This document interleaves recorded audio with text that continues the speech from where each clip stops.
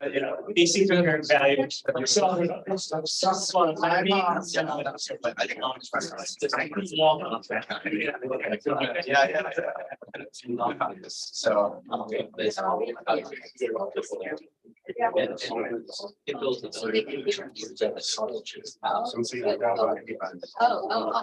camera and the microphone, everything is on, so people can hear you now. We don't. So.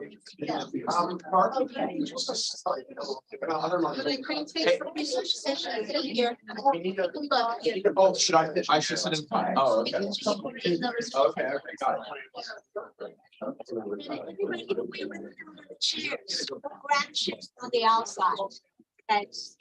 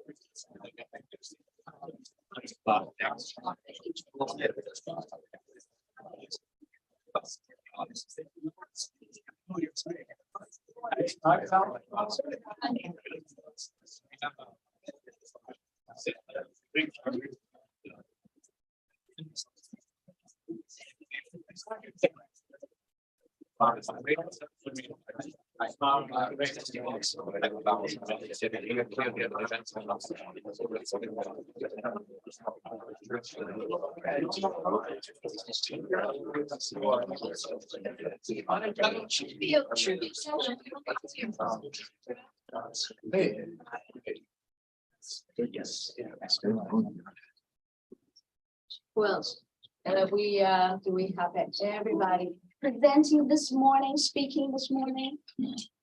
Sitting by the table? Do we have everybody? No.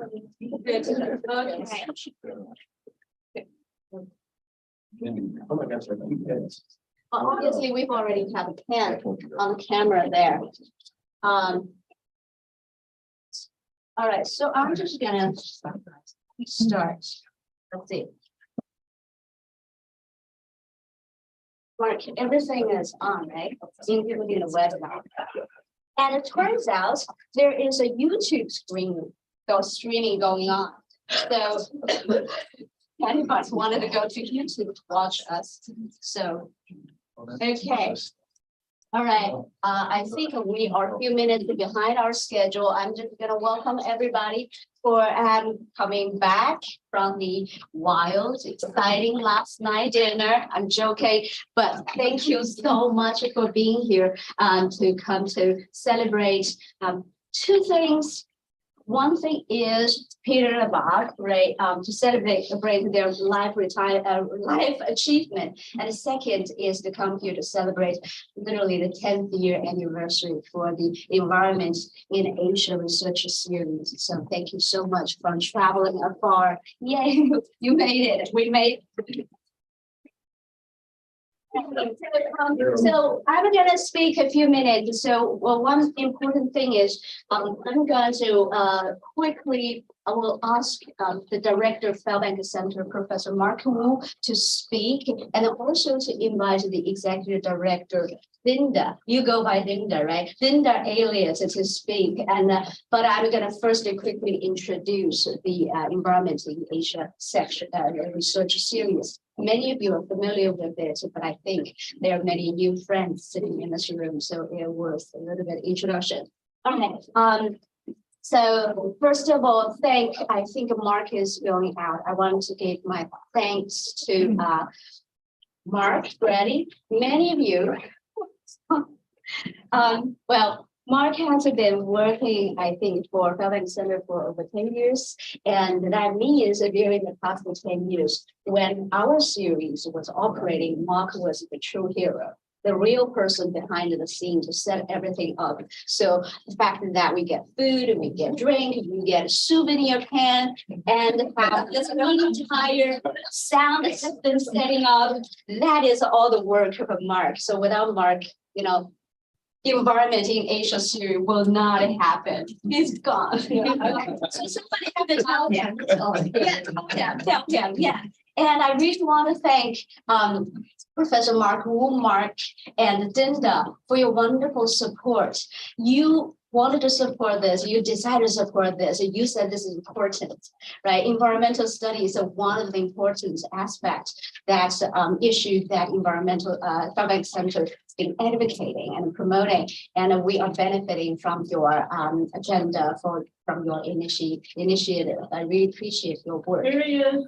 Yeah.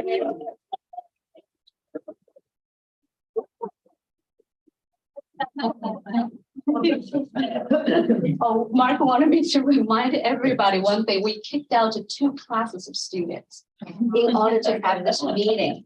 And I learned over the past 10 years, Harvard, the competition for space is so intense. We are actually very lucky to get this good room. So I was feeling so sorry for students. But in case some student walked in and looked a little bit confused, tell the student there will be announcement out there, outside the building. All right. So, okay, but I really wanted to say something else. There's another very important person I would like to thank. Without that person, there wouldn't even be this Environment in Asia series. And so we wouldn't even have the meeting here today. So, okay, here's the story. We're historians. We love story. Back in 2012, 11 years ago, Micah Muscolino, who's sitting over there, visited Harvard for a year. So with the support of then director Bill Kirby, I think Mark initiated this research series. Now, Bob and Peter were actually the series of first speakers. Then the year ended before Micah left Harvard. He asked me, would you like to take over the series? I said, okay. So here we are. Now 10 years have passed. So during those past 10 years, I think I tried to do my best to preserve Micah's vision. And I also have experimented different things, various ways to substantiate Micah's vision, try to enrich it and try to diversify it. So this series has been growing healthily, I think. It has hosted 70 to 80 scholars from different disciplines worldwide. It has presented standalone talks, panel discussions, workshops, conferences of various sizes. And very luckily, we got a chance to screen environmental films and stage environmental art exhibitions. So the series has facilitated, I think, the growth of very vibrant multidisciplinary community, including the inspiring scholars like you. So without Micah's initiation in 2012, none of this would happen. So I really want to thank Micah for his initiation, his vision. So here we are. That's for Micah.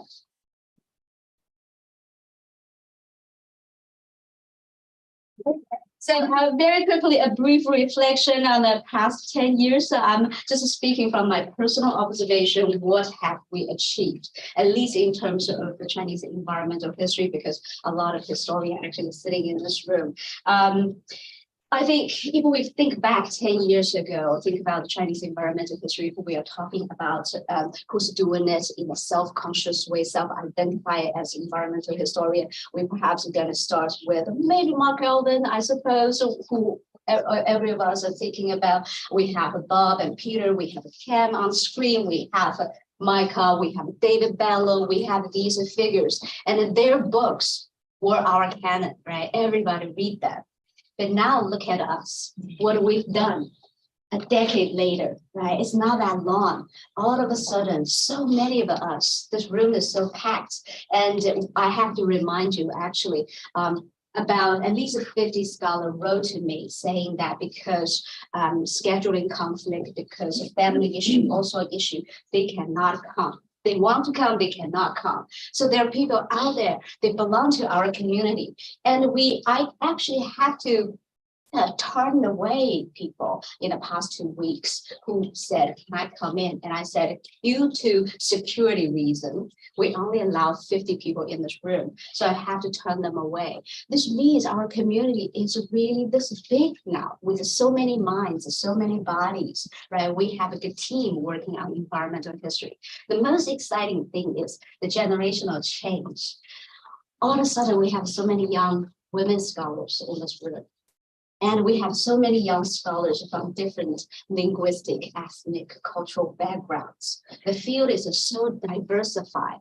I think all this is the good work we've been doing in the past 10 years, led by our lineage senior scholars sitting here.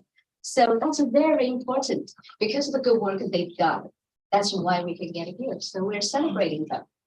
So, okay, so this is very exciting. And I just wanted to say this entire development of Chinese environmental history represented by all of us in this room and also non-historian social scientific studies of environmental studies of China and Asia.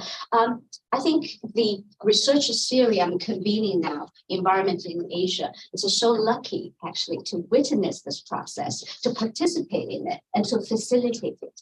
So over the past 10 years, we've been using this platform to advance our environmental agenda.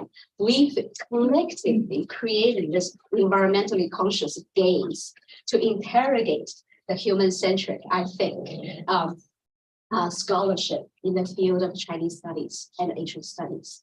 We've together have built up this team, this force to bring in something brand new to the broader field of Chinese studies and Asian studies. And I'm so glad EIA, Environment in Asia series, has been playing a positive role in it. And I hope we can keep doing it, doing more, inviting more young voices and new voices into our community. And I welcome and I want to invite all of you to continue supporting us, continue coming back. If you're doing something exciting, new research, new ideas, share with us. We can serve as your platform to advocate for you. So all this is my words for this opening, and I'm going to invite Mark to come up to speak for it.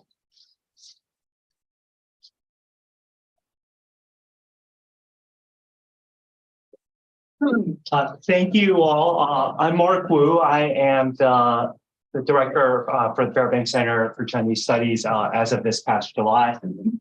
Sitting over here is Dinda Elliott, the executive director for the Fairbanks Center. And Dinda's asked that I speak for the two of us just for the sake of time and brevity and so forth.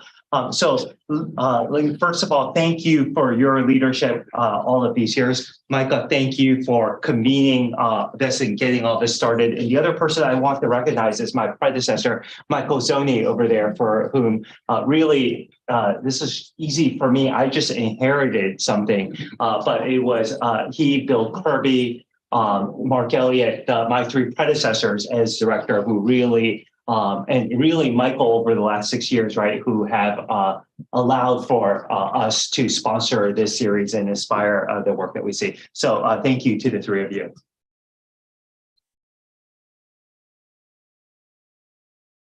I just want to say a few words, which is that, the Fairbanks Center for Chinese Studies, one of the things we seek to do is to inspire multidisciplinary examination, draw scholars together from across different fields to look at these thematic issues.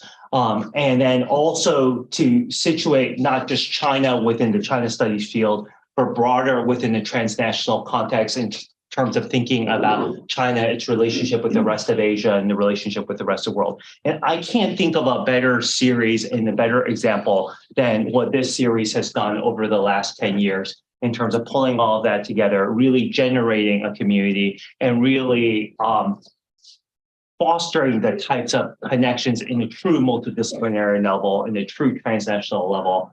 So thank you again to everyone here for your vision and your part in advancing. We just provide in many ways the seed money, and you never know when you plant these seeds how they're going to grow. But when they grow and blossom into not just a beautiful plant, but a garden that keeps expanding throughout the world, it really, I think, brings all of us a lot of joy and pleasure. And for us at the center, it's just easy. You just add a little more water every single year. But it really is all of you doing the tilling, doing the fine work, doing the sort of the cropping and so forth, and planting your own seeds, each and every one of you through your research and through your mentorship.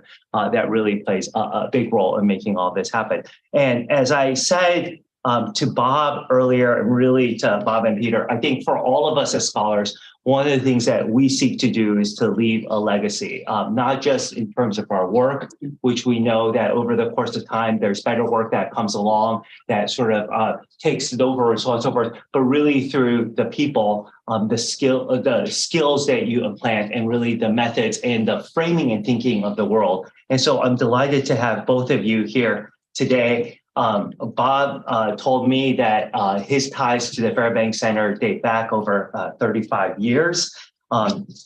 Peter, I know as a Yale person myself, I know it's tradition usually when you come to Harvard that we say something bad about Yale, but I'm a Yale person myself, so I won't do that here. I know Yale has been your academic home, but in many ways, I think Harvard is your intellectual home from your undergraduate days all the way through to your doctorate program. And I think it's really wonderful that all of this is a true testament to the field that you all have pioneered, have built, and are seeing expand in so many different ways. And I'll close by just sort of sharing one small story. I think it's obvious to all of you through your work, through the interest that it's garnering in the field, through the fact that you can now say environmental history of China, and people think it's a field and a growing one, and one where people want to be investing resources and doing research and so forth, that your day-to-day work has meaning. But what I wanted to share is a story going back to myself as a young scholar, having just finished my graduate studies in economics at Oxford. I decided to take a job at the World Bank in China. And, at the time, there weren't that many economists. It was right during the Asian financial crisis.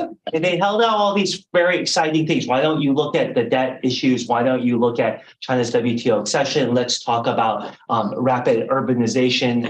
Let's look at the Zhu Rongji's team and how they're thinking about the next 5-year plan and so forth. And the thing I think that surprised my boss when they said, great, I'm happy to work on all this, but I want to do something on the ground. I'm American born Chinese, so I had not spent much time in China. I said, I want to see the real China. I want to understand what's going on. And so he said, okay, if you want to do that, why don't you get involved in doing some actual operational projects on the ground? So I joined the environment team at the World Bank. I worked on a number of different projects, not just tied to large-scale environmental improvement, but also to water, and specifically rural water and sanitation. So I spent that first year really going through lots of villages in many provinces throughout China, whether in the Gansu Plateau area, in Inner Mongolia, in the Hebei, Henan central area of China that I know many of you work in. And from village to village, I would hear these stories, particularly about how human activity had changed the ecology of what had happened, how areas that used to be wet had dried up, how the crop formations had changed, how land used to be much more bountiful, much less arid today, and how these patterns were coming also, right, not just limited to China stuff, but coming from other parts of Asia and so forth. And what I wish I had at the time was sort of something that I could just sort of pick up to sort of situate and frame those big stories. I knew this stuff about environment, I knew this stuff about economics, I knew this stuff about history, but there was nothing to sort of tie all that together to process all the stories I was hearing. And I think back to that because I think there are many, many individuals like myself who continue to do the type of work. Today, I work in international economic law, very far removed, right, from anything of this sort. But I think who are looking for the frameworks and that you all are providing through your works, and particularly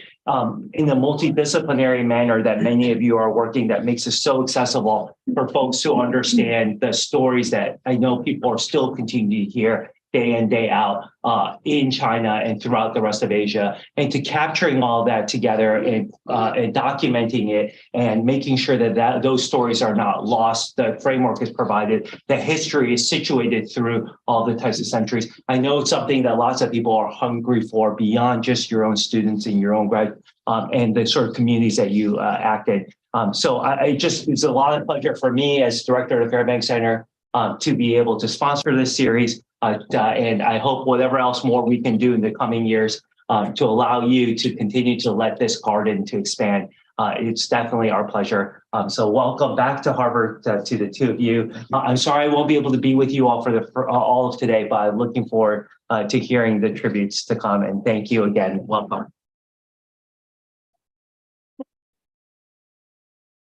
Thanks, Mark. And obviously, you're one of us. Can I just add one quick word, just on behalf of both Mark and myself? I think we also want to say, John Lang, you are amazing. And thank you for making this event happen. Without you, we wouldn't be here. So congratulations and thank you for making it.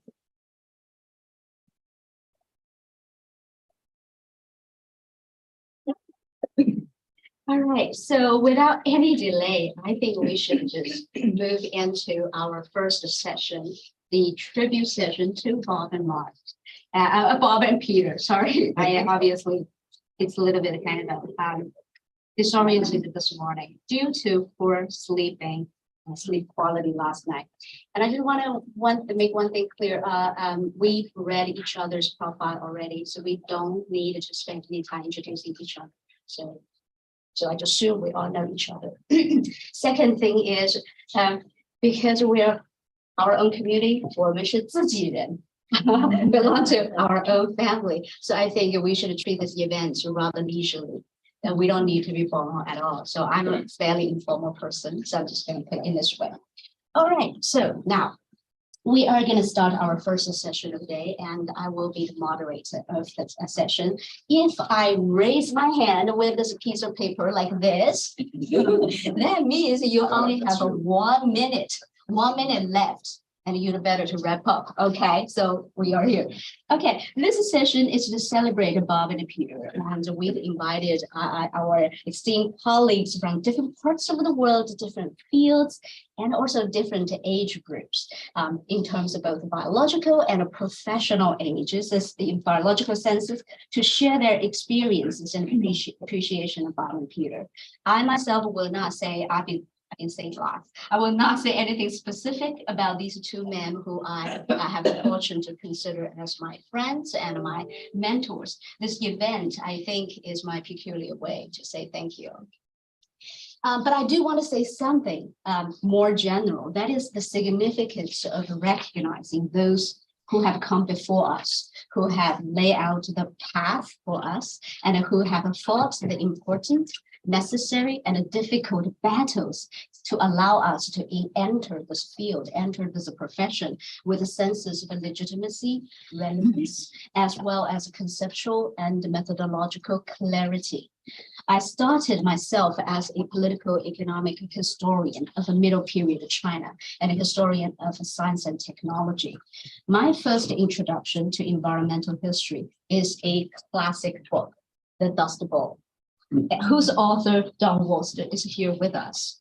Then I read, as everybody in this room did, Mark Alban, the volume he edited, Sediments of Time, and his monograph, the big book, the brick thick book, The Retreat of the Elephant. Then I encountered John McNeil. John's camera is off. I encountered John's book, Something New Under the Sun. John is here. He's there. Hi, John. I'm praising you. So there is indeed something called environmental history. Then I turned back to the field of the Chinese history, Chinese studies, to look for resources and guardians. Then I found Cam Pomeran on the screen. Not only the great divergence, but equally importantly, the making of the hinterland, which is very important for my research. Ken is also here with us. And so I was so intrigued, that I kept searching. That was the time, I went into straight environmental history. I came to Bob's Tiger Rise and Soak, and Peter's work on water on the land in Hunan. So both of them taught me this serious lesson. That is the importance of going all the way down to the local society and really touching it, feeling its texture and intensity. That's what I learned from Bob and Peter. That was the moment I realized, okay, so actually there's just something called the Chinese environmental history. Excuse me. But in the meantime, as many young scholars tended to do, when I was younger, I'm slightly much more mature now, I was really trapped in a predicament, which I would call empirical fuzziness and conceptual wooziness. So then it was Jane Scott's book, who's sitting here as well, that guided me out of that predicament. Jim, reading through every of his book, helped me to realize my intellectual and even my political commitment, especially when it comes in terms of a political ecology. So these incredible scholars, and I think extremely kind, compassionate human beings, they did not know anything about that younger me, but they together have constituted a very rich, diverse lineage, intellectual lineage, to which I've become a junior member, along with many of you, my fellow member of this lineage. These people are why I've become the kind of thinker and a scholar I am today. So they've made me, just as they've made so many of us in this room. So to these senior colleagues, so many of you, and also on the screen here, to these senior colleagues ours, in fact, to all of our senior colleagues in other fields, which have who influenced us, I want to say that you deserve so much credit in all the good work you've done and you don't even know you've done. So you opened up this very healthy and a nurturing field for the rest of us, right, to become us. The reason is you being you. I think that's the thing. That's why it makes you good. So this is my very brief but very sincere tribute to all the senior colleagues who I consider as the people who influenced me in our communities. Thank you for being there, and thank you for being you. So this is my tribute. So we're gonna just move in to the real tribute. Who's gonna lead this? I think it's Micah. Yes. Okay, so I'll start off by saying that it's great to be in the same room with everyone after several years of online meetings. And now I have the opportunity to make a fool of myself in present instead of on Zoom. And so that's a nice change of pace. Despite Ling's allusion to informality, I am not going to make this a roast. I'm going to sort of put my Don Rickles persona aside and, speak sincerely about the significance that Bob and Peter have had for me, and also for the field of Chinese environmental history as a whole. So the Environment in Asia series actually fell into my lap when Lydia Chen, who was at that time the executive director of the Fairbanks Center, contacted me on behalf of Mark Elliott, who I think was at that time the Fairbanks Center's director, and asked me if I wanted to start a series on environmental issues in East Asia and China in particular. And when that suggestion was put forth, it was kind of a no-brainer. The first two people to invite were Bob Marks and Peter Perdue. It was just no question. I would add, though, that in that year, when I was a visiting professor at Harvard, we also invited and flew in Liu Zuirong from Taiwan, and she gave a presentation as well. And so it's worth recognizing that voices from East Asia and female voices have always been a part of Chinese environmental history from the very beginning, although they have probably not received the recognition that they deserve. But yeah, so Bob and Peter were the first few speakers, and it really got this series off to a fantastic start. I'll push the timeline back even further and say that back in my day, and I can't believe I've reached the age at which I am entitled to say that, but 20 years ago, when I was a grad student here at Harvard, it would have been impossible to gather so many people interested in the environmental history of China in a single room. And when I came back from doing pre-dissertation research in Taiwan with the sort of crazy idea of writing an environmental history of fisheries in the Zhoushan Islands, I went to my sort of undergraduate teacher, Fred Wakeman, and sort of presented him with what became the first chapter of the dissertation. And he just said, you know what, Micah, I don't care about environmental history. It's like, okay, great, thanks for that. And, you know, my dissertation advisors were perhaps more neutral. It's like, you can just do whatever you want, fine, it's going to be okay. But that didn't really give me anyone to look to for advice, feedback, guidance. And I ended up reaching out to Bob and Peter via email, and they were the obvious choices because in, I think, 1987, Peter wrote what is really the first English language environmental history of China without even really knowing that it was environmental history. And a decade later or so, Bob wrote Tigers, Rice, Silk, and Start, which is significant because it's really the first environmental history of China that tried to engage with environmental history more generally, specifically Don Worcester's work on sort of capitalism and modes of production and their effects on the environment. So those were the two people, and I reached out to them, and without hesitation, both Bob and Peter read the entire dissertation, gave me feedback, and there was just no doubt. There's like, okay, yeah, definitely, I'll read it. I mean, it was just not, I'm too busy after this, you know, stuff is off my desk. It's just boom, they did it. And I will say that when I gave the mock job talk before my very first campus visit at a university that happens to have Halloween colors, and I'm not gonna name any names, I walked into the room, there's Peter Perdue. How did he know that I was giving a mock job? To this day, I don't know, but there he was. My own advisor, too busy, but there's Peter. It's like, okay, this is really incredible. And the feedback that I got from Bob, although you know I didn't meet him in person until much later, was just absolutely formative for my own research. And in return, they got the privilege of writing letters of recommendation years to come. Yeah. Although and they also never hesitated to do that. It was just, okay, no problem. And I will say that at this point, I am starting to pay that forward, but I don't think I'll ever write as many letters of recommendation as Peter and Bob have written. And I'd also like to say in a sort of more substantive way that insights from Peter and Bob's work has shaped my scholarship in fundamental ways.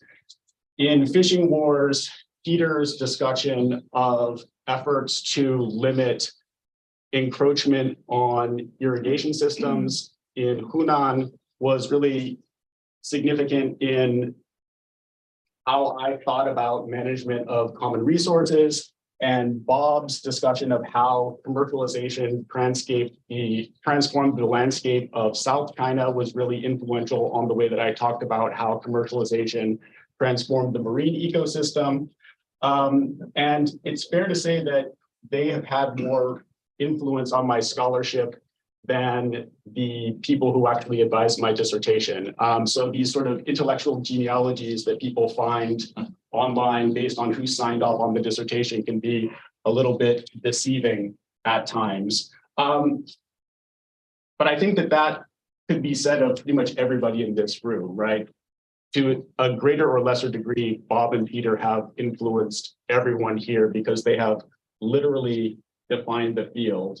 And when I am teaching classes on the environmental history of China, I have shamelessly lifted lectures from many a chapter in Bob's just magnificent textbook.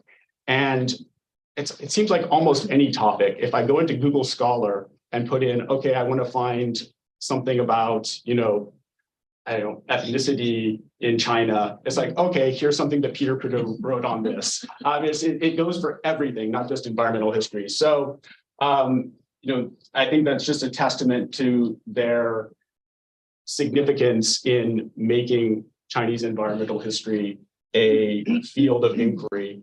And, in summary, we would not be gathered here today without their enormous contributions. And, it's really a privilege to be here to recognize them. Then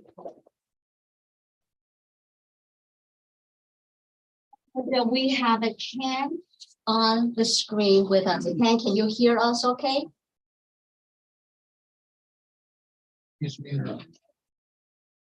You're muted. On it. Okay, can you hear me now? Yes. Yeah. Okay, well, thanks very much. I'm really sorry I can't be there in person, but this is an important occasion.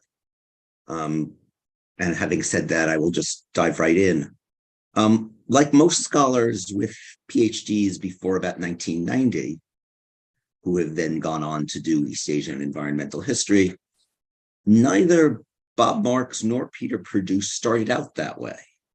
Both did social, economic, and political history with a strong materialist cast, and were, in a sense, doing environmental history avant la lettre, because the issues of peasant livelihood, land use, and state-society relations that they were focusing on led directly to investigation of issues like water control, cropping patterns, demography, and so on.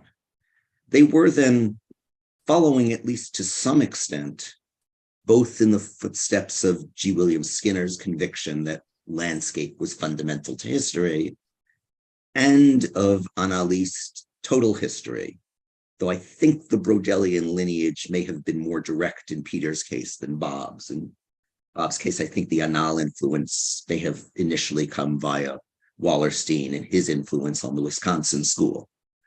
Either way, though, this meant that they both took the trouble to master the relevant technical details, whether this involved climate fluctuations, hydrology, the space requirements of specific animals, or whatever. And that, we should remember, is not something that everybody who proclaimed him or herself an environmental historian did, but it is really important. And it meant that when Chinese environmental history in particular did emerge as a self-conscious defined field, both Bob and Peter were perfectly positioned to be among its leaders, and they took that leadership role very seriously. It also meant that both of them immediately grasped that there were at least two ways to write important environmental history, and that the field needed both. For Bob, I think that meant writing a history of the environment as an integrated total system. His environmental history of Lingnan, beginning with tigers, rice, Silk and Silt in 1997, was pioneering in many ways. But I think the one I want to highlight here was that it was a history of a whole Skinnerian macro region as an ecosystem, not a history of deforestation or water control or food supply, soil depletion, extinctions, or changing human ideas about nature, but a history of all those things and how they were intertwined. There really wasn't a work like that for any large part of China at the time, though Peter's Exhausting the Earth probably came closer than anything else that then existed. And when we consider the size and population of Lingnan, right, comparable to the largest European nation states, the enormous time frame that the book covered, and the relative paucity of pre-existing monographs to draw on for the environmental history of any part of China, the ambition of that book really stands out. I think it's still really kind of staggering. And having succeeded on that scale, Bob, as we know, soon went even further with his environmental history of China and with the strongly environment-inflected and in some ways China-centered history of the modern world. Peter, meanwhile, showed us that one could not only do the history of an entire environment, but that one could and should make the environment part of the history of everything, not only of daily life, migration, and political economy at the local regional scale, as he did so notably in Exhausting the Earth, but of high politics, war, state formation, and through those topics, the politics of national identity and the politics of history itself. And here I'm thinking most obviously of China Marches West, though not only of that, I can't help seconding Micah's comment a few minutes ago that you Google just an astonishing number of topics and up pops something that Peter wrote. It's kind of spooky, actually. But obviously,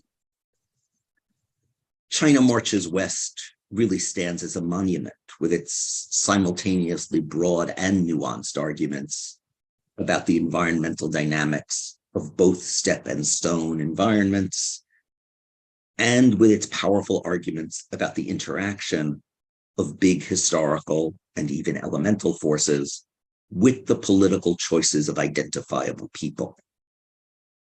Operating at the intersection of the so-called California School, with its focus very much in China proper, and the inner Asian orientation of the New Qing history, Peter has influenced an extraordinarily high percentage of the late imperial and modern historians in the last couple of generations, including people who do think of themselves as environmental historians, and many who probably don't, but nonetheless have been moved to take the environment seriously in whatever work it is that they do. Since time is short and there are many people who want to pay tribute to these people, I've told a story here of Peter and Bob's contributions to our field in strictly intellectual terms, but I can't close without noting that, as any good environmental historian knows, ideas don't spread on their own. There is, of course, hard infrastructure of archives, foundations, FTE, and so on. There's also a level that is human, but not solely intellectual. And here, both Peter and Bob have long been truly exemplary in their collegiality and their intellectual generosity. Thinking back to when I was a junior person in the field, I think of Peter way back when we were all working with grain price data, writing a program that he shared to convert lunar to solar dates, saving the rest of us just a ton of No, it did not run on my laptop. I had to steal bins. I don't know why. Or Bob, answering emailed questions, lots of emailed questions about the sources and methods for his reconstruction of how and when the ground cover of Guangdong hillsides went from trees to grasses. The list of contributions and of people benefited goes on. We're all indebted to both of them as readers, as fellow scholars, occasionally as sparring partners, and I think maybe above all as friends. So I will stop there, but thank you, both of you.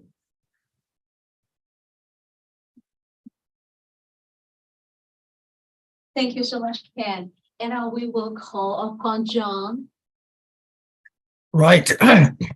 I too am sorry that I can't be there with you. I want to say hello to everyone, especially to Bob and Peter. It's a great honor to be included at this event. So I'm no China scholar, and you've heard from eminent ones, and you're going to hear from more eminent ones. So I'm going to speak in a different vein and voice and share two short stories, stories about how I first came to appreciate the talents of Bob Marks and Peter Perdue. So I don't remember when I first met Bob, but I remember when I first encountered his work. It was in the mid-1990s, and he sent me the manuscript of what became Tigers, Rice, Silk, and Silt. My recollection is that he sent it my way on the advice of Bill Cronin, the U.S. environmental historian, who didn't want to read it himself. But that recollection is not trustworthy. I was up to my elbows in toddlers, babies, and diapers at that stage of my life, exhausted and bleary-eyed on good days, and I can remember little from those years. Little except sitting in an armchair and reading Bob's manuscript late into the night, several consecutive evenings when I should have been catching up on my sleep. I found it astonishing, the wealth of environmental information that Bob had extracted from the gazetteers and other sources on Lingnan. And equally astonishing, how he was able to make sense of the shifts over many centuries in land cover, land use, climate, and the general configuration of the Pearl River drainage system. It was an eye-opening experience at a time in my life when it took a great deal to keep my eyes open. This happy experience was brought back to me just a few weeks ago when a student in one of Georgetown's environmental history workshops noted that Marx's book was excellent, but since it was not really all that much about tigers, it had a singularly poorly chosen title. I let that pass, keeping to myself what I'm about to share with you now. Bob's generous inscription, noting my small contribution to his book. If you can't read it, it says, to John McNeil, your critique of my manuscript made this book much better, and your suggestion for the title, as you can see, I thought was excellent. Thank you, Bob Marks, March 12th, 1998. So, except for the title, my students thought it was a truly excellent book. With Peter, it's a meeting in person that sticks out in my mind. I had read and admired Exhausting the Earth about 1990 and had encountered Peter once or twice or maybe 3 times on the conference circuit before I suggested about a decade later that he should be invited to a week-long workshop with German and Austrian scholars in a cottage on a tiny, private, and normally uninhabited island in the Muskoka Lakes of Ontario. Peter, I hope you remember this occasion. Oddly enough, the widow of a German real estate tycoon had taken a shine to a historian named Rolf Peter Sieferle and financed his work as he sought to make sense of global history from an ecological perspective. I had taken part in prior workshops with Seiferle, and I thought I knew what I was getting into. A Canadian backwoods version of an 18th century Parisian salon. Seiferle, in his final years, sadly became a shrill xenophobe. But in his prime, he was an eccentric, brilliant, and innovative historian. But he knew little about East Asia. And Peter, with his encyclopedic command and his comparative bent, seemed like a good remedy for that. We were scheduled to meet in Toronto, perhaps a week or 10 days after September 11th, 2001. A few days after that shock, I phoned Peter to see if he still wanted to fly in an airplane. And he said that if we interrupt our plans in response to terrorism, then, quote, the bastards win, unquote. So we flew to Toronto and traveled 3 hours north to Wasson Island to discuss Seiferle's ideas about global history with Germanophone colleagues. That's when my troubles began. When I introduced Peter to our hosts, he addressed them in German. At first, I imagined that a historian of China might well know a few pleasantries in that language, as I did, and that we would quickly revert to English. But Peter kept on going, auf Deutsch. This delighted Seiferle, who hated to use languages other than his native tongue. But it panicked me, because my efforts in German always prompted Germans to switch to my native tongue very quickly. Unaware of the extent of Peter's capabilities, I had inadvertently trapped myself for a week on a remote island populated exclusively by Germanophones, except for me. I briefly wished that we had let the bastards win and never gone to Wasson Island. Somehow we got through the week, and I've made it a point ever since never to underestimate Peter Perdue. The study of environmental history of China and the Qing domains, indeed the world, would be much the poorer without Bob Marks and Peter Perdue. And I hope that in their respective retirements, they'll continue to take part in the scholarly conversations that they've done so much to shape in recent decades. Maybe they'll get to potential projects that piled up while they were attending to the routine duties of history professors.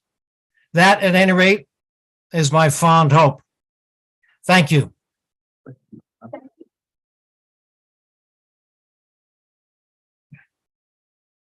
And I have to attend to some routine duties very shortly, so I will bow out in just a few minutes. Thank you, Peter. Thank you, Bob. Thank you, John. Thank you, John. And then we're gonna bring about Zhao Qing, zooming from Shanghai with us. Okay. Hello, everyone. It's so nice to see you all online. I'm so excited. Yeah. I want to start by thanking Professor Zhang Ling for organizing this wonderful reunion so I could join you in honoring the accomplishments of Professor Peter Perdue and Professor Robert Marks, both of whom are pioneers in the field of Chinese environmental history and professors I greatly respect. I have learned a lot by reading their works. I wish both of you a healthy and happy retirement. I first came to know Professor Perdue through his book on environmental history of Hunan province. In 2011, under the sponsorship of Professor Perdue, I spent half a year as a visiting scholar at Yale University. After returning to China, I invited him to visit Fudan, my university, to give lecture as part of a sponsored project called 光华人文杰出学者讲座, 光华 Distinguished Humanity Scholars Lecture Series. As required by this project, all participants must create a book based on their lecture at Fudan University. Thus, we released this wonderful book with the title Environmental History in China and the West, its origin and prospects. I'm sorry, I don't know whether this book has English version or it's in Chinese. I volunteered to translate this book into Chinese in order to convey the goal of the book more clearly. I prefixed its English title with the Chinese phrase 万物并作 from Lao Tzu. I found the translation process to be enjoyable since the book was written very concisely in an engaging and informative way. Additionally, Professor Perdue was always willing to help me if I encountered any questions. The book has received a lot of attention from Chinese academics since its publication. For instance, Professor Zhang Junfeng has asked me to give a talk about the book at Shanxi University. I'm pleased that Professor Zhang Junfeng also is with us here today.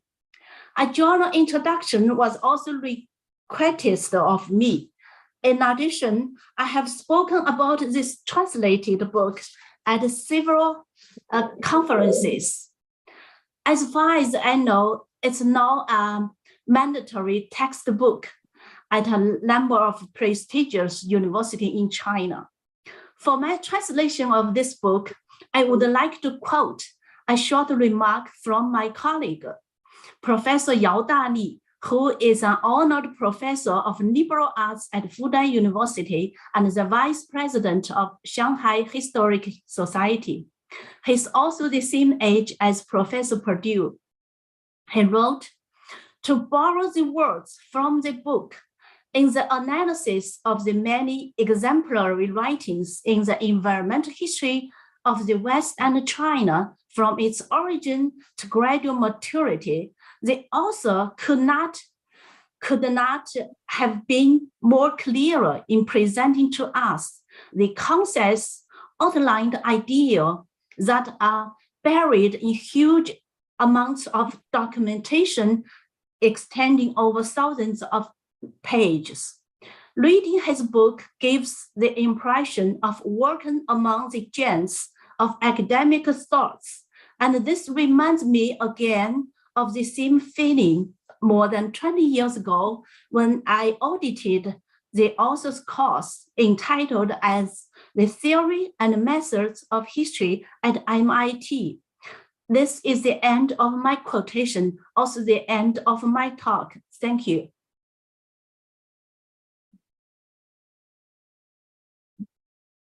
Thank you so much, Zhao Qing. And now we are gonna bring Yongqiang from Nankai University.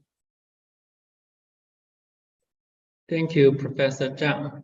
Thank you very much, Professor Zhang, for giving me this opportunity here to talk about my understanding of Professor Robert Mark's study and their translation in China.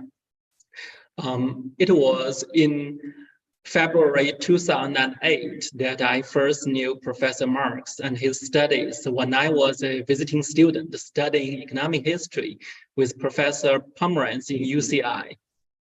In an East Asian seminar at USC, I audited Professor Marx's presentation and then got acquainted with his famous book, Tiger, Rice, Silk and Silt. Later, I translated it into Chinese in 2011. My first impression of the Tiger book was different from most economic history books I've read.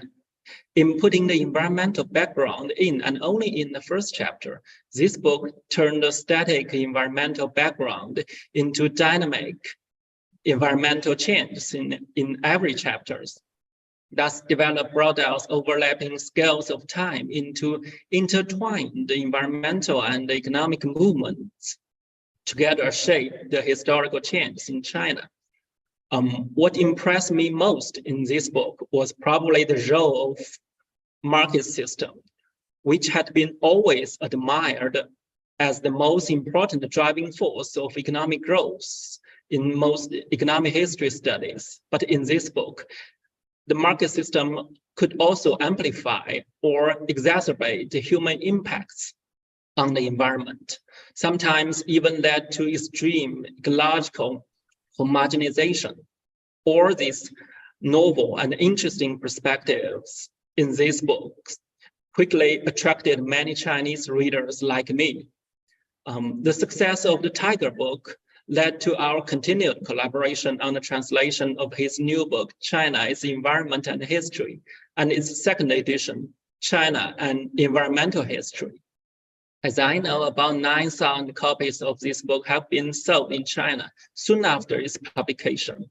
And the Chinese editor of this book also asked me to take today's opportunity to thank Professor Marx for his bestseller book. The China Central Television also noticed this book and tried to interview him, while as a low-profile scholar, he declined. Several of his very insight and enlightening views in this book, such as a certain kind of combination of a central state with farming families linked by market as a distinctively Chinese way of organizing the society and of transforming nature, has been widely accepted. And his chapters on the formation of Pearl River Delta, soil erosion in the Yellow River, the reclamation of Yangtze River Basin lakes have become important contents in our Chinese economic and environmental history classes. And most importantly, I think, is his historical empathy poured in China's environment. Instead of simply blaming, his book always encouraged us to understand Chinese contemporary problems from a historical perspective and in the context of thousands of years of environmental evolution.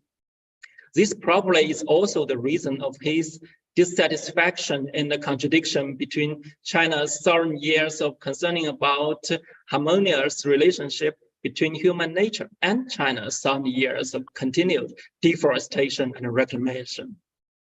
And again, through this historical empathy, the criticisms of China's environment problems in his book will also be understood by Chinese readers as kind encouragement.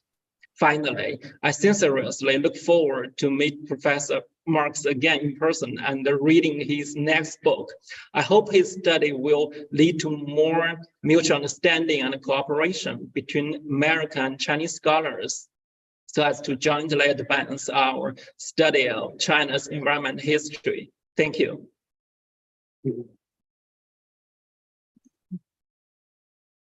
Thank you so much, Yongqiang 老师. Now we are going to hear Ming Fang 老师 from Renmin 大学, Renmin University.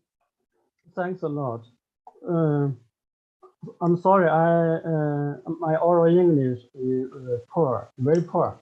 So I will speak in Chinese, but in order not to take much time, I will share my PPT in the English translation.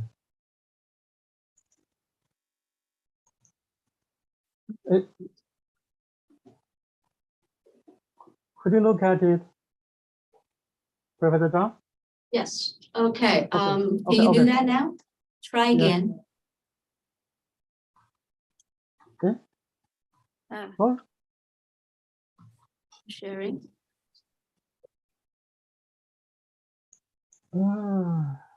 Sure. Okay.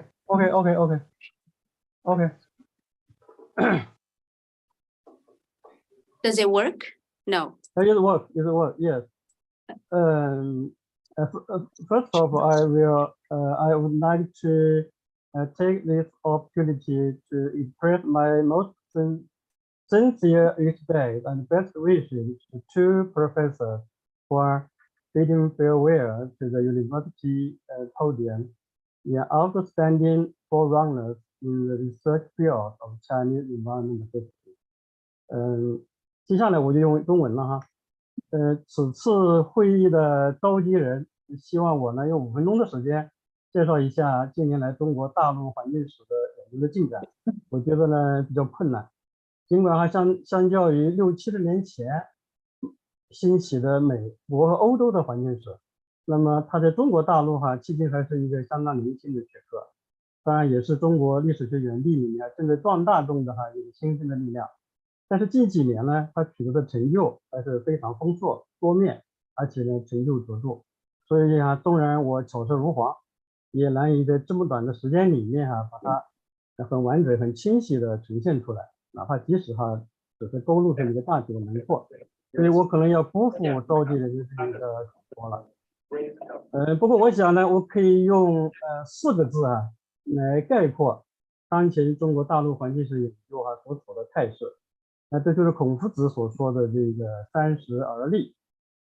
自从1993年12月由李茂可、刘翠荣2位教授共同主持的中国生态环境历史学术研讨会在香港召开，2年后呢，他们就出版了极尽所至《中国环境史论文集》。那么自这以后，环境史作为一门新兴的历史学领域，也逐渐被中国大陆学者所知悉、所效仿、所实践、所倡导，进而呢有所反思，并在国内外学术界展开了越来越广泛的交流。掐指算起来也有将近30年的这个历史了。在经过30年的这个发展，环境史在中国史学界也逐渐的作为一门独立的历史学分支令人瞩目，并且在官方的学术话语体系里面获得它自己的一个合法性的地位。也就是说呢，它在中国当前的学科体系里面已经有了自己的户头。为什么这样说呢？其中一个最重要的标志就是在中国历史研究院，也就是最近几年刚成立的中国最高的这个历史学研究机构来主持的这个新编中国通史这样一个国家工程里面，环境史作为一个专史被列入到这一个写作计划之中。虽然它还不能够等同于传统的摘译制、五行制在正史中享有的地位，无疑呢已经成为中国主流历史书写中名正言顺的一个重要的组成部分了。负责此项任务的呢，当然是来自南开大学的王立华教授。那么第二个方面就他有了自己的一个学术的组织，也就是中国环境历史专业委员会。这个委员会呢，也连续召开2届全国性的学术研讨会，影响日渐扩大。但目前它还不是归属于中国史学会而是中国环境科学协会的一个分支的机构。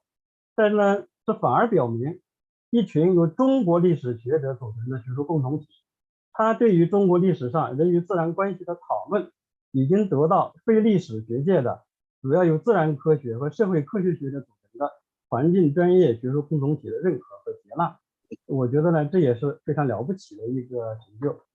那么第3个呢，它有了名分，成了家，也通过众多学者长期不懈的努力，基本上完成了对中国数千年环境历史的通史性的撰述。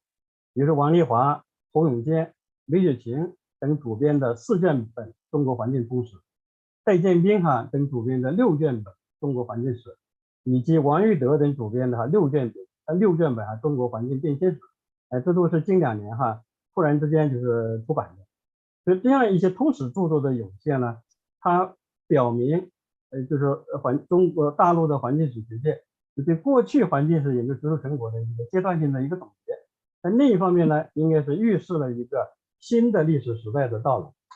当然这样的一个新时代，最不可或缺的就是中国环境史领域杰出青年学者的崭露头角和环境史研究队伍的茁壮成长。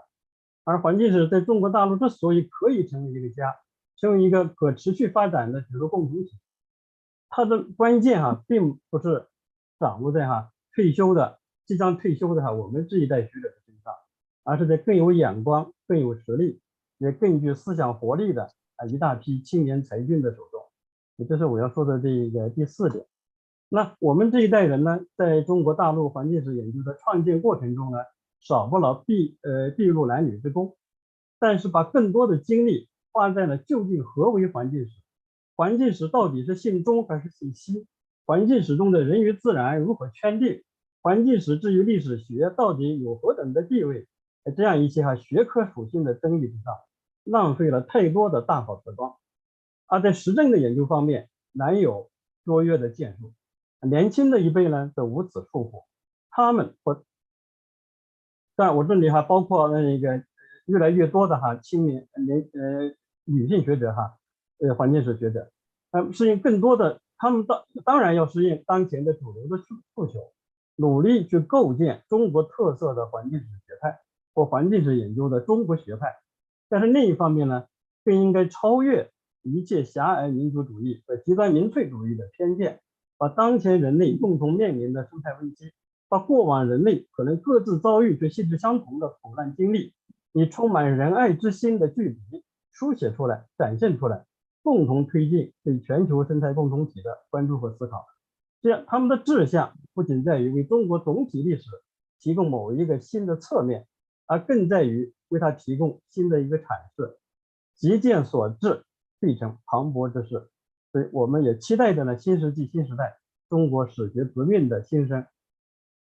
回望过去，遥想未来，在我们所看到的中国环境史学的宏伟画卷之中，期间熠熠生辉、耀人眼目的，除了向南退却的中原大象，还有那来自华南的虎，繁衍于洞庭湖畔的龙鸣，以及在西北大草原纵横奔驰的铁骑。我要再次借此宝贵的机会向两位中国环境史的前导、先驱和领军人物，向两位可尊敬的师友，表达我们对诚挚的崇敬之情，祝福两位教授健康长寿、阖家幸福。他们以自己的神来之笔，绘就了各具特色的中国环境史，也把自己编织进了海内外学人一直以来共同绘制且必将不断延展着的中国环境史学的宇郁山水之中了。后面是我凑出来的一个对联，希望两位这个喜欢。山水宇郁也算是一个这横批上面呢有南方无雪，这是1993年在基建所致里面那个Robert Marx 教授他的那篇文章的题目我非常喜欢。那湖米四里大家都清楚是他的一个代表性的作品。乾坤虽痞这是1987年普特培教授关于洞庭湖的那个英文的标题，我的一个翻译呢它英文的标题 Exhausting the Earth， 那我的翻译是叫皮乾坤皮乾坤。但是后面呢是安东进教授已经介绍的万物并作。非常感谢也非常抱歉再一次向马立博教授、普特培教授表达我的衷心的这个最诚挚的这个建议，也谢谢各位。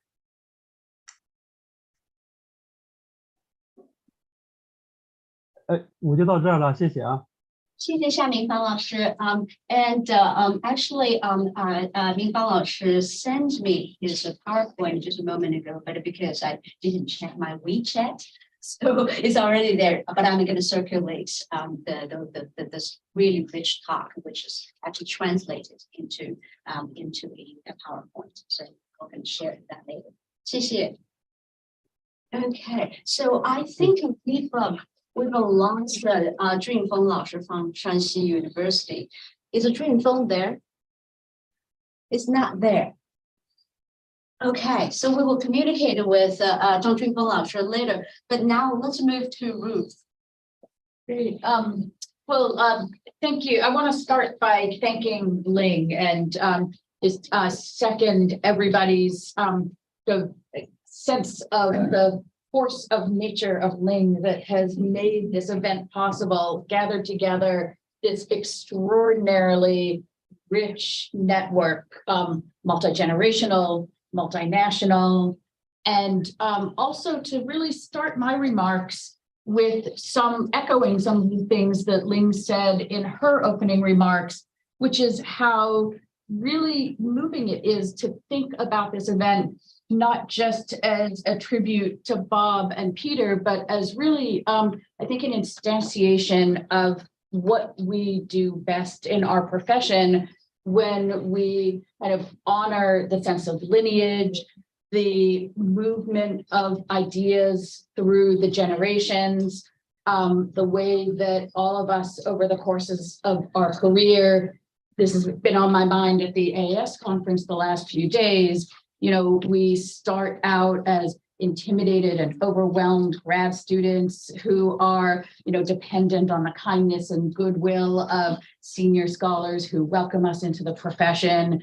We move through careers with our cohorts, honoring and the senior scholars as they move on into retirement, and then, one day feel surprised ourselves when we're the ones who the grad students are coming to with questions and with excitement about having read our books. And so this is a really moving event, I think, for sort of paying tribute to Bob and Peter and to the other senior scholars who are here, to Ken and Jim, Don, John, right? This generation of people who were, for those of us who are now kind of moving up, early senior scholars, I don't know what the category is, right?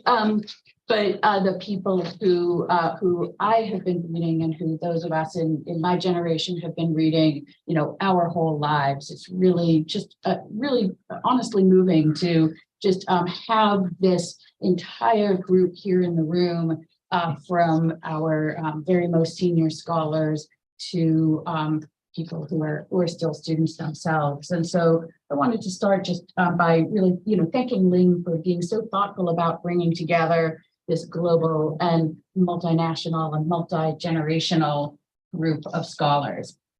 So turning to Bob and Peter, I still remember what an impact both of their books made on me in grad school. Absolutely two of the scholars who have most made me the historian who I am. I read Exhausting the Earth my first or second year in grad school.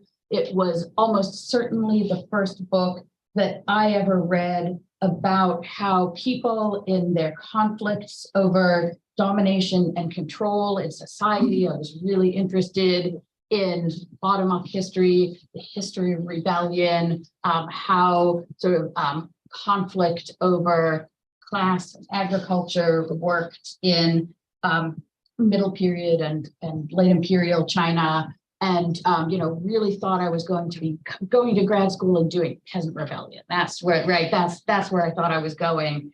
And Exhausting the Earth is really, I think, the first book I read that helped me to understand that people in their dreams of empire, in their resistance and subsistence, were not just sort of human beings kind of ping-ponging off of other human beings, but that also in the course of doing that, they were transforming the environment.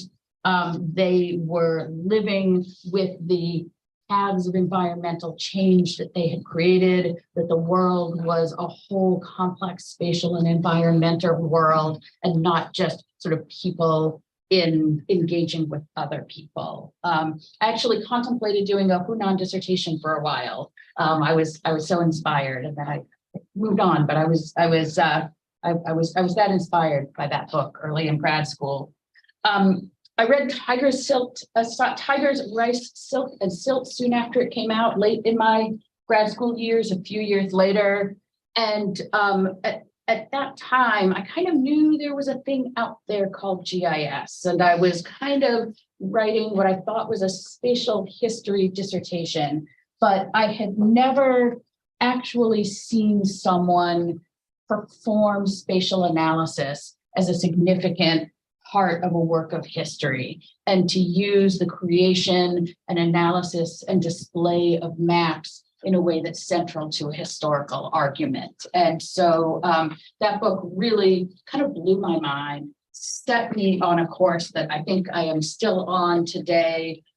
Really, I think groundbreaking, not just as a work of environmental history, but also as a work of spatial history, a category in which there are really still not very many exemplars. And so I feel like that book in particular is one of the works that has most given me permission to be the kind of scholar that I have wanted to become.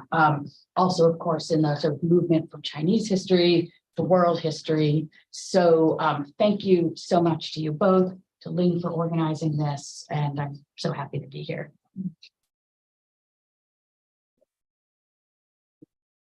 If anyone haven't noticed, Ruth's book on Yellow River just won the Levinson Award for the pre-1900 category. Standing on the shoulders of giants. So now let's move to Don, Oh, the okay. giants. It's your turn. All right, well, if Ruth, you are a senior scholar already, what am I? I'm sure I'm the oldest guy in this room. This is my 82nd year. I've been involved with environmental history for about a half century at this point. Your book, Tigers and the Rest, I never could get them. I was the editor at Cambridge to publish that book, and we published a series of books for Chinese environmental history, right down to John Ling's work, and she and John and me were taking over, but I'm not going to let them have all the credit for having started publishing Chinese environmental history. But I mean, and I'm too old to give these guys tributes. They look like kids to me too. I've been retired for 10, 12 years. Let me tell you about retirement. But I really do have read your works with enormous interest, but they've been my introduction to China. I have to say, I'm not here as a sinologist. You know that. Everybody knows me, knows I'm not a sinologist. But I discovered China about actually 30 years ago, but really and truly, it's about 10 years ago when I began going to Beijing to teach at Renmin. And I had explored every corner and books and books and books. But here these two guys had written so many important works to guide my feet. But you know what attracted me to both of their works was how much they look like the history of the American West that we were trying to rewrite. And in fact, I must say that there's a Chinese environmental history today, and it's thriving, it's amazing, it's thriving all over the world for that matter. It all comes out of the US American West. I mean, it really does. And it comes out of Yale University, which in my days there, was one of the stodgiest places in the earth, in my view. The history department was all US history, basically. I mean, not only those, but that was the core of it. People like Woodward and Morgan and so forth. And all we thought of doing was New England Puritanism and Southern slavery. And they started admitting a few graduate students from these Western states like Wisconsin, Kansas, California, even the barbarian side of the continent, and expected us to cotton on all that stuff and take it seriously? No way. So we had basically started saying, the West counts too, and the issues are different. And they have to do with Indians, with soils, with water, crops, skies, clouds, climate. You've got to take these things seriously. Nobody took them seriously in seminars. But we had to invent a field, and we did. We started calling it environmental history. It didn't come from Rodel. It didn't come from the Annales School or the French. It came from Kansas, Colorado, et cetera, et cetera. And when I read these guys' books, I say, that's exactly what we're doing still in China. I mean, it starts with books like The Southern Frontier of China, basically. Over the mountains, discovering new territory. I read Bob Marks. I said, this guy ought to be a historian of the American West. And he was out there in California doing it. He's still doing it. You're still doing it. Mono Lake, he's coming. And China marches west. If that isn't an American West, and to your credit, you admit it. I mean, you agree. So we count you as one of the Turnarians of the world. A land acknowledgement. Yeah. So I think if we're looking at lineage and history, we ought to acknowledge that it really comes out of covered wagons and all that crap and shit, without Kevin Costner and John Wayne. That's where it all began. But I want to introduce something I think is a little more sober and that I feel about this field and I feel about the work that's going on here. When I see these numbers, right, I see success. I am so pleased to see people in China and who are in the United States writing about China interested in these subjects these days. I think it's revolutionizing history in China too. But we don't do this just because we have good leaders. or we have imaginative people or angry people or people who feel they've got to do something different than what their professors tell them to do. We do it because we can do it. And we would not have Chinese environmentalists, we would not have American environmentalists, we would not have this growing planetary consciousness, I think, in doing history without what? The 747, Boeing. Would have it without multinational corporations and big endowments and the freedom to travel, you know, and to explore the world and begin to enlarge our horizons. And this is a problem for us, I think, in this field. We look around the room and say, aren't we successful? We're great, we're doing so much. But it all depends on easy travel, cheap fossil fuels. And yet, what is our message? The world has limits. We live on a planet that we are damaging, and we need to think about that in its history. So we're caught in a kind of dilemma in this field. If we really want the field to continue growing, and yet we're complaining about growth and profits and so forth, where are we going to go with it? What can we do beyond this? I am deeply in favor of not just Chinese environmental history, but really developing a planetary sense among historians and getting completely over this whole nation state business. Well, we can't do it without capitalism. We can't do it without money. We can't do it without big endowments and nice buildings like this given back to the universities.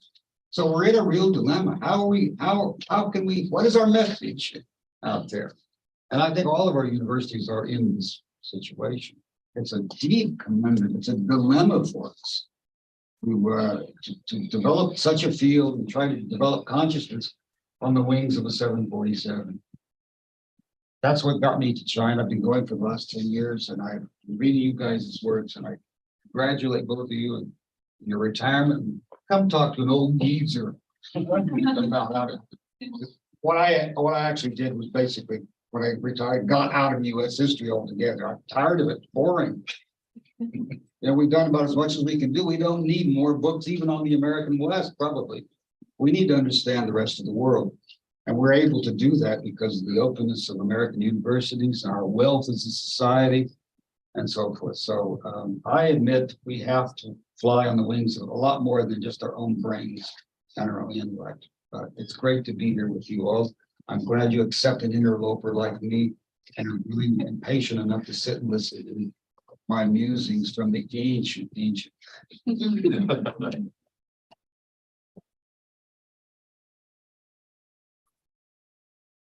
This is all wisdom. And I must admit, actually, during the process of planning for the event and thinking about, we're going to use all these bottled water, all the plastic utensils out there, and we're going to throw away a lot of plastic utensils, all these things we're going to waste it today. So it is really strange feeling that we're celebrating while actually contributing to the kind of problem we try to critique. So thank you for bringing this up. I don't want to make everybody feel guilty. But I do think we to say something to this. We cannot create an international, transnational consciousness in history without travel. You know, I try to get our souvenir water bottle. We ran out of them. So anyhow, yeah, thank you so much. Okay, Jim, it's your turn. Thank you. I was, someone gave me a copy of called The Key Poems, right? Lao Yang's poetry, and one of his poems is about how we've gotten great at generating and producing garbage and not getting rid of it, right? Anyway, I recommend this. It's Songs of Kabir for our generation. In any case, I think that I may have had the earliest acquaintance with Bob Marks in the room. He was a graduate student in Wisconsin when I began my work at Wisconsin, and this was in the late 60s, early 70s, and a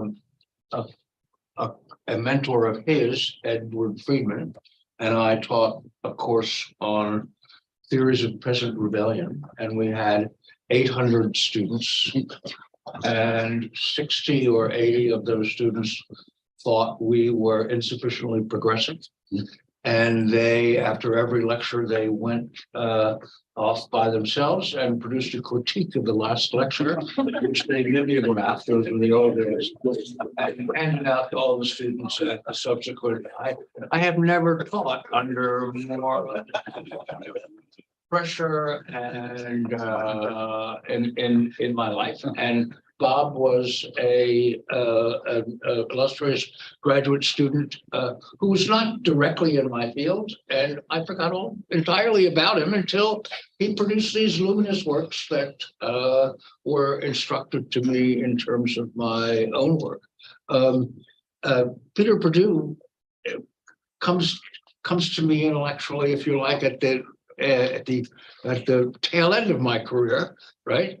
When he moves to Yale, and he paid tribute to agrarian studies by coming often on his own hook, just because he found it an interesting intellectual forum for learning and contributing. And so I had the privilege of teaching with Peter for several years, and I can tell you that it was extraordinarily formative. And I've asked myself more than once why this didn't happen to me much earlier, when I could have used the intellectual capital that I earned by teaching with Peter for the rest of my career. I should say, by the way, I'm your senior. You don't look that way.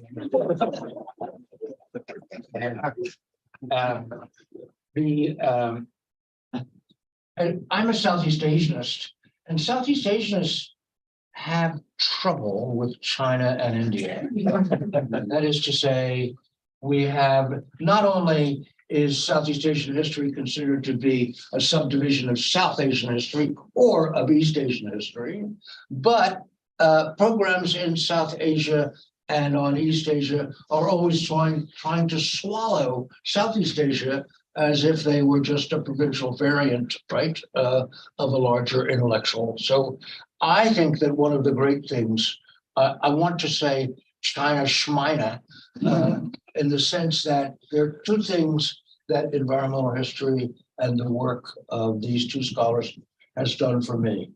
One of them is to destroy or desperately damage the social science implicit assumption that the units of time that we deal with are an individual human lifetime.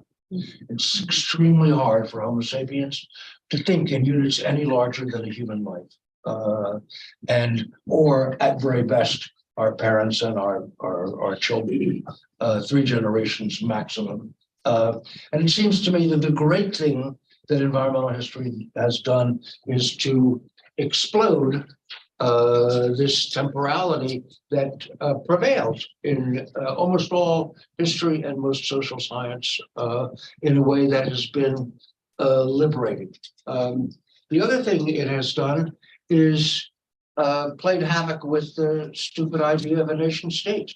Environmental history of China, what do the borders of China have to do with environmental history? I've spent a lot of time working on the hills that are part of Laos, Thailand, China, Burma, and so on. And the people who live there have for much of their lives dealt with this as an abstract line that they can franchise anytime they want to. And so, in a sense, it seems to me that the idea that the unit of history, the unit of environment is the nation state is just as stupid as the temporality of an individual human lifetime. And these two people are the people who taught me almost all of that. And I think not only am I grateful, but it seems to me that the whole field is grateful. And I'm embarrassed. I hope you will tell my Southeast Asian colleagues that I've learned so much from Chinese environment right? Including Ruth McPhern's magnificent book on the Yellow River, including Mark Elvin's work, including Lynn John's work for that matter on the Yellow River. And so I am both deeply embarrassed and deeply grateful for the intellectual contribution that Chinese environmental history has made to my own career. I began, which I would like people to forget this fact, but I began as a political scientist. And very quickly, having decided at Wisconsin during the Vietnam War that I wanted to be a student of the peasants. They were the biggest class in world history, and if development didn't mean anything for peasants, the hell with development. And I decided to become Mr. Peasant, Peasant Boy, and to try to understand all the literature on peasants from Europe and other places. And I quickly realized that if I was going to be a student of the peasantry, I had to spend time in a peasant village for a year and a half or two, which I did in Malaysia. That is to say, I had to at least understand one peasant society close up and in a granular sense if I pretended to make any generalizations about peasant society at all. And so I became a political scientist with anthropological envy, and I was told that going to a small Malay village was the end of my career. And it made me very anxious about my career. I did it anyway, and it turned out okay. The other thing is that the problem with anthropology is that the contribution of anthropology, let me pay them tribute first, is that unlike political scientists, anthropologists are interested in the subjective lived world of people, right, who are acting. And if you want to understand why a group of people do things, the very first place you must begin is by asking them what they think they're up to and what they think they're doing, their best explanation of what they're doing. And if you don't start there, that is social science behind people's backs, and it is completely inadmissible. However, anthropologists have a dim view or no view at all of history. So it tends to be granular and subjective and brilliant at a micro level, but it tends to be extremely shallow historically. And so I became an anthropologist with history envy. And I think no anthropologist should be allowed out the door in the morning without being strapped to a historian. And I also no historian should be allowed out the door in the morning without being strapped to an anthropologist, right? And the two make a kind of intellectual effervescence that is not shallow, but is also kind of granular and historically broad. And these two scholars and their work has been largely responsible for my education and my evolution as an intellectual. And we're not done yet, by the way, even though we're old curmudgeons. So I want to thank you for you and your work.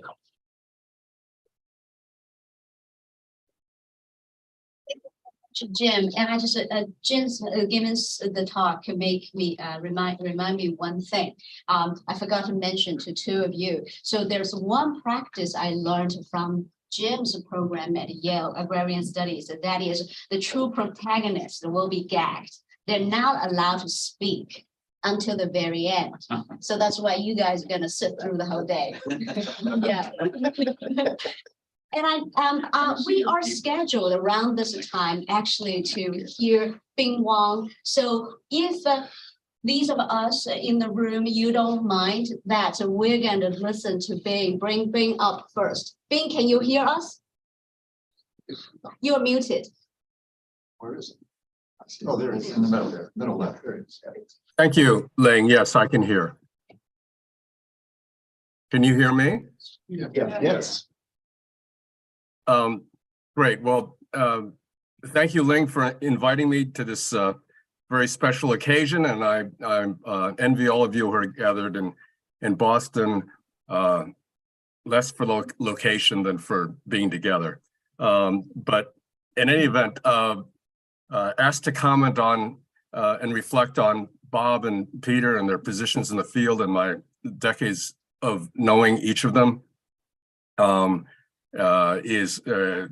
a flood of memories and a series of thoughts.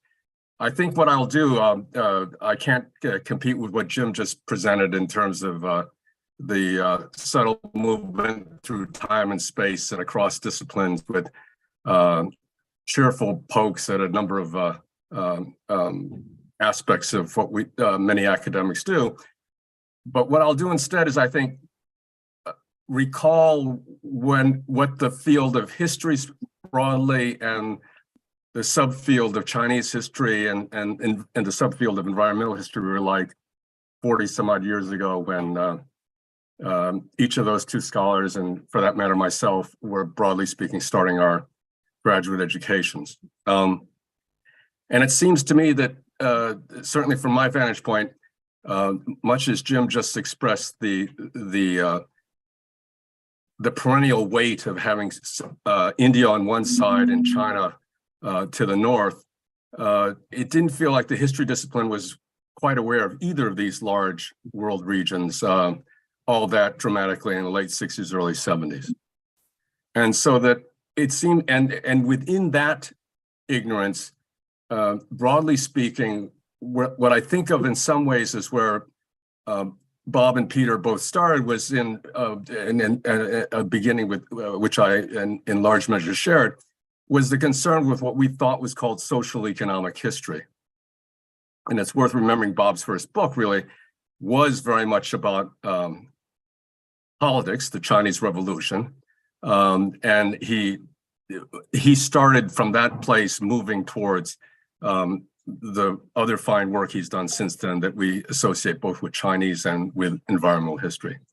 Peter certainly also began very much with a sense of social economic history. I can attest to that personally because we did a lot of that together as graduate students. And it seems to me that at that time, social economic history and study of China, it was very hard to learn much because Americans, English-speaking peoples had not yet written anything to the degree of the sophistication and depth that we found in the historiography of Europe in particular, but well, especially Europe, but also the US.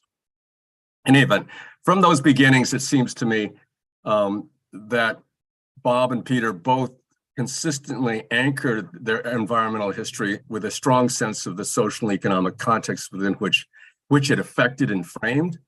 And that in some sense, I want to make the point now, and I'll return at the end of these comments, is absolutely relevant to the manner in which we think of our relationship to the environment today.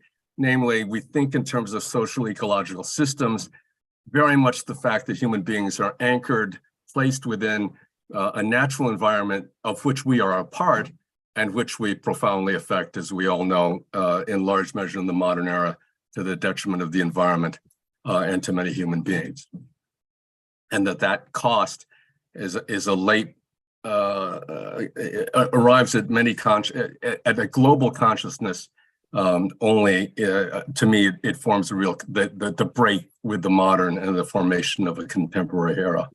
In any event, let me just say that in thinking about all the things I've learned from both these scholars over the years, I've always cheered when I read any of their work where each of them has been a strong and persuasive voice in conversations with other historians discussing the environment.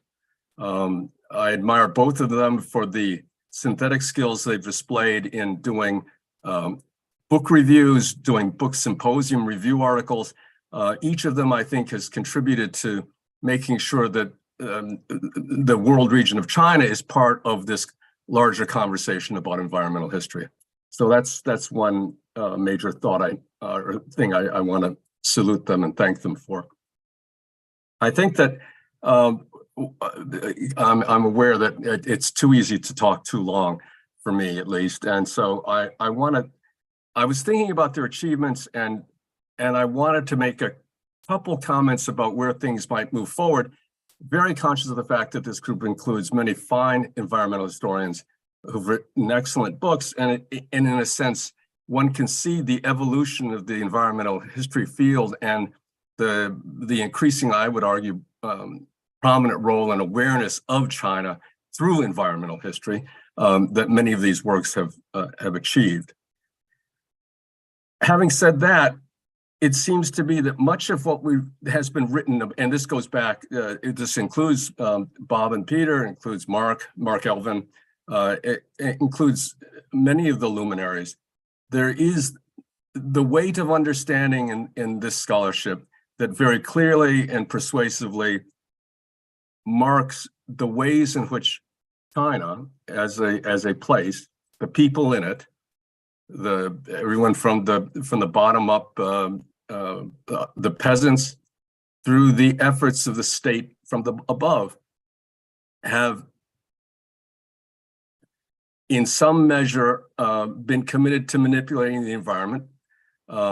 As Mark Elvin said in a famous article, for the 3,000 years of sort of unsustainability, that sort of theme.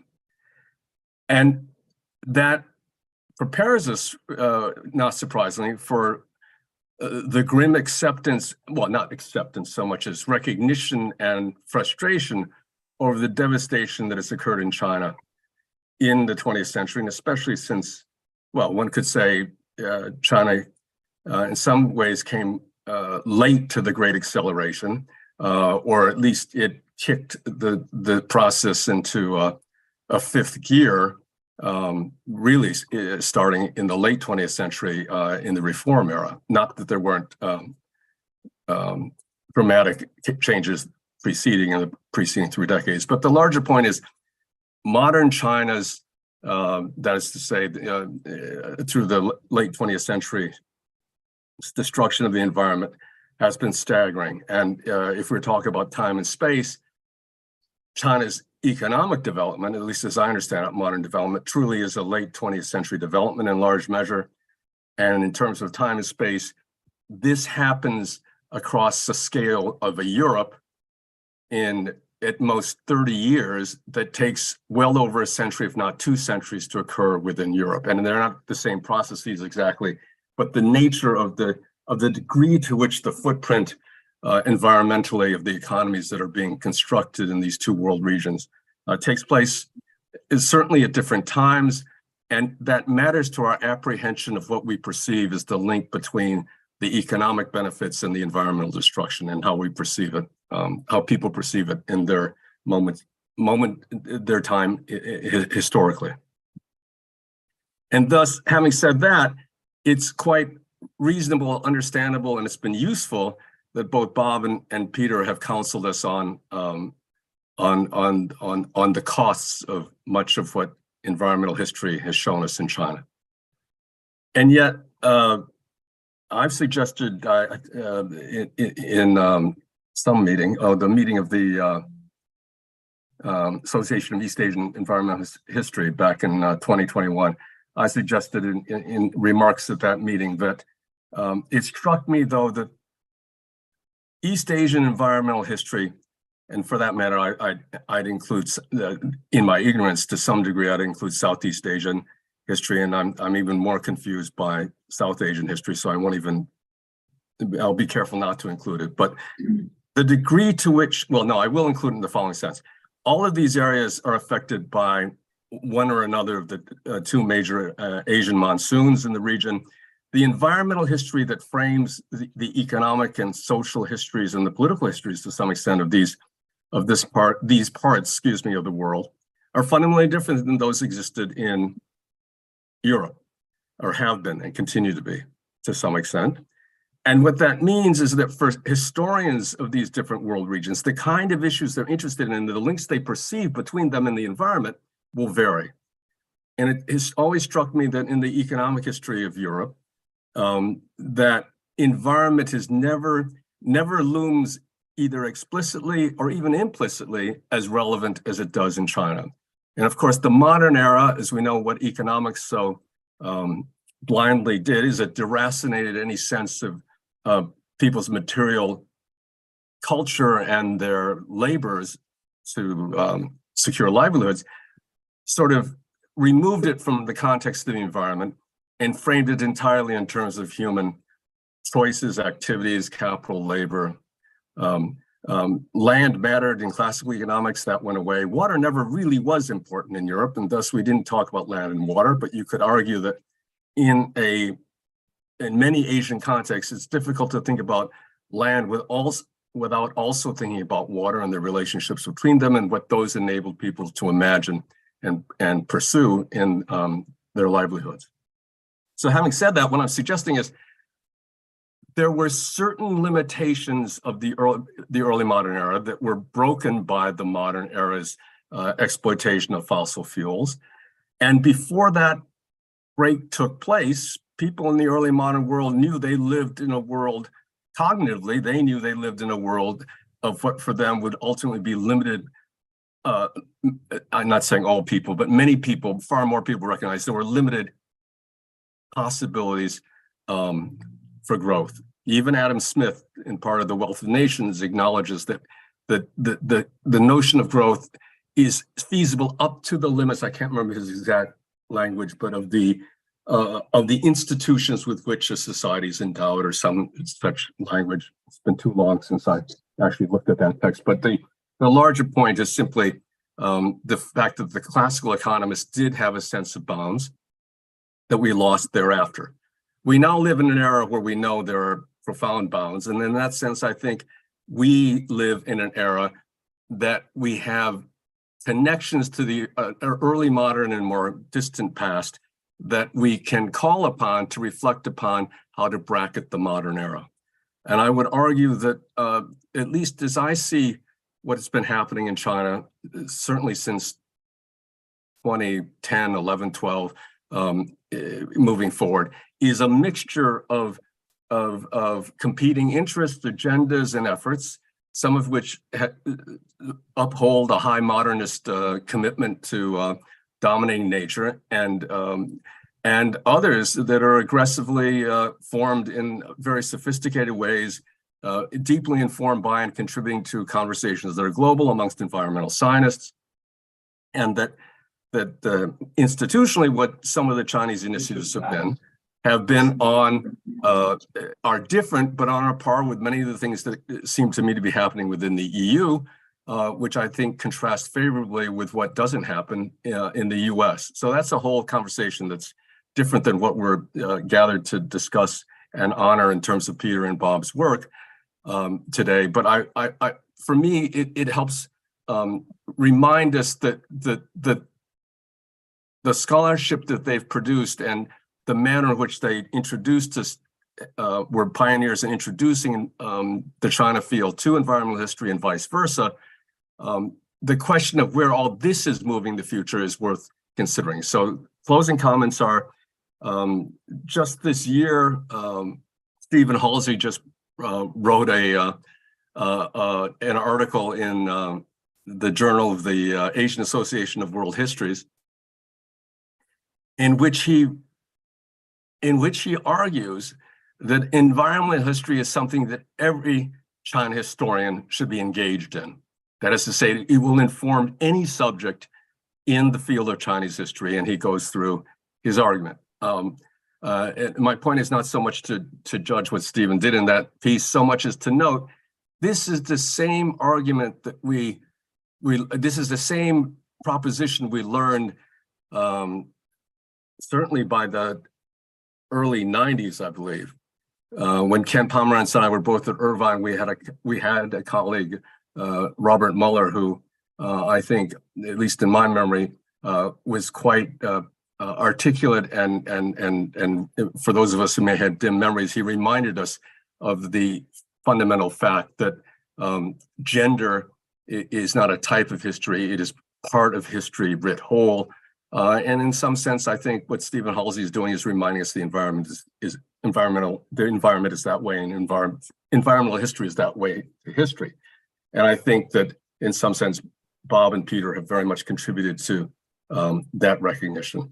So it's that comment with which I thank them for their contributions, and I appreciate their friendship over 4 or more decades. And so it's with those rather haphazard remarks that I congratulate them and I wish all of you a continued pleasant time chatting today.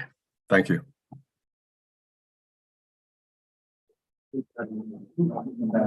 Thank you so much for being sorry for not having you here in person. Well, but thank you so very much. Let's go back, return to our order to go to David. Thank you. You've given me many hard acts to follow, so I'm not going to thank you for that. But I will thank you for all the organizational work you've done for this meeting and for your organizational work over many years. I thought I was setting an example by writing down my speech on this piece of paper, kind of recycling it. But I see that Jim has done one better by writing it down on this. I don't even know what you call these things. It's also hard for me. It's also hard for me to get out of my mind the image that Dinah's generated of anthropologists and historians strapped together. And I just wonder what that would do for airline travel. I'm not sure that that would. I'm not sure that long people. Yeah, I guess so. Yeah, something like that. But I have been. It's kind of hard to sum up two such distinguished careers in just a few minutes, and I feel like that's really all that I have. But I would just like to note that it's already been fairly obvious how extensive their work has really been beyond the immediate confines of even, say, the American Academy in its historical mode. Professors Han and Guan have eloquently attested to the international influence of both their scholars' works, most notably in the country that originally inspired their works. I think being translated into Chinese is an amazing accomplishment in and of itself. And it gets your message out to so many more people who need to hear it. And I hope our government will stop shooting down balloons and start to re-engage with China in a more constructive way so that next time we can all actually meet together in person, hopefully in China itself. Their interdisciplinary reach, I think, is equally impressive. I think the presence of John and Jim and John McNeil as well attest to that. So I'm sort of humbled by their examples and the kind of interest that they're able to generate, and not just globally in terms of their own discipline, but globally in terms of interdisciplinary. I think both of you really embody that in a way that I admire. In fact, Bob's work on environmental history and Peter's work on borderlands have inspired my own work. And in this respect, their work has grounded my own almost literally. And for that, I'm deeply grateful. And as I look around the room, it's clear to me that this inspiration has resonated across generations. I think a number of people have elaborated on Ling's original theme of lineage, and I'm going to continue to steal that metaphor. The generational resonance through new young scholars that Ling mentioned in her initial remarks really constitutes kind of the intellectual offspring of both of you. And that's really what constitutes the lineage progenitor's true accomplishment, I think, even beyond their books. It's embodied in people as well as in material things. So there, again, is that sort of environmental historical nexus that we all struggle to capture in our own work. You both have been two of the main forces of nature behind the favorable and fundamental change in the climate for Chinese environmental history during your long and fruitful careers. And you both, in different but complementary ways, I think, have ended this little ice age that I think Micah was experiencing in his undergraduate years, and that I also experienced as well. So I think I'll just close there and express my gratitude to everyone for coming. It's wonderful to see all of you and to have a chance to interact with you. to hopefully solve the problem that Don has raised. He's too much of a scholar and a gentleman to identify it as a self-serving hypocrisy. But I think Wouldn't use that word. that we are, well, those are two words. So we were yeah, actually, I think it's nicer. I know. Yeah, okay, these are the three. Okay. Anyway, I just want to again express my gratitude to the organizers and to Harvard University and to all of you whose work has been an ongoing inspiration to me. Thanks very much. Thank you, David. Thank you so much. And now, since you mentioned a younger generation, let's go to younger generation. How about we bring up one of the youngest, really forceful voice in the late imperial environmental history? Wang Yu, please. Thank you so much, Ning. And actually, when Ning first asked me if I want to make a tribute to Peter and Bob, I immediately say yes, and I quickly become hesitant, especially to Peter. Because what if I tell a scholar that the most influential work on me was something was written and published 36 years ago? And especially I know that Peter has already marched west and changed our entire reshape our understanding of Chinese Empire and its relationship with the inner Asia. But I think partly a great book is great, partly because it lasts over times, and also the concerns and insights can constantly be picked up by other scholars and even other generations. So, and I have to say that as some scholars of studying the Jiangnan water management engage with a similar polder landscape and study the tragedy of the commons and how it was overcome by the linked communities, and also who care the larger environmental and ecological trajectories of the Yangtze River. Exalting the earth is probably one of the foundations of the work that has an entire conversation goes on. And I would also like express a similar gratitude to Bob's work. And even though, of course, I'm not alone in terms of always puzzle is silk and silt or silk and silk. But it also reminds me about the importance of the non-human animals in the stories, and also probably equally important, like how close we interact with the market could really shape the environment and also people's economical and social responses in this environment experience. And probably needless to say that China environmental history is something that is at least what I always go to if I want to know the broader field outside my own specialties, and occasionally assign them to undergrads in my environmental history class if it's why I want them to have some broader understanding of the field. Anyway, so make it short, as a junior scholar, I often feel extremely fortunate so that I have the giants to stand upon, and so that make this real engage in this very vivid and productive field. Thank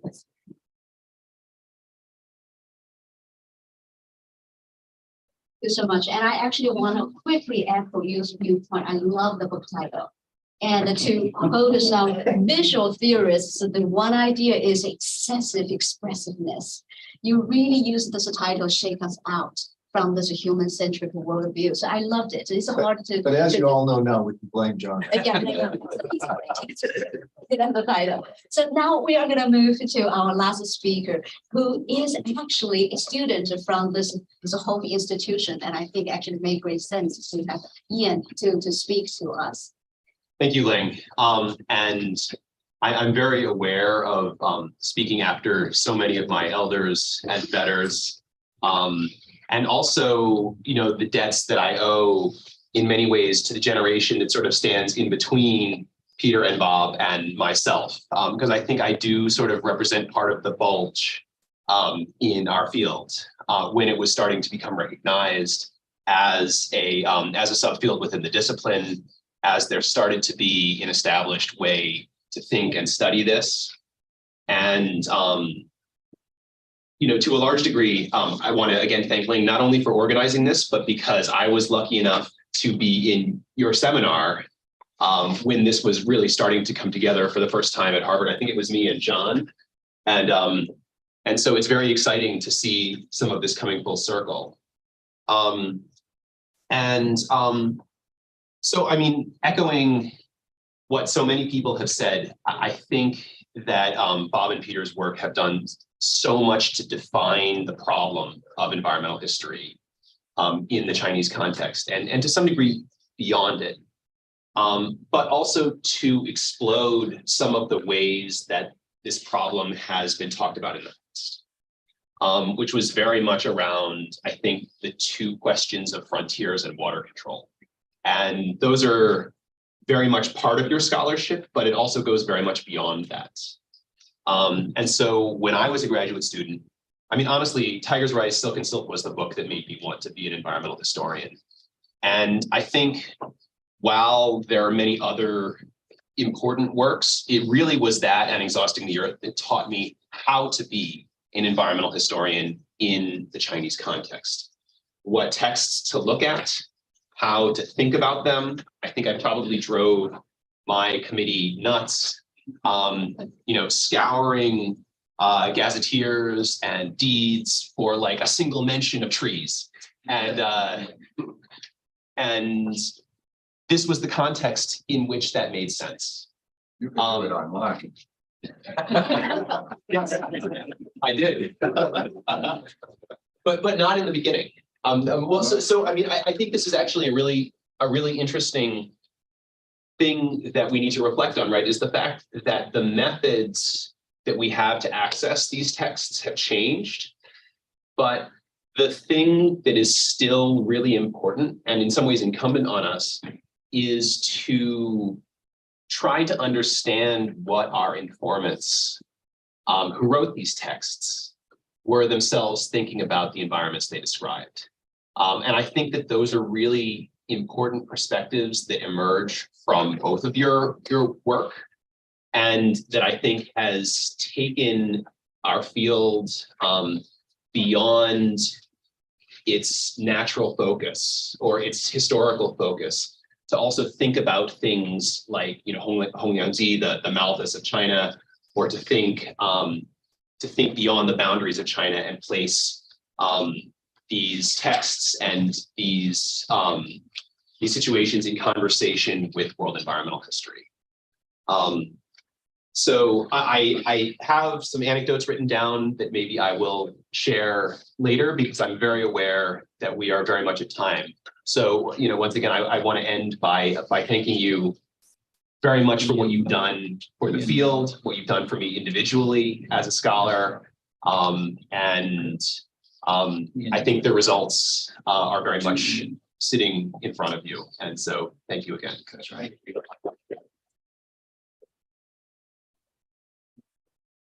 Thank you so much. Yeah. And with this, you've heard a lot. So you're gonna spend the rest of the day to think about how to put all your emotional, intellectual responses into your 8 minutes at the end of the day. Wait, we should say here in the 8 minutes? No, you each have 8. Generous, but we're gonna leave this in here. And we will enjoy 10 minutes, precious break, bathroom break, coffee break, 10 minutes. Please come back promptly. We're gonna start promptly.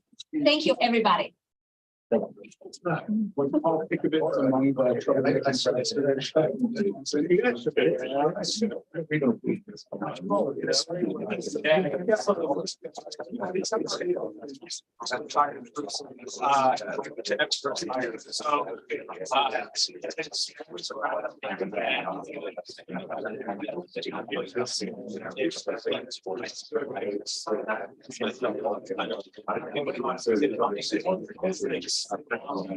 Just like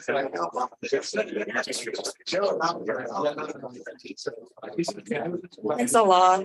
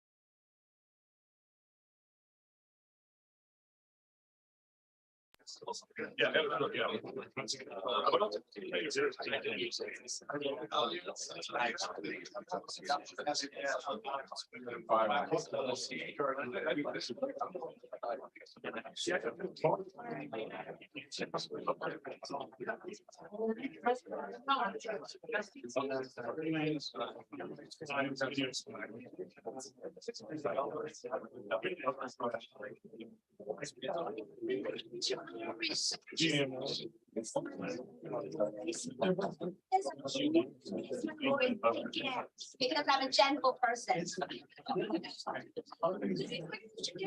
Arnab. Arnab goes. Why I'm doing this? Yeah. Okay. Arnab here, and Arnab actually is writing a book on small hydro power plants in 1970s, 80s. Fabulous thing. It's about a small, beautiful. Like me.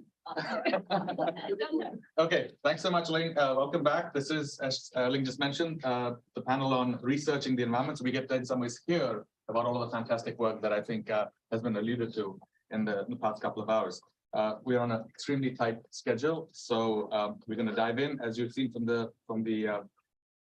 schedule itself, we'll do 4 presentations, take a short break, and then 4. Depending on how we proceed through time, we'll see if we have time for Q&A, but I think we'll restrict the session actually not to Q&A, but inspired partly by Ling describing what happens in the agrarian studies seminars, we'll only do comments and questions, suggestions as a way to make it most productive. Okay, that's it. That's all I'm going to say. Besides this, I'm going to try and be rather draconian. I'll raise a little white flag of surrender and to let you know you have 1 minute, and then you'll get 1 extra minute after that. And at 9 minutes, I'm going to bring the hammer down. And that's it. You have to stop. Right. So it's like debate. Okay, with that, our first speaker is Xiaofei Gao from the University of Colorado in Denver. Over to you. Good morning, everyone. My name is Xiaofei Gao. I'm a social environmental historian of modern China. It's such a great honor to be here to celebrate the accomplishment of Professor Perdue and Marx, and also together with all the great scholars have shaped and inspired, influenced my own work. It's also a great pleasure to be back to EIA. Last time was in 2019, 4 years ago, when I gave a terrible paper about seaweed, also with supportive Arnab as our chair. It's really nice to be here. So today I'm going to, what's the title of my paper? Sorry.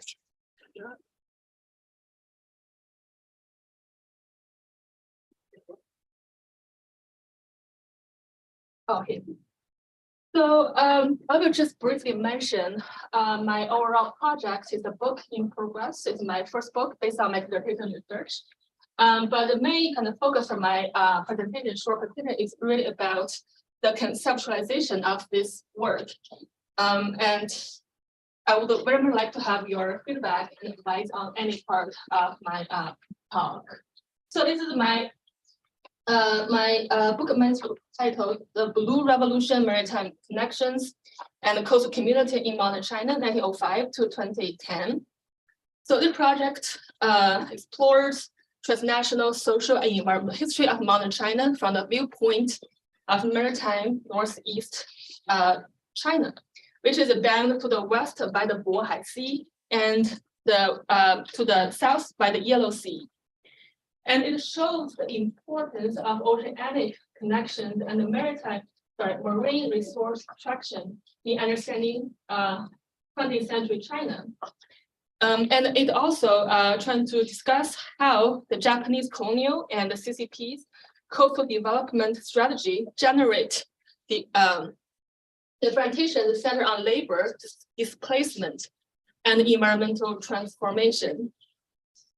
So my thinking has been shaped and inspired by scholarship in the field of environmental history by continue to ask the question of the relationship between human and nature, in particular here, the ocean and the sea, and how the state and elites manage and use the marine resources and their impacts on working community and the ecosystem. So by naming today's presentation, the nature of labor, integrating the environmental and the social change, I hope to conceptualize the marine environment from the perspective of labor. This is about nothing new to people in this room, and I would really like to have your feedback and advice on the conceptualization of the two perspectives.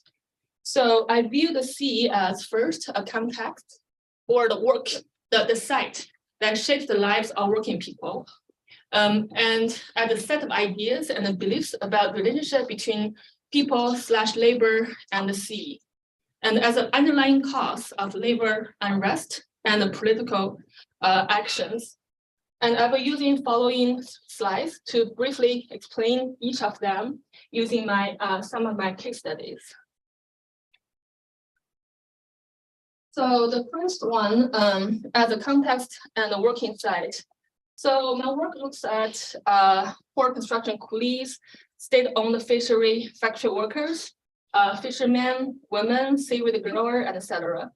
So I hope to show the complexity and the richness of people laboring in maritime China, showing that social categories and divisions or blur between farmers, workers, between farmers and the fishermen, between workers and peasants, as well as the urban-rural classification.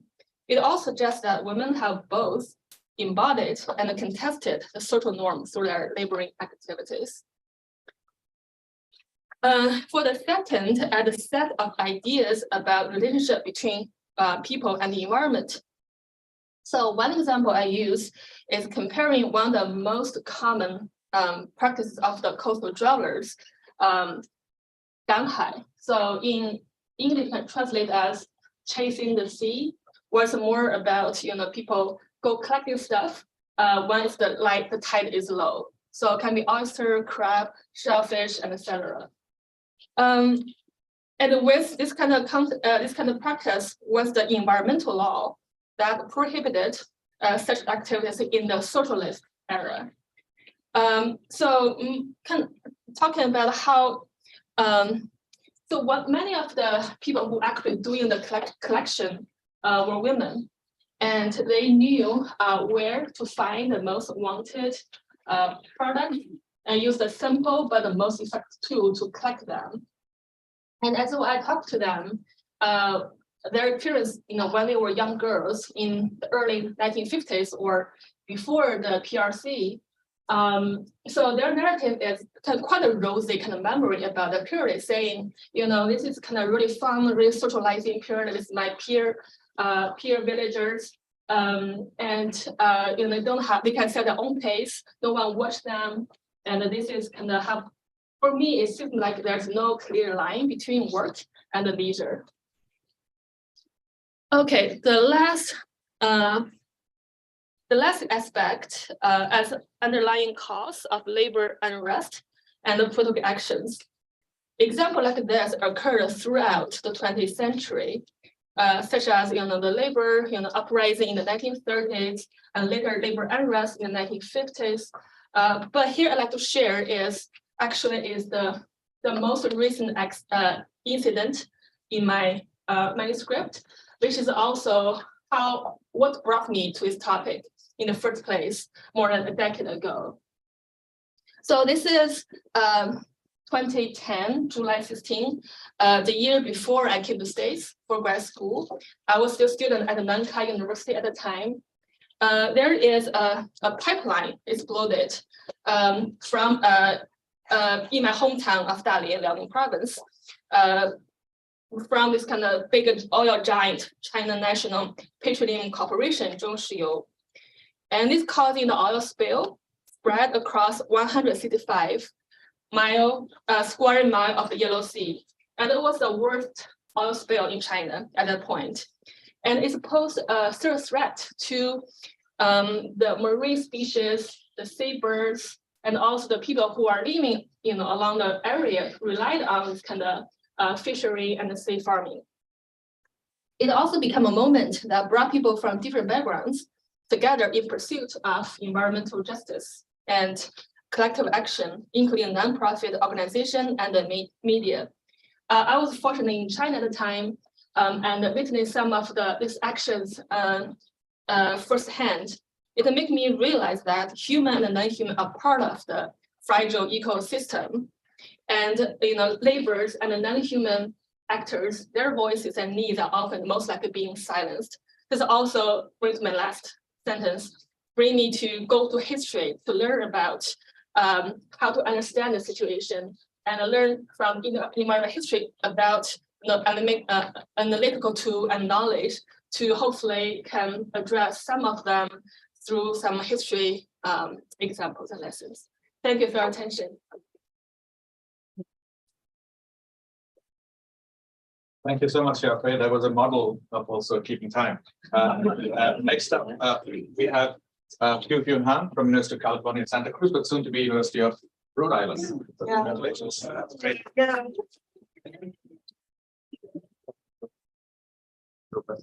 Stay within Zoom. That's what we said. These people know. So let's do a new share. Here. Here. Excellent.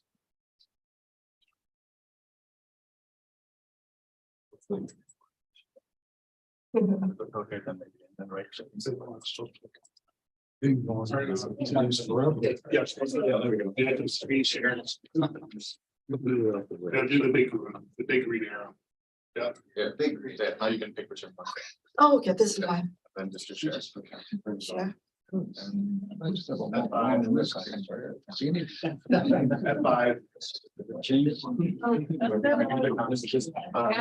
Bye. Oh, good. There you go. Beautiful. Okay. Great. Finally. Okay. Hi. Thank you so much for having me here. I'm very excited and honored to be here. My name is Q. I'm a historian of forest management and wildlife conservation in modern China. So today I'm going to talk about the hunting industry and armored tiger conservation in Northeast China, mostly in the 1950s and 60s. This is a part of my current book manuscript. So in the early 1950s, when the state authorities talked about forest management and protection, they were basically talking about trees. And wildlife and hunting wildlife belong to this category called sideline production, 副业 or 副业生产. It means a group of economic activities conducted by local people that supplemented centralized production, which was crucial to local people's survival. And during this period, hunting was loosely monitored by local departments. So cultures basically encouraged hunting, and there were only minimal regulations existed to control that. But in the mid-1950s, especially in the late 1950s, the state officials began to consider how wildlife could be made to serve the nation. So there are two important arguments bolstering the change. One argument is that hunting could expedite industrialization for the nation. So the slogan during the Great Leap Forward that captures this spirit perfectly is turning pelts into tractors. So it basically means that you can buy tractors with the money you earn by exporting pelts. And another crucial argument, it was that hunting could increase the production of TCM ingredients, which would greatly promote the progress of medical science and keep the public healthy. So it was the whole new branding of TCM also played a great role in this. So as hunting became a national industry, an official guideline to manage animals in China emerged with the collective hunting program called Protect, Domesticate, Hunt, 护养猎. There are so many things to talk about this policy. I can explain it more further in the Q&A. But one thing we need to understand is that this is a very vague regulation. And there was a large room to interpret how this rule should be applied to a certain species. So I'll briefly tell you the regional focus. My research focuses on Northeast China, it's the red part of the map.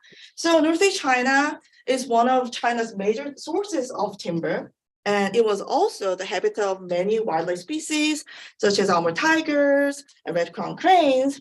And the region also has many ethnic minority groups. One of them we are going to see today is the Orchins. So they are nomadic ethnic minority hunters who are exceptional hunters living in the deep forest. So how does the armored tiger fit all into this frame? So the armored tiger, known as the Northeast tiger, the Zhongbeihu in China, So in Beijing, armored tigers were one of the most precious animals indigenous to Northeast China, mostly because they were very useful diplomatic gifts. Foreigners love them, and beautiful gifts to give to the foreigners. And another important part is that during this period, in the late 1950s, Chinese scientists and officials were actually aware of the concept of endangered species, and they recognized that the tigers were internationally endangered species. There were orders to protect them. There were even discussions to create wildlife reserves across the Amur River. But local cadres were hardly interested in these values. So for them, tigers were lucrative and dangerous animals. So in traditional Chinese medicine, tiger bones, fugu, were used to make tiger bone wine, fuguju, to treat conversions and joint pain. And curing joint pain was seen as a way to increase the number of able-bodied workers who were committed to boost agricultural and industrial productivity. At the same time, they were one of the most deadly predators in Northeast forest. There were serious threats to humans and livestock. So in other words, for the Northeast cadres, tigers could serve the nation better once they're dead. Tiger that the state try to protect. So one way is that the local cadres twisted the state language to redefine the meaning of a tiger. So when the state officials refer to armored tigers as precious endangered species, they always use the term Northeast tiger, Dongmeihu. And calling a tiger a Northeast tiger shed light on its focused scientific and political attention and highlighted its status as the most precious, rare, and endangered species well deserving of special government protection. However, most Northeast cadres were not particularly committed to the conservation of tigers. This is a pretty simple term, tiger. So it's like fu or lao fu, which lumped armored tigers in with common indigenous wildlife. And they also use terms like menghu to justify the hunting, the ferocious tiger, to justify the hunting of armored tigers. So referring armored tigers as ferocious, place them in the category of ferocious beast, a figurative term describing any species that could harm people and should be killed. So I'll just show you one example. This is a 1959 hunting regulation. It says, in order to protect humans, livestock, and benefit of birds and beasts, state agents need to mobilize a large number of people and hunters to eliminate harmful beasts, such as wolves, leopards, bears, and tigers. Tigers are basically harmful animals. However, armored tigers are an internationally endangered species and precious animal. For scientific research, exhibition, and captive breeding purposes, armored tigers should be captured alive and bred. If it is impossible to capture a tiger alive, or if it poses a threat to humans and livestock, one can kill the tiger. What is interesting about this regulation is that it is written as if there are two distinct tiger species in Northeast China, the common tiger and the Northeast tiger. But in phrasing things this way, the regulation deliberately overlooked the fact the armored tigers were the only indigenous tiger species in Northeast China, because in the state regulation, the killing of tigers, like South China tigers, was allowed to exterminate harmful beasts and collect TCM ingredients. And even when it discussed the preciousness of armored tigers, reserved a route for local hunters to illegally kill tigers. So I read hundreds of cases, and I've never encountered a case that people went into trouble for killing a tiger. But I found a lot of cases that people got away with it. So for the local people hunting these tigers, I think that one thing that I really want to highlight here is the local people had more and more encounters with armored tigers because the state led massive relocation of people into forests during the 1950s to construct forest farms deep into the forest. So this relocation brought Northeast people dangerously close to armored tigers. And in most cases, when a ferocious tiger was hunted in Northeast China, it was described by the locals as an act of heroism, protecting the town from danger. I believe which could honestly be the case. So the one last thing that I want to add is the ethnic minority mobilization in the hunting industry, the Orchans. So early in the 1950s, the provincial government considered Orchans an ethnic minority group that relied on hunting for a living to be reclusive, primitive, and uncultured people living in the forest. But when the hunting regulation hit the ground in the late 1950s in Northeast China, the Northeast bureaucrats saw Orchans as the ideal partners who could increase the manufacture of animal products. And the group that once called the most backward ethnic minority of China could contribute to the nation by hunting more animals with their exceptional hunting skills, which was a win-win success from the state government, but it was not the good news for the indigenous animals. So why did Amur tiger conservation fail in Northeast China? So I think that we need to be careful not to put all the blames for the near extinction of our tigers on the ignorant or unconcerned local people who poached endangered species. What we do know is that in the 1960s, an effective conservation measure such as the tiger reserve, that one that the endangered tiger desperately needed, was not established in Northeast China. And it was because the local bureaucrats had more interest in the use of tigers. So in order to fully understand how conservation policy fails, we need to understand the motivation of the bureaucrats, the compromises that they make, and a lot of grassroots actors who participated in tiger hunting. So this is the end of my presentation. Yeah. Great, thank you so much. And next up, we have Ray Boy from Boston University. Can I just quickly say, Peter just made a perfect tribute to you, to your.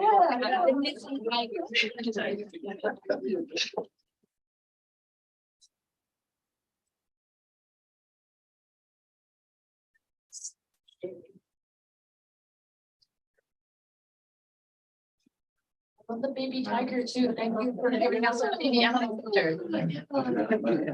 Appreciate that. Yeah. I selected the photo very carefully. So yeah. Okay, my presentation is literally writing on the back of a tiger. My name is Rui Hua. 6 months ago, I was just an ignorant legal historian. And this is my very first foray into the environment. So as an environmental historian, I'm only 6 months old. And I am here to present to you the very preliminary first part of my second book project, The Nature of Laws, an environmental and geological history of Manchuria. So first, what is Manchuria? If you look at any world map today, you will not find this place. But in the early 20th century, Manchuria was a crucial battleground of empires. It was between the Russian Empire, the Japanese Empire, and the Chinese Empire. This was the place where the Asian game of great powers happened. And so in the conventional narrative, the actors in that great game were the empires and their armies. But today I want to introduce two other actors into this story.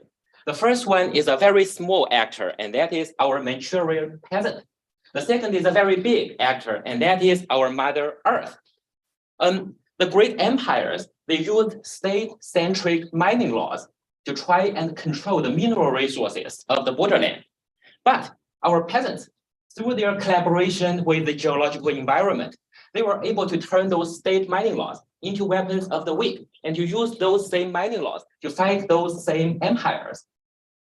This is a very big story, and this story spans 2 billion years.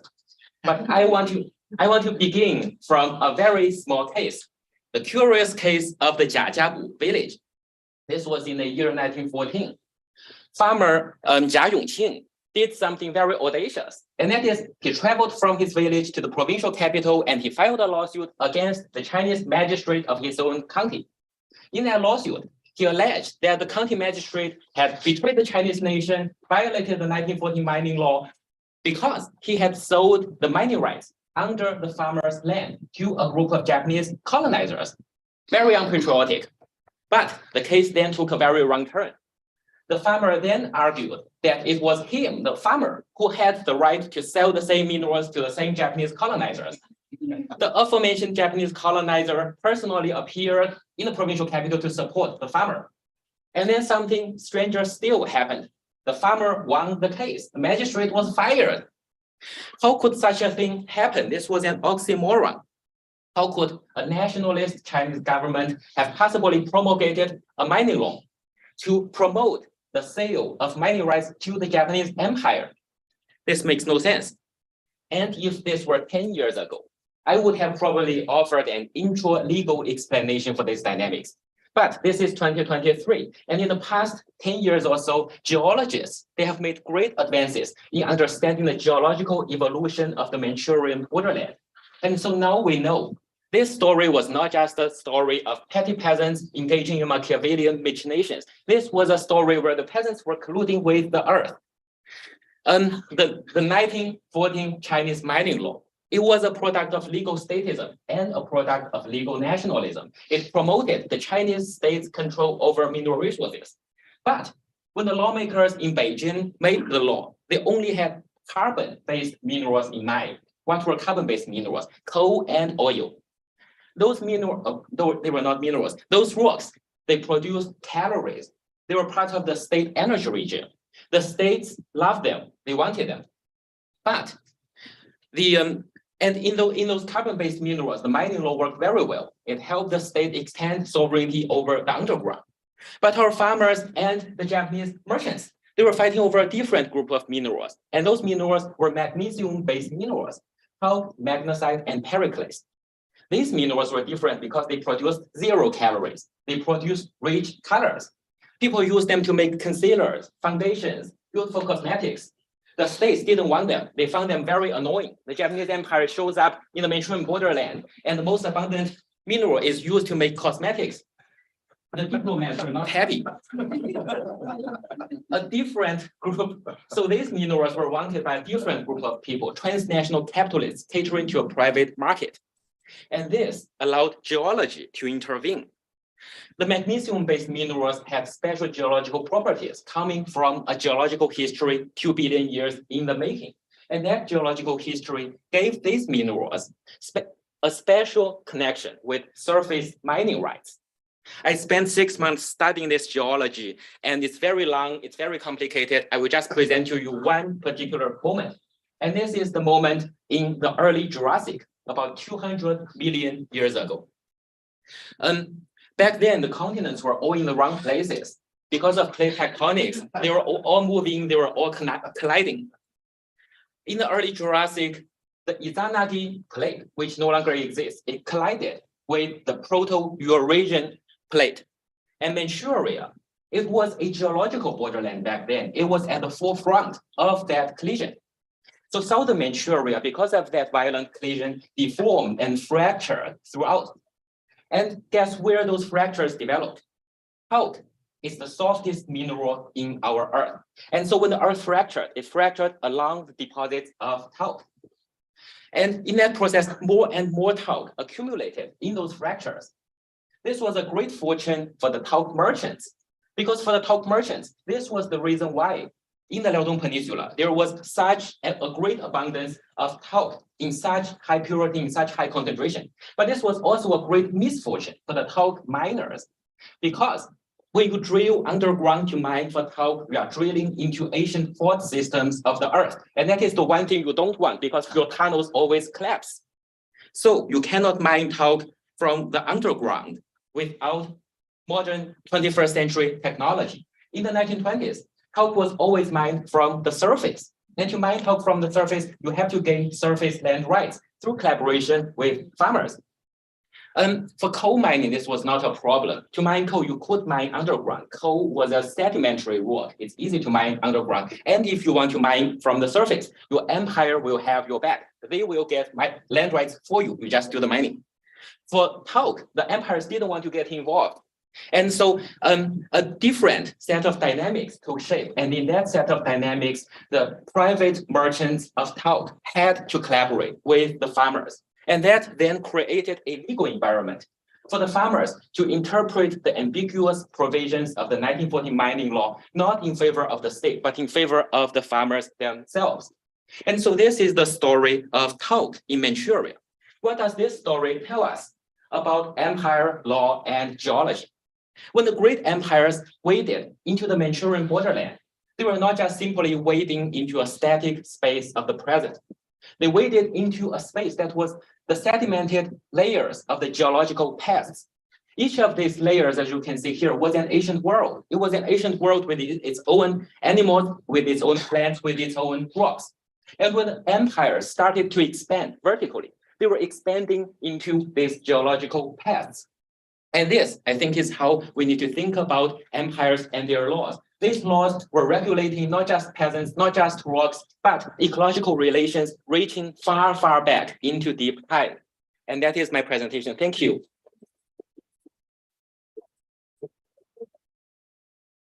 Thank you so much. Next up, we have Caroline Merrifield from Yale. I'm going to show you. Yes, not there. Right. No. There we go. Thank you. Just click on the name, Oh, my goodness. and then you. Thanks very much. Okay.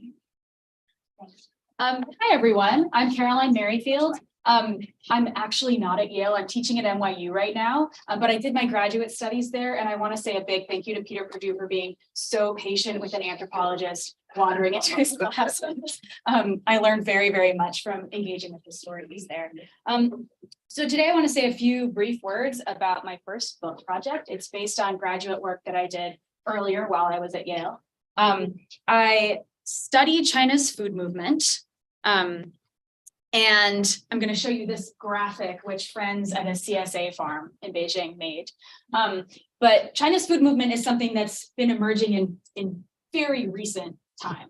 So I usually date it as something that's emerging and gaining attention after the 2008 milk scare. So I'm dealing with a very different time scale than a lot of people in this room.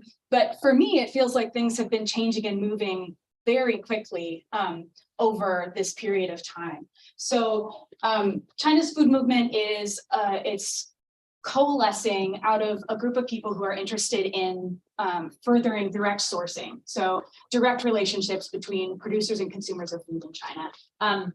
And this graphic gives you a sense of an example of how that works. This is a graphic showing what a community-supported agriculture farm does. So you have people growing products, and then transporting them to either farmers markets where consumers can buy them directly or delivering them to consumers. But the idea is that the best guarantee for people to get safe food that they can trust and for farmers to get fair prices for their products is a kind of direct relationship. So my interest in this movement is a kind of coming out of questions of China's moral crisis. That's where I started with this. The question is, how can people come to trust each other across very intense lines of difference? So across rural-urban divides, across class divides, and food is a place that I want to study this. And I consider this to be a political project. So I think of food as the place where we hook our bodies into the world every day, 3 times a day. We're ingesting stuff. And that stuff is produced by particular arrangements of labor, particular ecological arrangements, and those arrangements are themselves shaped by politics and human hierarchy. So I think of food as something that's inherently kind of an ecological thing, but it's also inherently a political thing, always.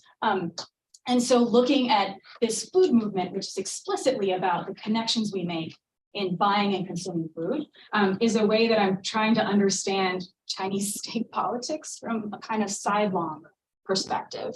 So I want to say a little bit about some of the things I did in this project. Here's a map to give you a sense of the scale. It's very hard to see. This is a little bit old now. It's from 2019, but some like colleagues in the food movement made this map of then some of the locations where you can find food movement projects. So it's very diverse. It includes things like community-supported agriculture farms, but it's also like community stores. It's even things like, you know, I have a buddy who like raises pigs in Fujian and then he sells them on WeChat directly to his consumers in the cities. So it's very, very diverse, and it involves, you know, people who are like city folks, educated, who are working with peasant farmers, but it also involves people who are maybe from a farming background themselves, circled through college, and then came back to their hometowns to do this kind of work. So a lot of people from different backgrounds. Tiny movement in the scale of Chinese agriculture and China's agri-food system, but it's something that's gaining traction and attention in the kinds of vocabulary and ideas it's raising for people, and in the fact that it's addressing food safety and quality in a moment when that's front of mind for a lot of urbanites. Most of my dissertation research was at this farm-to-table restaurant in Hangzhou. And they're part of this national movement that's been emerging after 2008, but they've actually been doing direct sourcing quite a bit longer, since around 2004. And they have this really extensive network of rural smallholder producers, and they buy everything that they use in the kitchens directly. And it's a full-time job for 5 guys who drive back and forth across a region, not just Hangzhou itself, but like a broader Jiangnan region, to obtain ingredients. I'm talking about everything from soy sauce to salt and sugar, to seasonal greens, and the sort of periodicity of all these ingredients is different, right? So some things you buy once a year and some things you have to buy every day. Every day someone buys chickens and every day someone buys greens. And every week someone has to go buy fresh fruit for the dessert table. So it's this very extensive, labor-intensive system of purchasing. And most of my research was spent with the procurement guys who drive. So a central analytic for this project is the food shed, which is a regional concept, and it's a relational concept. And it's one that layers ideas of ecologies and regional cuisines and sort of human desires together to give you a shape and a space. So the thing I'm thinking with, the site I'm thinking with is a food shed. It's a regional food shed centered in Hangzhou in the Westlake district, but it extends quite a bit farther throughout the region. And these are some images of the restaurant and some classic dishes you can get there. It's like a really fancy, nice place. So I ate very well during my time there. And here are some images of a couple of farmers. There's a kind of like record keeping that happens of every single purchase. So going back to the very beginning of this procurement system, there are records kept of every farmer interaction, how much you spent, what you bought, all those kinds of things. So what did this amount to? Like, what did I find out about my questions? I noticed in spending time with the procurement agents at this restaurant, but also people participating in food movement projects in other parts of the country, particularly Beijing, that in order to source safe food directly, you have to do some relational work. You have to build familiar relationships with people. And that's a question of time. It's the kind of like cooking of strangers into familiars, right? 变成熟人嘛. Like you kind of socially cook people over time. And when you can kind of trust them in this way, after iterated instances of being together and sharing substance of all kinds, that forms the basis for obtaining safe food and paying fair prices, but it also does a lot more. So I noticed, yes, like you can see that these direct sourcing relationships allow people to obtain safe food, trustworthy food.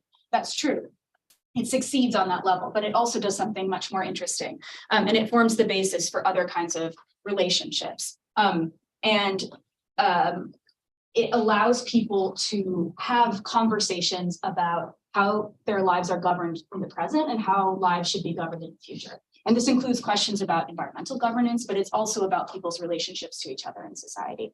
This is an image from the farmers market a couple of years ago. Like that's a place where people go in Beijing to buy, organic produce from local farmers, but people go there for enjoyment. They go there for fellowship. They go there to have fun. This is a watermelon eating contest. And they make friends and they find fellow travelers. And these kinds of relationships kick off conversations about much, much more than just safe food. And the set of questions I'm interested in now as I'm pulling this book project together is about the role of the food movement now in China, a couple of years after my fieldwork, when we all know that the political environment is constricting in particular ways, but the food movement is still very visible and it's expanding. They're getting into provincial level producer cooperatives, for example. So the question of why and how food is this arena of political engagement for people, I think it's really interesting and I'd love to chat more about that. So thank you very much. Great, thank you so much. Next up, also from NYU, we have Amy Zhang.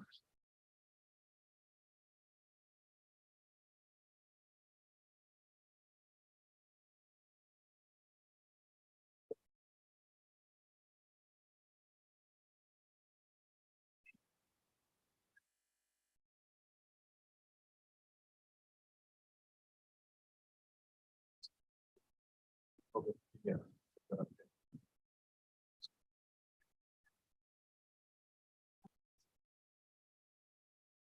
We'll click here.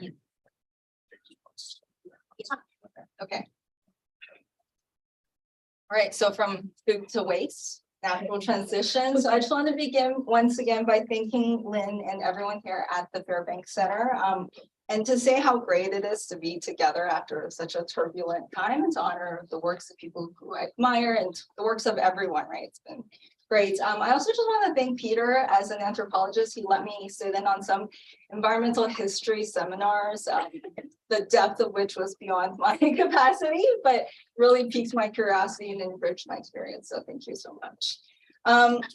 So I'm also an environmental anthropologist, and I'm also wrapping up a book project whose tentative title is Waste Collectives, Ecology and Politics in Urban China. And I come at this, presentation with a request that the book needs a better title. So I'm going to talk very briefly about the book. And if anyone has sort of ideas, people here have great titles, please come and just drop them in my lap after the presentation. Okay. So broadly speaking, my book project examines Guangzhou's experiments in modernizing its waste management system under the approach of the circular economy in the early 2010s. So China's post-reform consumption-led urban growth and urbanization, as we all know, has generated a municipal solid waste crisis across its many cities. Starting in about the late 1990s to the early 2000s, policymakers in China came to see waste management not just as a matter of public health and sanitation, which we all have learned from Rogaski, and many others, but as an object of environmental governance and improvement, whose efficiency and efficacy was central to its project of creating modern green cities. So the book traces different types of waste matter in our municipal waste stream as it moves through different forms of technologies and infrastructures and everyday practices that meant to transform everyday waste into forms of value, which is the central sort of assumption of the circular model.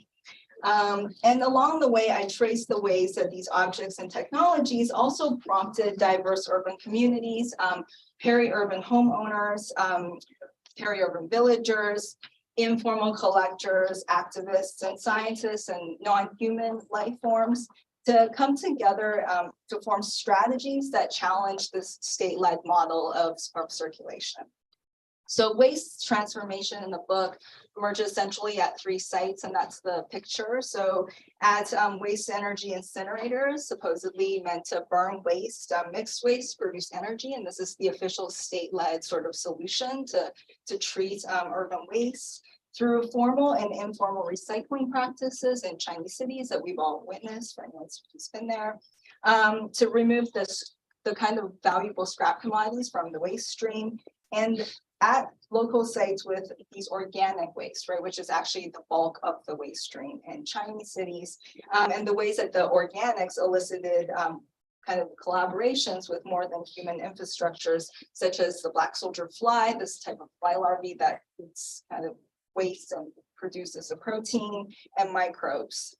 So the technologies and practices that transformed these particular forms of waste assembled new collectives of humans and things that together represented an opposition to this regime of techno-scientific environmental governance.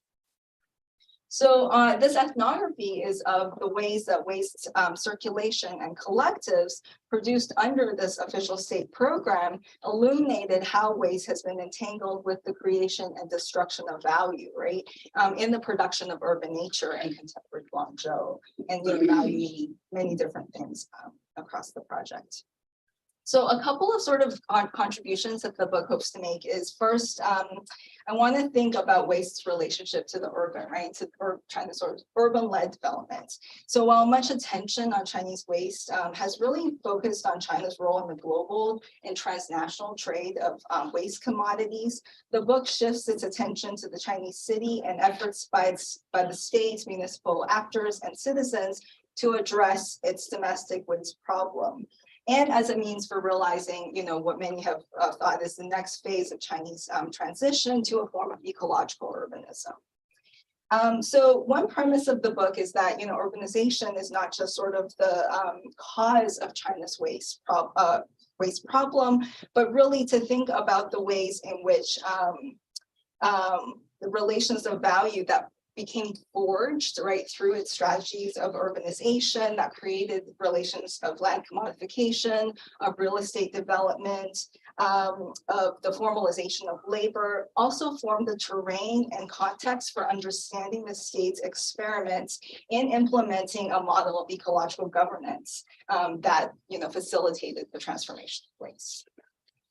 Second, the book is hoping to use the circular economy to examine how state interventions necessitates, right, in China, a set of concrete and complex articulations with local practice, right? And this is what we're all kind of doing all the time. The circular economy has primarily been sort of studied through these large policy, business, and research perspectives. And instead of seeing Guangzhou's experiments as a Chinese variation of ecological modernization, I use the circular economy as a heuristic to think about these local assemblages that facilitate both waste circulation and the production of nature and value in Chinese cities. So more recently, we've all kind of been seeing and focusing on the CCPs and the Chinese state's re-engagement in the environment.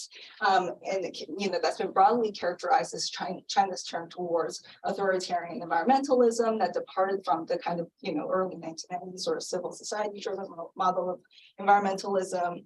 And scholars have argued that, China's ecological state has been guided by, experimentation and the efforts to engineer and to produce future states through socio-environmental engineering. And they emphasize how a highly techno-scientific approach to nature has focused not only on preservation, right, but on the mobilization of large-scale human interventions for the creation of new forms of nature. And this might be like a running theme, right, in China's engagements with nature. So the official project to implement a circular economy follows these approaches, right, to introduce new technologies and infrastructures that facilitates waste transformation into value. Yet the book is hoping to reveal how the circular economy has also generated, right, these complex circulations, not just some waste, but tied up with real estate development, organic and inorganic materials and practices of labor. So I argue that, a concrete examination of these assemblages demonstrates that the Chinese state's new ecological strategies ultimately aim to extend a capitalist impulse to produce new strategies of value creation, value creation and extraction at a time of ecological limits. And projects like the circular economy exemplify how China's ecological development is premised on the further extension of capitalist development to waste, that opens up waste matter to further rounds of capitalist expropriation and commodification, but at the same time, how these circulation also expose the myth of the seamless conversion and illustrate how it actually works in China's pursuit of green urban modern. Okay, thank you.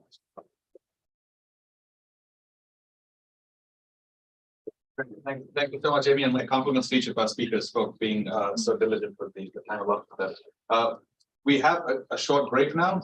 5 minutes, I think, just if people want to recharge, talk about something like that. And then we come back and there'll be 5 more different presentations. Can I say one thing? Since Amy invokes environmental authoritarianism and Yifei Li sitting there also from NYU, years ago, he published a co-author book with Judith Shapiro on environmental authoritarianism. So yeah, if you're interested, it's also right there, yeah. Great honor. Uninvited to the conference. 5 minutes. precious 5 minutes. Just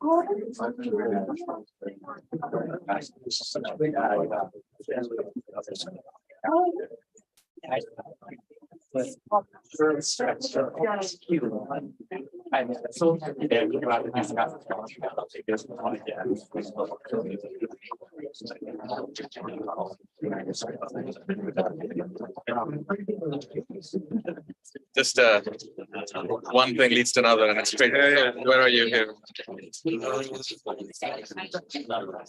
Zombie. Oh wait, I'll is be it with not the loaded? next one. Oh, so you're not okay. So then the person to speak to is probably Mark Grady. Wait, when are you speaking? I'm in the next session, right? So it's not loaded. It's not loaded? Oh, okay. Oh, good thing I checked. I'm calling before Anne Sophie.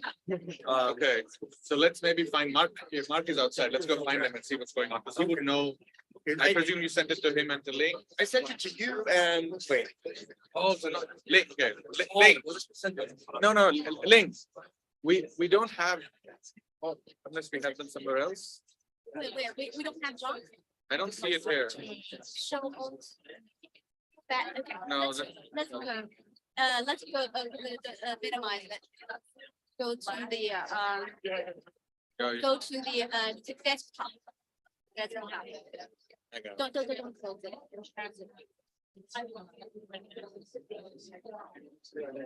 Yeah, there's one folder somewhere. No, on desktop. On the desk, okay. Why can't I close this? Okay, I'll just close them. Yeah. Oh, there it is, I see it. You see it? Oh, here. Okay, so let's, let's hide the notes. Oh, yeah. Okay, how are you gonna hide the notes? Oh, no, sorry, I just gotta put this. Oh, you wanna. It's kind of embarrassing sometimes. I actually want to check, when I do the slideshow, does it show, if I do presenter view, okay. So I think you're not allowed to, I don't know if. Okay, I see. Because it's also being broadcast, so. Yeah. But if you actually, mark's right there. It's fine. I don't need to see the notes. I want to know if I could rely on it or if I have to think a little harder. I can think a little harder. Okay. So you share, who's up next? Who's the first one?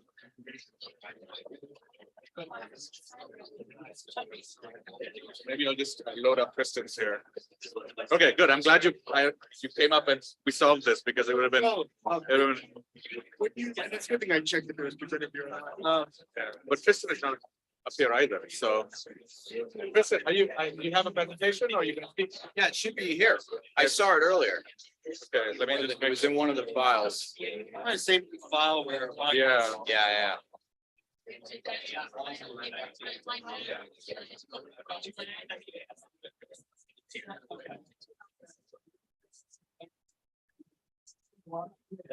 I'll give you the absolute highlights. I don't see it here. New share, okay, it should come up here now.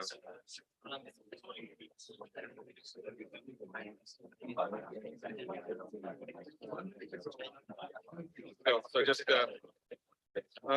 wait, what are you? Kristen, I'm asking you. Oh, really? Okay. So I just, It's right here. oh, that's you. I think that must be it, yeah? Yes. All right, go. Yeah, So, that's good to me. want to check or you saw yours?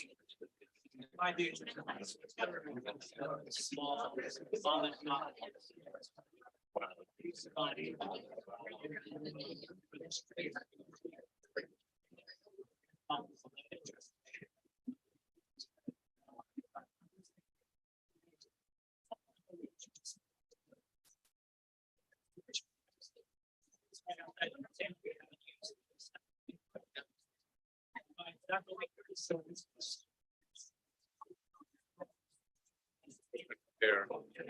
So that's you, right? You open that. Yeah, okay. So now we have. Why is this still showing? Let me do it. News, there we go. Now, so John, your gal, so Amy, we don't need any help. It's all because it's a PDF.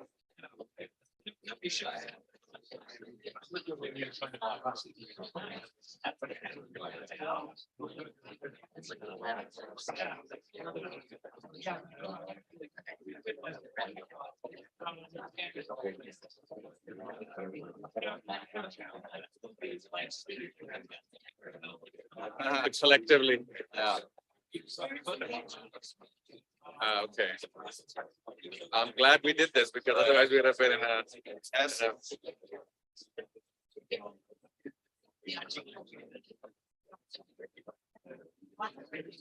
Exciting or okay now? So you're up next, so I'll just load you up. This is you, right? That sounds great. Yeah. Okay.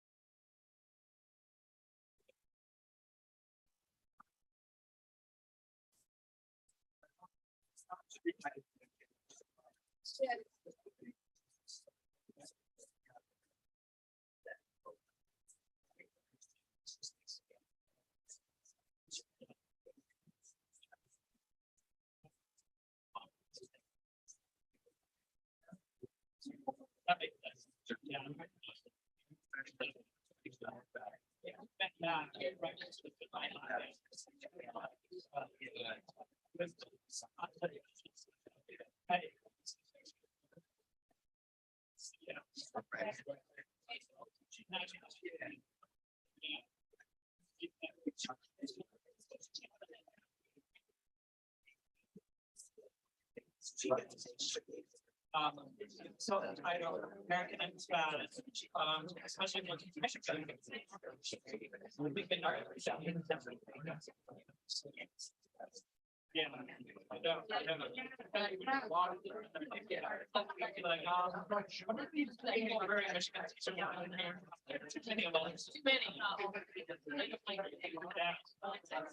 It started.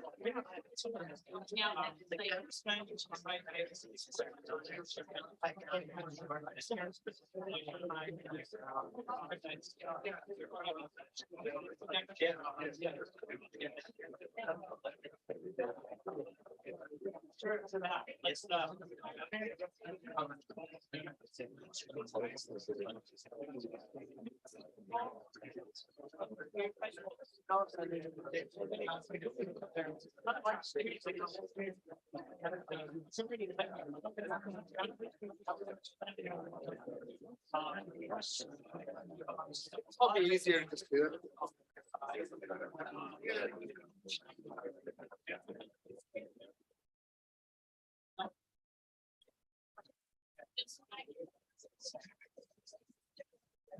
Okay, we're gonna get started again.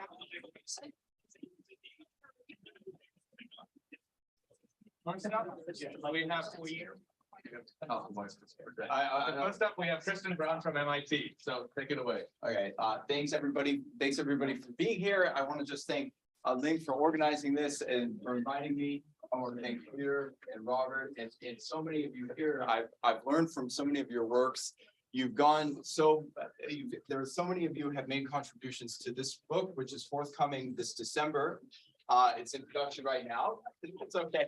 Thank you so much. It's been a labor of love for the past 10 years.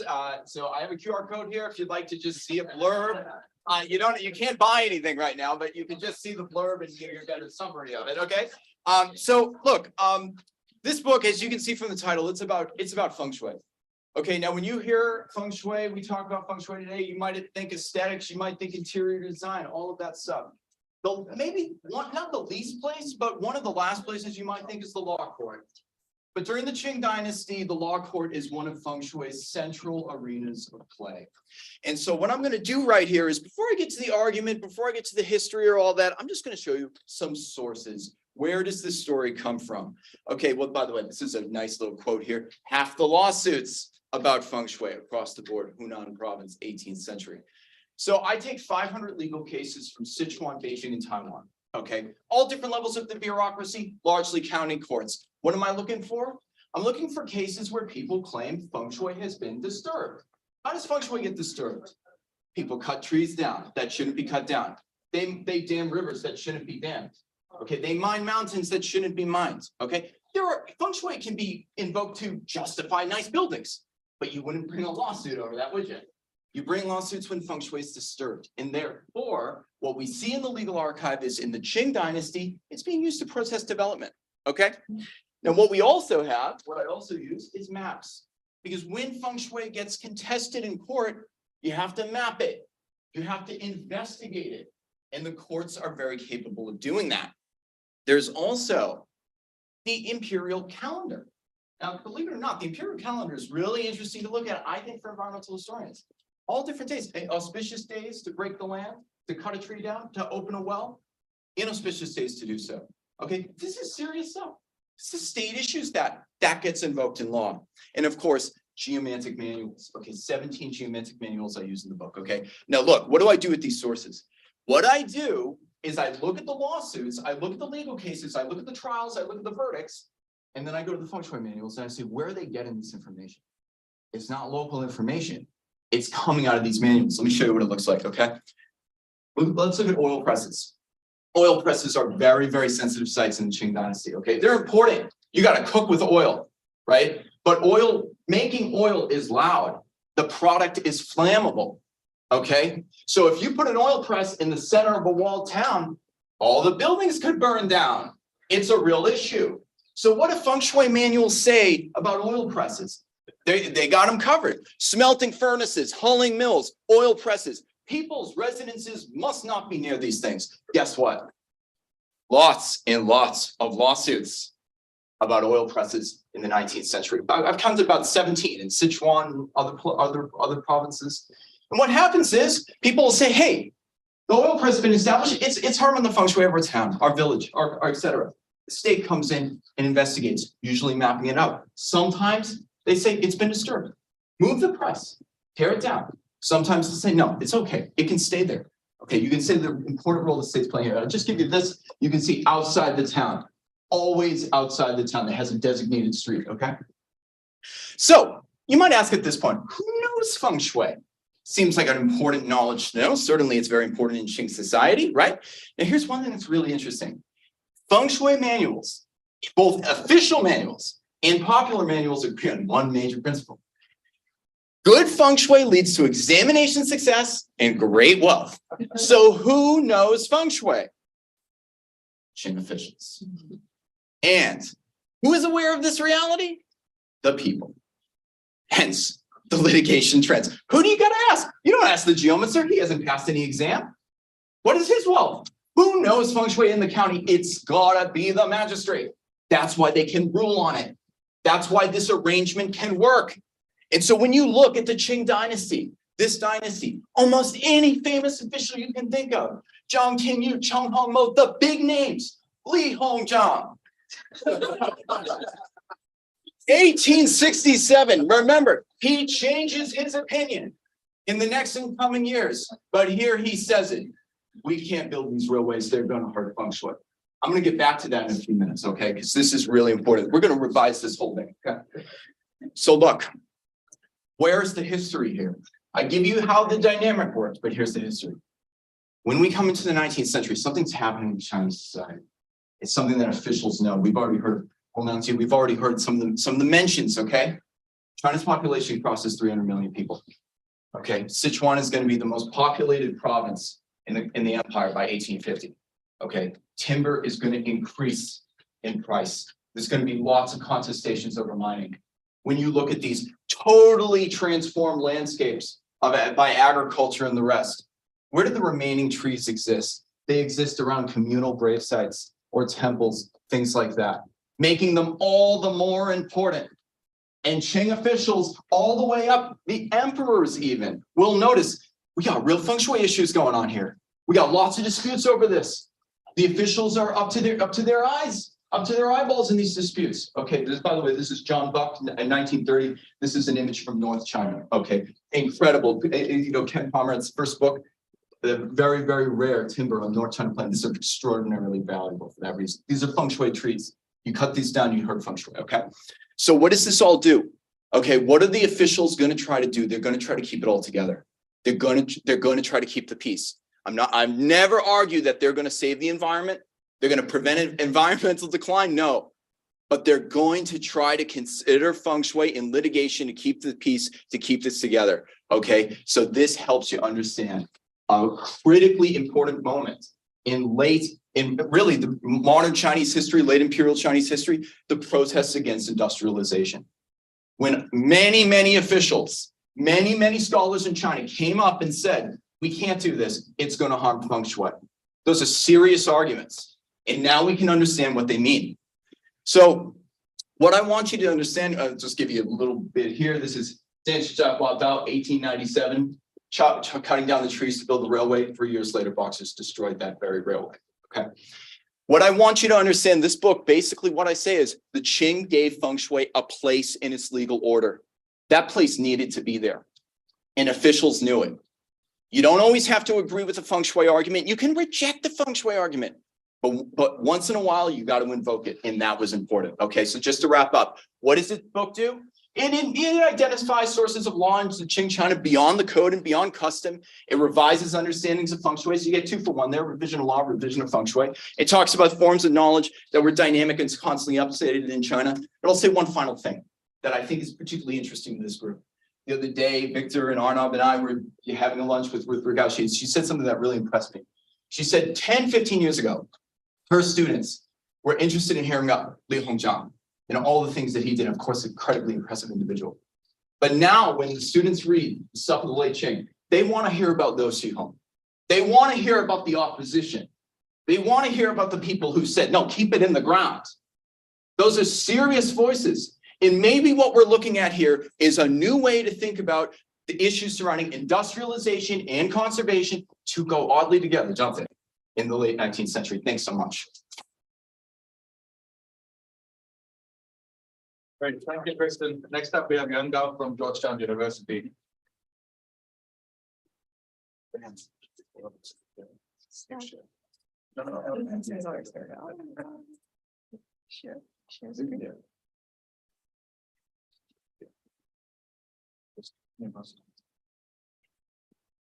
Hi, my name is Gao Yuan. I'm a PhD candidate at Georgetown University. I'm a historian of Qing and the Russian Empire, and I'd love to say that my very first encounter with the environmental history of Central Asia was the first chapter of China Marches West. So I'm very glad to present my dissertation project here, which is currently titled China's Arid West. It is state and environment of late Qing and early Republic in Xinjiang. So before we dive into it, I'd love to talk a little bit about why is it worthwhile to write an environmental history of late Qing Xinjiang. So first, Xinjiang is a very, very vast region in China's west, and there are very, very few studies in English on that topic. The Chinese literature, secondary literature we have, overwhelmingly focus on the state-sponsored agricultural colonies, which is called Tuntian, and especially on the successes of these colonies. So these studies often point out the economic prosperity, political integration, and also stability these agricultural colonies brought to the frontier.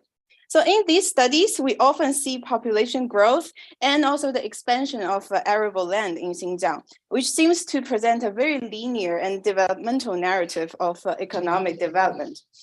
There are only a few works that touch upon the environmental consequences of the Qing colonization of Xinjiang, including the work, the article by Liu Cerong I put here, and also another work by Xie Li that's on the Hotan region.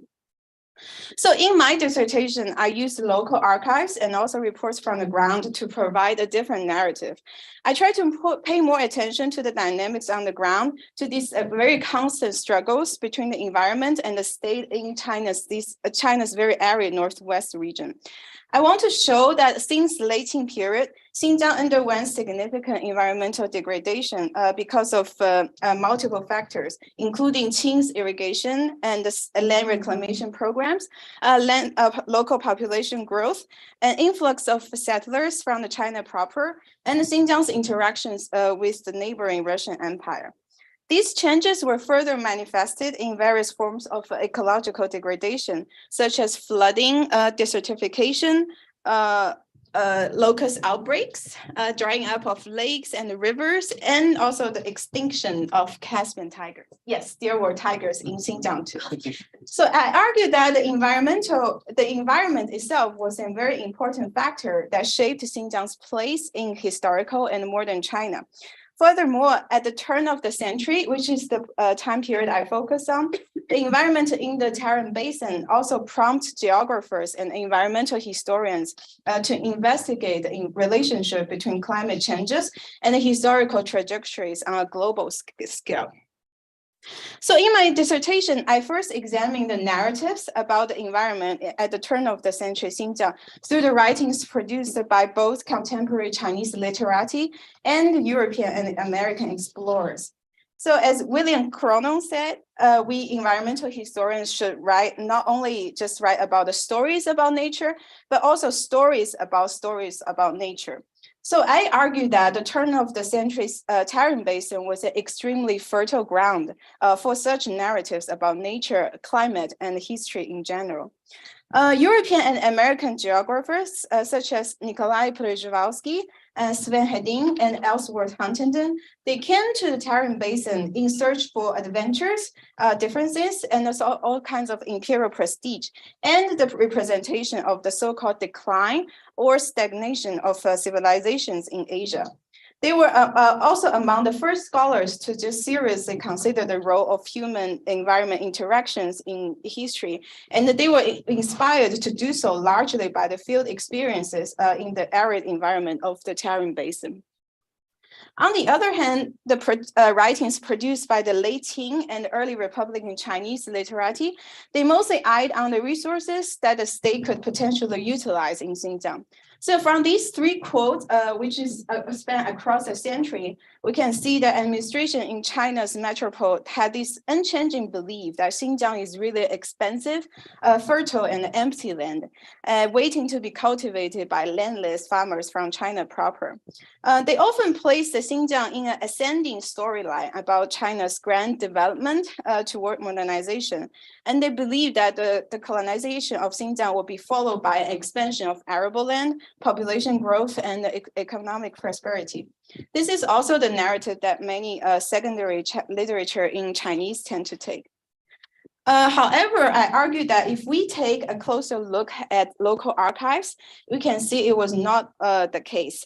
So in the rest of my dissertation, I show that the environment in Xinjiang was neither stagnant or declining as the European and American geographers described, nor ascending or moving towards modernization as the Chinese reformers aspired it to be. Instead, it presented many recurring and cyclic dynamics, especially in terms of the clashes between the Qing state, local agencies, and the environment. So I further explore these clashes in 4 aspects in detail. So the first, so these aspects are irrigation, land reclamation, locust outbreaks and eradications, and sericulture. So in the first 2 parts about irrigation and land reclamation, I examine how the Qing colonization significantly altered the ecological landscape in Xinjiang, as these pictures as just these pictures show, and how these changes accelerated environmental degradation in the region. Instead of focusing on the expansion of irrigation networks and arable land, like the existing historiography tend to show, I pay attention to various issues such as the very frequent collapse of irrigation infrastructure in Xinjiang, land abandonment, and fuel extraction and the shortages in the region. I first argue that based on the sources from the ground, we can see that the local Turkic and Uyghur initiatives, expertise, workforce, and investment were very indispensable in the Qing management of Xinjiang's arid terrain. Furthermore, since the late Qing Xinjiang, the total area of arable land often surpassed the amount of available water resources for farming. So there's the different phenomena such as upstream water use led to the loss of water and vegetation downstream, which kind of depleted the habitat of Tasman tigers and contributed to its extinction in the Tarim Basin. There's also issues like poor drainage, low precipitation, and high evaporation that also result in the soil salination. So all these were the environmental ramification of Qing expansion in Xinjiang.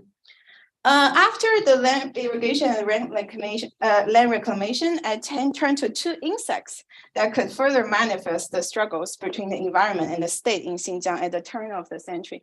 Those are the locusts and silkworms. So locust was an integral part of the ecosystem in Xinjiang, and I argue that the incessant outbreaks at the turn of the century were really triggered by the broader climate change and the rapid change of the land use in the region. So in terms of sericulture, it is really a state-sponsored program that was promoted by the Qing state in one of the most sophisticated human activities that were promoted in this area land. So I argue that locusts and the silkworms were really these ecological and non-human agencies in Qing imperialism in Xinjiang. So to conclude, I hope to convey these messages through my dissertation. First is that there seems to be an unchanging and constant belief from China's center that Xinjiang is really this vast and fertile land for development. And secondly, as elsewhere globally, we can see the environmental degradation already started in Xinjiang since the late Qing period and continued in the 20th century. And lastly, because environmental history should be intrinsically transnational, I'm hoping to do more trans-border studies for Xinjiang. But as you can see in this picture of the Kazakhstan and China border along the Ili River, I argue that state-centered framework still matters even in the study of such a transnational and trans-border environment. And it left us such a very, very stark contrast of landscape in the Central Asia region. So I hope to show these constant struggles between the Chinese state and the environment in the Xinjiang region. Thank you.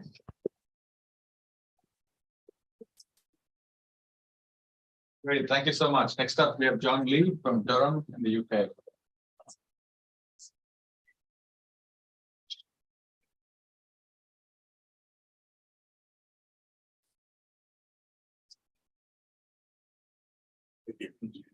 All right, I want to thank Ling again for organizing this wonderful gathering. And just want to say, when I first started graduate school, there was barely anything written on Korean environmental history. So following old Korean practice, I turned to China. And luckily, I was able to refer to the works of these scholars here and had a tremendous impact on my own intellectual development. So really happy to be here. So I'm going to talk a bit about my first book project, which I'm finishing up, I promise you, Ling, and I'll be turning that in soon. And also a bit about my next project. So my first book I'm writing right now is about the history of state forestry in the Joseon Dynasty. And my next project, I'll be looking at, based upon research in this one, I'll be looking at the environmental legacies of the Mongol Empire in the Korean Peninsula. So I want to talk a bit about both projects today and the sort of transition phase I'm in. So in 1270, the Mongols smashed the last holdouts against the Mongol conquest. After several decades, the Mongols completed their conquest of the Korean Peninsula. And with typical Mongol speed, they then initiated their invasions of Japan, the famous failed invasions of Japan. But to launch those invasions, the Mongols corralled horses and timber in particular from the southwest. The southwestern part of Korea became a key logistical zone for these Mongol invasions. And what I'm looking at in my next project is basically two particular interspecies alliances that emerged from that particular period and that would have tremendous legacies and impacts on the subsequent history of early modern Korea, especially during the Joseon Dynasty. First interspecies alliance we're talking about here is, of course, between humans and horses. The Mongols would depopulate certain parts of southwestern Korea and basically establish a series of ranches, Korean mokjang, especially on Jeju Island in the southwest. And here we see this particular offspring of that empire, the Jeju horse, which is a mix of Mongolian ponies and native Korean horse breeds that intermixed in the southwest during the Mongol period and after. Secondly, another particular alliance, one between humans and trees, but a particular type of tree. The Joseon state forestry system was largely based around the protection of a single type of tree, the pine, notably these two types of pine here. Pinus densiflora and Pinus thunbergi. They're generally known as the Japanese red pine and Japanese black pine, except in Korea, where they are called the Korean red pine and the Korean black pine, respectively. And the Joseon Dynasty made this particular tree the centerpiece of the entire state forestry operation, which would last the entirety of the Joseon Dynasty from 1392 to 1910. And other types of trees, deciduous trees and so forth, were marked as miscellaneous trees that were open to cutting. So it was this particular type of administration, sort of a triumph of the administrator's forest, one could say, that is also synonymous with the pinification of the Korean landscape in the Joseon period, especially in the southwest. And one thing I'll talk briefly about today is a certain other how one particular alliance, one particular interspecies alliance would supersede the other in the late Joseon Dynasty. And part of this story in my second project will be the decline of the horse in Korean life. It's partly a cultural story, partly a story of epizootic disease, strain of equine flu, or it looks like equine flu, devastated Korean horse populations in the 17th century. And furthermore, increasing the intensification of the state forestry system, and most remarkably, how Joseon bureaucrats were able to realize that these old defunct horse pastures were perfect sites for the expansion of the pine forest system. And all this would be corralled through the further militarization of the landscape, through the use of Southwestern naval garrisons that were instrumental in during the Imjin War, during the Hideyoshi invasions of the 1590s. And these same garrisons during this era of long peace, the 250 years of international peace in Korea between 1637 and 1876. During those long centuries of peace, these old naval garrisons were repurposed as basically administrative hubs through which local forests were protected, soldiers would and also heavily regulate the activities of local residents. So further, and again, as is probably clear by now, the exact same area the Mongols chose as the epicenter of their major administrative operations in Korea from 1270 onward. So these are the sort of broader four legacies I'll be looking at in this next project. So equine landscapes institutions, the pine-centric sylvan landscapes, again, which were in place throughout Korea, but were most intense in the Southwest. And one could argue the sort of broader pinification of the landscape was largely only successful in the southwestern part of Korea during the Joseon Dynasty, is one of my conclusions in my first book. And also long-term ecological transitions from horse pastures to pasture pines in the southwestern part of Korea. So an area I'm talking about here again is an often ignored part of Korean history. The 3,000 islands that dot the southwestern part of Korea, the Korean archipelago. Many maps actually don't leave these islands out because a lot of some map makers are lazy and they don't want to put all these tiny islands into the figures. But these islands also offer a different perspective into Korean history, one not based around conventional narratives of Confucianization and the Yangban, but one that all looks at the strong state presence, the role of the military and so forth, and the marginal literal communities out in the coastal areas of the peninsula. So this narrative easily can start with this island, Jeju Island, a beautiful volcanic isle that has a long history of animal husbandry that predates the Mongols. What the Mongols would do is they would intensify that pattern. After smashing the last anti-Mongol holdouts in the southwest, the Mongols established a series of pastures and ranches in Jeju Island and the other southwestern islands. The Mongols actually administered Jeju separately from the rest of the Korean peninsula. It was known as Tamnak, and the Mongols actually had 14 imperial horse ranches. One of them was on Jeju. So the Imperial Horse Ranch on Jeju was actually the only one outside of current-day northern China and Mongolia. And of course, as the work of David Robinson, as I've shown, the Mongols even had certain plans, the UN court had certain plans to flee to Jeju Island at the waning years of the Yuan dynasty. But what the Mongols would do is they would continuously maintain these the Joseon dynasty would continuously maintain this system into the 18th century. And same with the state forest system. So 1 minute left. So basically, these two systems, the pine-centric forestry system and the ranching system, would continue into the Joseon dynasty all the way through the 19th century. But finally, I want to end with this. What would happen in the 17th century onwards during transition? A lot of these pastures would be closed down, and the Joseon state would basically turn a lot of these pastures into state forests. And there was already recognition among Joseon administrators. They didn't have any complicated understanding of ecology. But as you see here with the so-called old pasture pine in Massachusetts from the early 20th century, horses tend to browse on all sorts of things, but they largely ignore conifers. And areas where horses once grazed tend to become quite favorable to dense pine growth. Joseon administrators in the 17th century were able to readily recognize this particular pattern. And old horse pastures throughout southwestern Korea would be transitioned into protected state forests, further allowing the Joseon state to intensify its state forest system. All right, so I will stop there. Thank you very much. Great, thank you.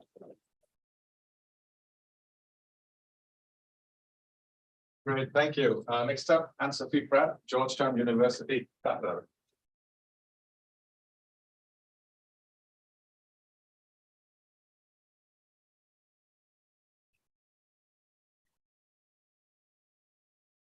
Hello, everyone. I'd like to mention something first. When I was in my first semester as a grad student, I took Professor Sony and Elliott's famous pro seminar, and they assigned me to read and present on China Marches West.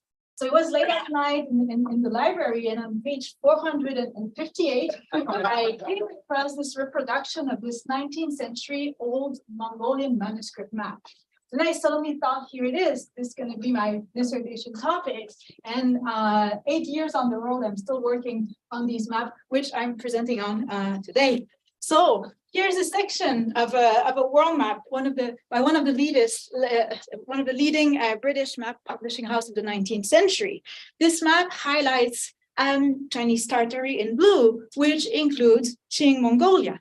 Qing Mongolia was roughly 1/3 the size of Europe, and yet despite its size and strategic location between the Qing and the Russian Empire, it remains sort of blank on this map. Even on the largest atlas, Qing-made atlas of the 18th century, the Huaiyuquan Nantu, the Mongol regions remain pretty blank. And yet the Mongols produce thousands of maps of their lands. My project examines 200 of these maps and try to answer the question of why this gap between locally produced geographical knowledge and state cartography. So this presentation will focus on just one specimen, and I'm going to try to illustrate how some Mongols represented the steppe environment. This is the oldest extant regionally produced Mongol map. It's dated from 1780. I encountered it in the National Library of Mongolia, and it was never cited or studied before. It represents the territory of the Setsenhan Aimak, Eastern Mongolia. And if we georeference it and juxtapose it with a map of river basin, we see that it was oriented not north, but slightly tilted towards the northwest. It actually follows the orientation of the Headland River, and the Headland River was described by scientists as the lifeline of the steppe. The river also acted as a horizontal dividing axis of the map. And so in terms of perspective, the map doesn't follow a singular bird's eye view. It has multiple perspectives that were actually dictated by the river. So north of the river, the geographical features like mountains are facing the map viewer, and south, they're upside down. So if we want to have a face view of these, we need to turn the map around. So the map was drawn from a perspective of the ground, like from the perspective of a duck flowing in the middle of the river, which I'm trying to call the duck's eye view. And so if we keep reading the map, on the top left section of the map, is the densest area. It corresponds to the source of 3 main rivers of Mongolia, including the headland. And if we take a closer look at the headland, we can see that the hills, the cliff, and the peaks were drawn by curvy black lines with various shapes and dimension that give an indication of the height, width, and elevation of the mountain. And so this also illustrates the geological structure of this mountain range that has diverse shape of rock formations of ancient granite that includes dome-shaped tops, peak overlooking deep gorges and cliffs. On this map, the place names were much more than mere signifiers and conveyed a lot of information about the flora, the fauna, and the relief, reflecting the local mapmakers' knowledge of the territory. For example, one hill was named Irgai-2, a plant of the Cotonister family, which reflect one species it contained. And it's also a medicinal plant that is documented in Chinese, Tibetan, and Mongolian traditional medicine. You also find names of wild animals like the wild saiga antelope, the type of ungulate that migrates across steppe areas.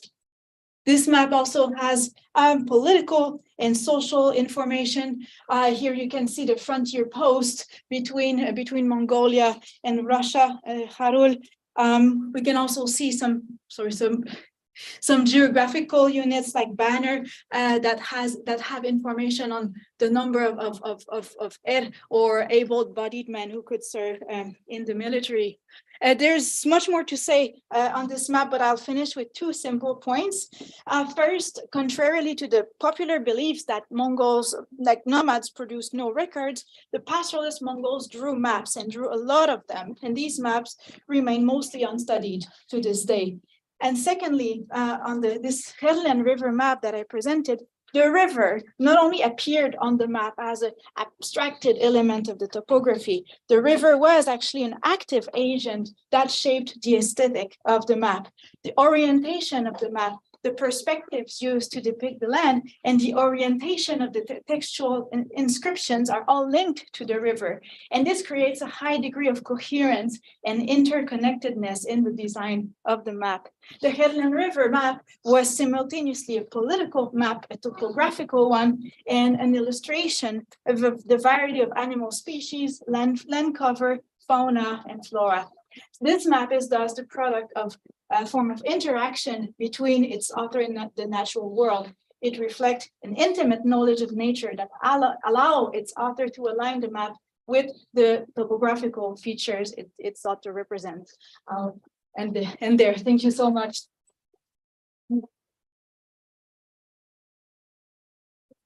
Thank you, Anne-Sophie. Our last presenter for this session is Bing Ru from Queen's University, Canada.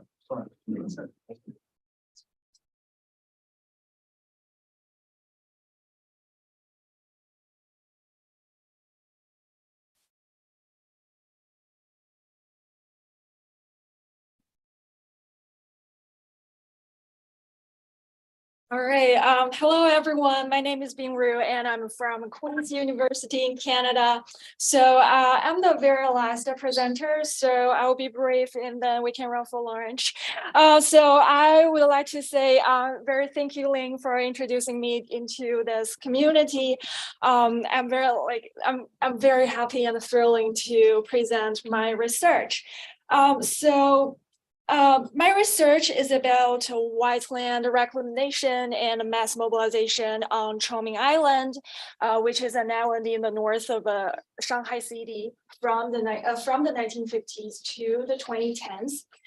So some of you may wonder, so briefly and generally, my research discusses about the reconstruction and transformation of socio-ecological relations on Chongming Island during that period. So some of you may wonder where Chongming Island is. So it is an alluvial island in the estuary of the Yangtze River. But let's just make a very little comparison. So this is a map which was drawn in the 1930s. If we compare those two maps, we can see that the island has expanded a lot. It grows a lot in size.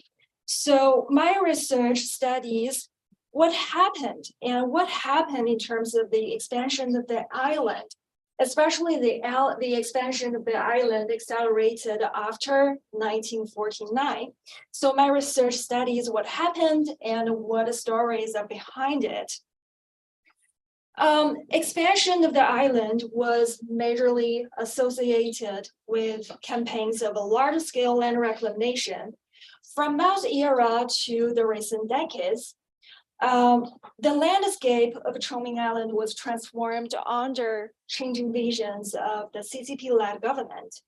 Taking Chongming Island as a case study, my research discusses how relentless top-down administrative policies and state breathing campaigns reconstructed and simplified both nature and society as working tools to be managed and deployed.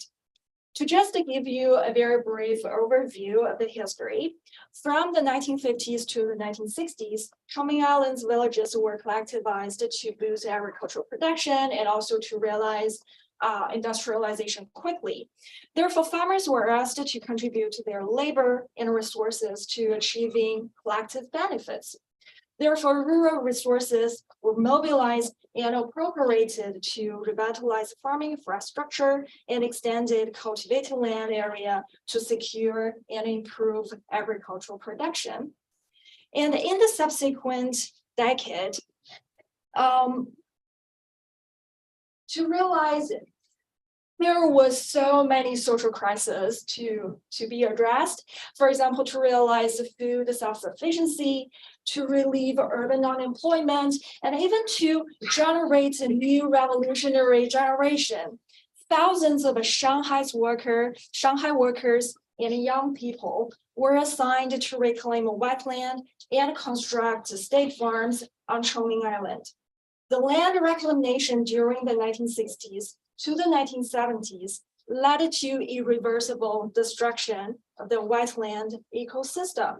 That's how the expansion of the island accelerated basically during that era. Attempts to conquer and control nature were reversed after the 2000s.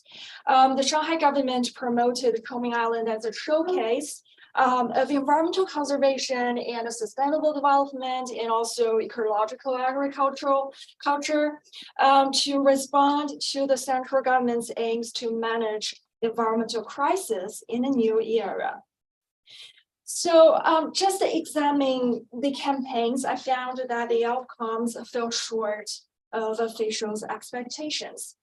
The goals were not achieved. For example, food productions on the wetland was very low, despite the deployment of thousands of people to contribute their labor and the use of countless resources. How did the campaigns fail? My research shows that the exploitation of natural resources or the ambition to conquer nature was actually was in close association with the exploitation of humans. The one was impossible without the other, as human labor is also force of nature. The human capacity to overcome environmental constraints was greatly promoted and overstated, especially during Mao's era. However, the environmental conditions, geological features, local knowledge, and the cost of human labor were completely ignored and underestimated. When the problems were compounded, weakness, vulnerability, and waste emerged as both the environment and human were pushed to their limits. When physical limits were intentionally disregarded, tensions and resistance arose. There was especially true of the assignment of 200,000 of Shandong youth to the development of state farms on Chongming Island. In that setting, the mobilization of youth to attack the wetlands was largely a make-work project that wasted their energy on the ecologically damaged creation of a new land that proved very difficult to cultivate. So that's it. That's about my research. Thank you very much. Great, thank you so much. I think we've all witnessed a minor miracle because we might have gained a few minutes here in the second session of the day-long conference. But Ling and I just consulted. I think we've got 5, maybe 7 minutes for Q&A, but it might be better given the massive diversity of projects we're seeing if we continue the conversation outside, where you can speak sort of directly to the that you want to. So I'll hand over further instructions to Ling. First of all, thank Aruna for really, it's in a disciplinary fashion. Thank you, presenters. My job was easy. At the job, and it's such a stimulating work. So I bet the audience they have a lot of things to say with you. So 3 announcements very quickly. The food is outside, and you can literally take the staircases that way, go down. The ground floor has a vast space, used to be a student cafeteria. So there's tons of space for you to, you can even push the door, go out. There is a alarm, right, outside. So it's cold. Okay. Anyhow, so if you want need fresh air. Second thing, you have to come back 1:30. So the lunch time is short. Okay. So the third thing, I'm so sorry about this. afternoon session, these two sessions are gonna use a table. So I'm gonna ask everybody sitting here, except the owner, the guest of honor to remain. Everybody maybe pack up your stuff, put it beside, and so the second group can come up. And Brian, I would recommend that your group take up this half of the desk. You sit up here. Okay, and I'm gonna ask Victor to sit this side.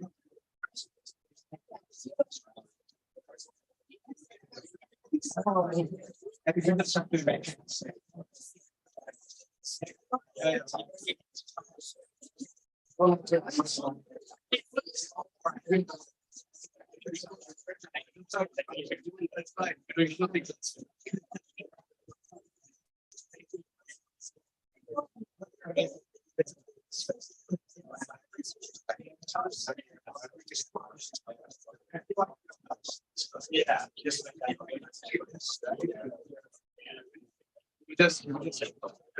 These are the places. Any conversation. It's actually.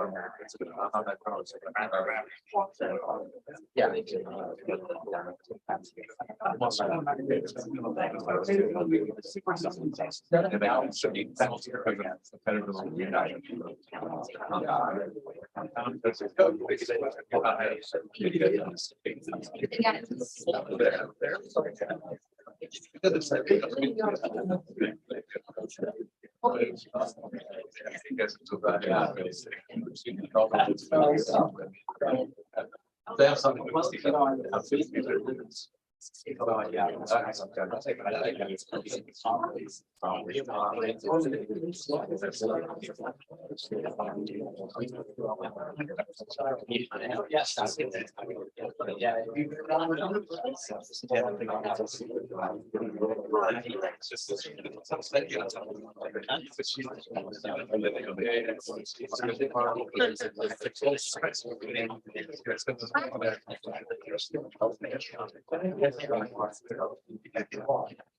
So we can free up another chair. Who else? I'm here, but I can wait. Well, you have to give me preferably one seat. Display sitting. That'd be great. So great, Rachel. No, this side. Okay, look at this.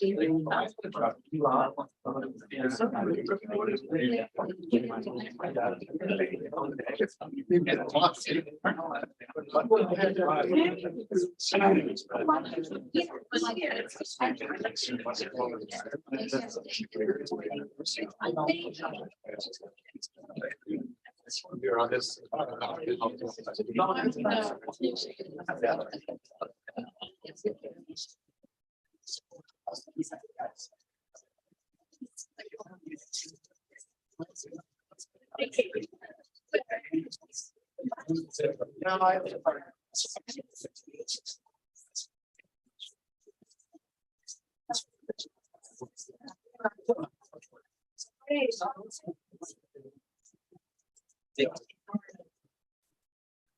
Starting our section of the day. Victor Stu to moderate the discussion on writing the environment, and also Victor just won the best book in Japanese history award. Thank you, Lane, for that. Thank you all for being here, and thank you to the panelists for the materials that you've submitted. Super excited for this panel. Maybe it's one of my shortcomings that I'm oftentimes placing a lot more premium on form over content, but I do think that how we write the histories that we write is very important, not only some the mass of research that builds up to the kind of narratives that we tell and the arguments that we make, but the form in which it comes. So this particular session is on writing, and as a way of trying to get folks on the panel thinking about this, I asked them to put, I kept it pretty open, but if they would like to, submit a little snippet of writing for us to, for them to introduce and for us to discuss, that would be great. Each person will have 5 minutes, and I'll be quite strict about this. I'll start doing a dance if you start going past the 5-minute mark, because we do have quite a lot to talk about, and it'll range from works in progress, it'll range from writings by other scholars, theorists, have a really interesting discussion also about ChatGPT and writing. Mary Alice has prepared something for us here. So I'll be happy if you want to speak from where you are. Is that how folks are? Well, we've been sitting here. Okay, that sounds great. Then I will be your flicker also, so you can just say next for those of you who have multiple slides. And we'll go in the order as listed on the program. So but we'll start off with Clark. And before I begin, we're not screen sharing? Let me see. Let me see how this works. It says we're sharing screen here, but it's. That's it. So. No, that's not. Let's see. Laptop? Okay, there we go. I'm guessing that this is the HDMI. Residence is PC. Oh, resident PC. Oh, sorry. There we go, writing the wrong. And then since we're talking about ChatGPT, there was a little image that I composed last night at the very last minute with the prompt, a picture of a typewriter made of elements associated with the environment. And I don't think any of us write on such a device, but I think I counted the keys and they do seem to sort of fit the keywording model. But more about this soon. So let's start off with Clark then. And here is the passage that Clark has. If you you have 5 minutes and you can tell us about this. So I chose a passage from the book manuscript on completing on typhoons in South China coast. And I chose it because it reflects a key characteristic of the book. In many subfields of environmental history, people we're moving towards away from emphasizing human agency to emphasizing the agency of animals, plants, and nature itself. But I think climate history is one of those fields where the opposite is happening, because as climate history tends to give a lot of agency to climate and climate change. And now there's kind of this pushback against that. People are coming up with things like HCS, a history of climate and society, and things like that. And I think this passage reflects the way in which I'm trying to bring the human agency back into the story of climate change.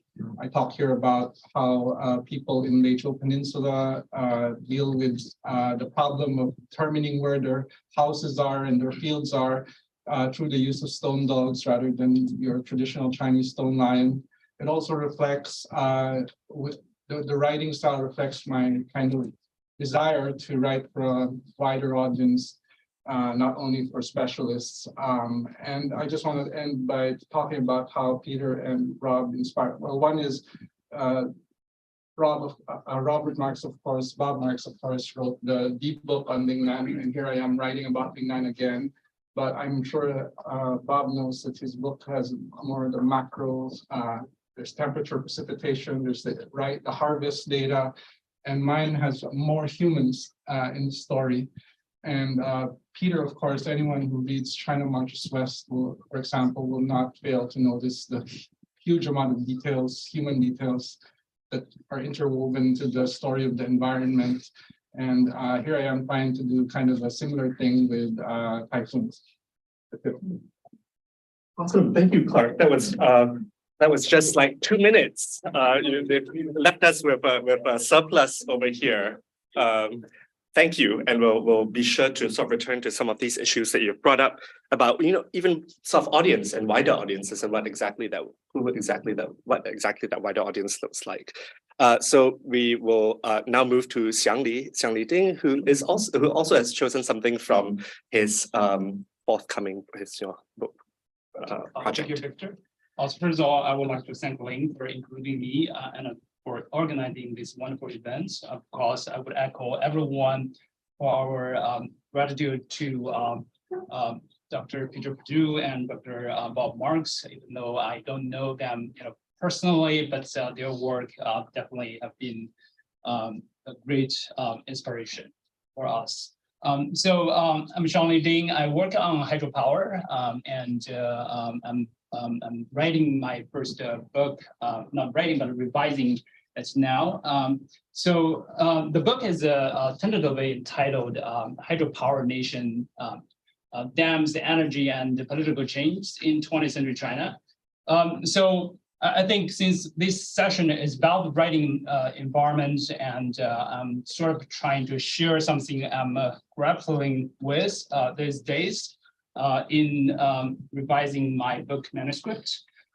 So first of all, to sort of contextualize the issue, I'm going to focus on the really the overarching concept of my book project. Of course, you can tell from the title and also the the passage on the screen is really the concept, the central concept of hydropower nation, right? So it was not my sort of title when it was still dissertation, but sort of based on feedback from colleagues and my peer reviewers, that I realized that there is something lacking to really weave together all the sort of case studies I included in my book. So just very briefly, I sort of organized my book into 3 sections. The sort of first section in a chronological order. The first section is really sort of starting from scratch, it's kind of early history of the introduction of hydropower knowledge from generally speaking the West as well as Japan to China in the late Qing and the early Republican era, as well as the effort of a local elite in building small hydro projects for local societies. And then, of course, it moves to the Second World War, when the so-called national crisis occurred, and there was really a shortage of energy in China. But also we know that in Southwest China, there were and there still are tremendous hydropower reserve. So the Nationalist Party really started to take advantage of that nature reserve and trying to mobilize the rivers for the nation's war of resistance.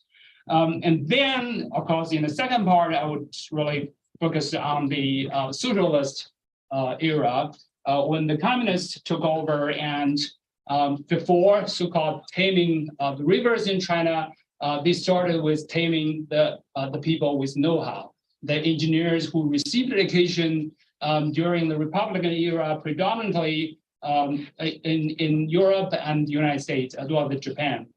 So it's sort of examine their sort of personal experience during the Mao years, but also the institutionalization of hydropower in the fledgling communist state.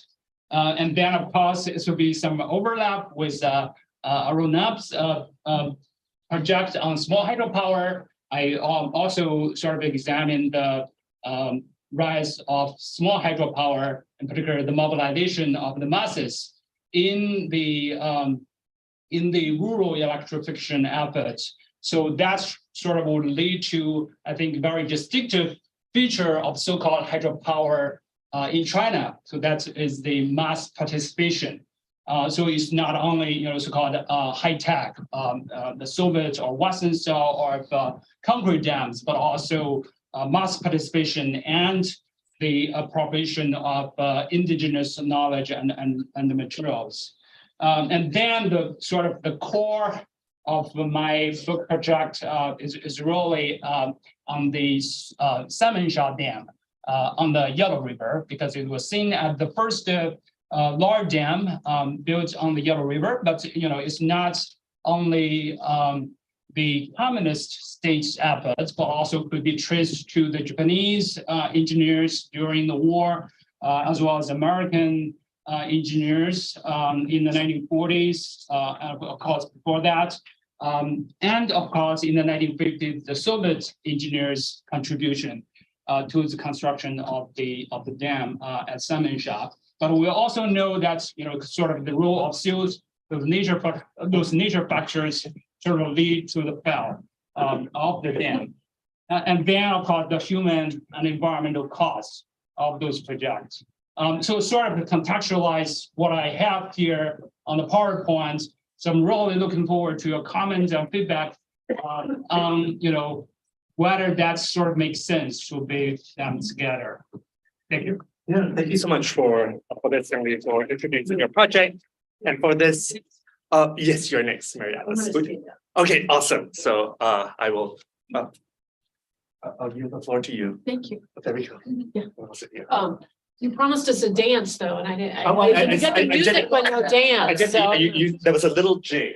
Okay. Just well, upper body thing. Hopefully I won't cause it during mine, but you need a little bit more. Stop doing that. So I'm one of the few interlopers in this group. So I know some of you, but not all. Mary Alice Haddad at Wesleyan University, and I actually do contemporary environmental politics. So I'm sort of like sneaking into the history buffs, and I am not an easily intimidated person, but I really couldn't imagine try to talk about writing to this audience. So I'm punting and talking about something else, sort of writing, but sort of not writing. So I'm talking about ChatGPT, which is totally in the news everywhere. I am not talking about how the students can use ChatGPT to cheat on all your assignments, but if you have not yet gone to OpenAI, run your midterm or final paper assignment through ChatGPT, it'll take you 3 minutes. You definitely should do that like tonight. It might take you longer than 3 minutes to cope with what happens with chat when it jumps up with an answer, but you definitely 100% need to do that soon. But I'm not talking about the downside of it. I'm talking about the upside, which because I'm a sort of positively oriented person. So I've got just a couple ideas on how chat can actually be used really well in teaching writing, environmental writing or any kind of writing. It's very useful for drafting syllabi. I heard this great NPR about a business professor who's like, chat, how about an intro business syllabus? Chat was like, in like 5 seconds. And he was like, wow, that's pretty good. So when you're drafting new syllabi, it can shortcut work and sort of like generating some ideas. Not that you would use chat's thing for your class, but to kind of give you some ideas of things to do. Same for assignments, same for research questions. I'm a little mixed. I've heard good things about actually putting entire student papers into chat and asking chat to generate feedback.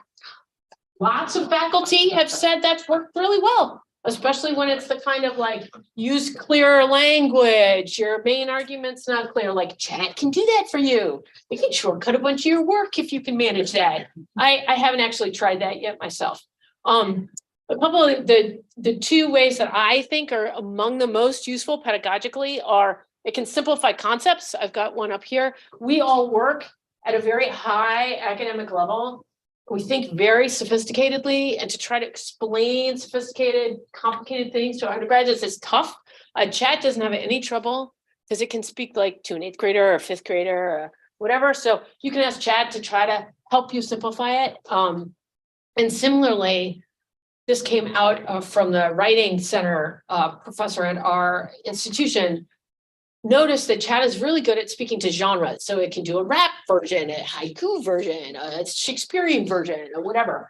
But it does really well for white person academic speech. And so if you don't happen to be a native speaker of white person academic speech, it does a great job of trying to turn what you're writing into that kind. And so it's a terrific tool for our first generation non-native English speakers to try to get a sense of how do they take their argument and turn it into something that sort of looks like white academic speech.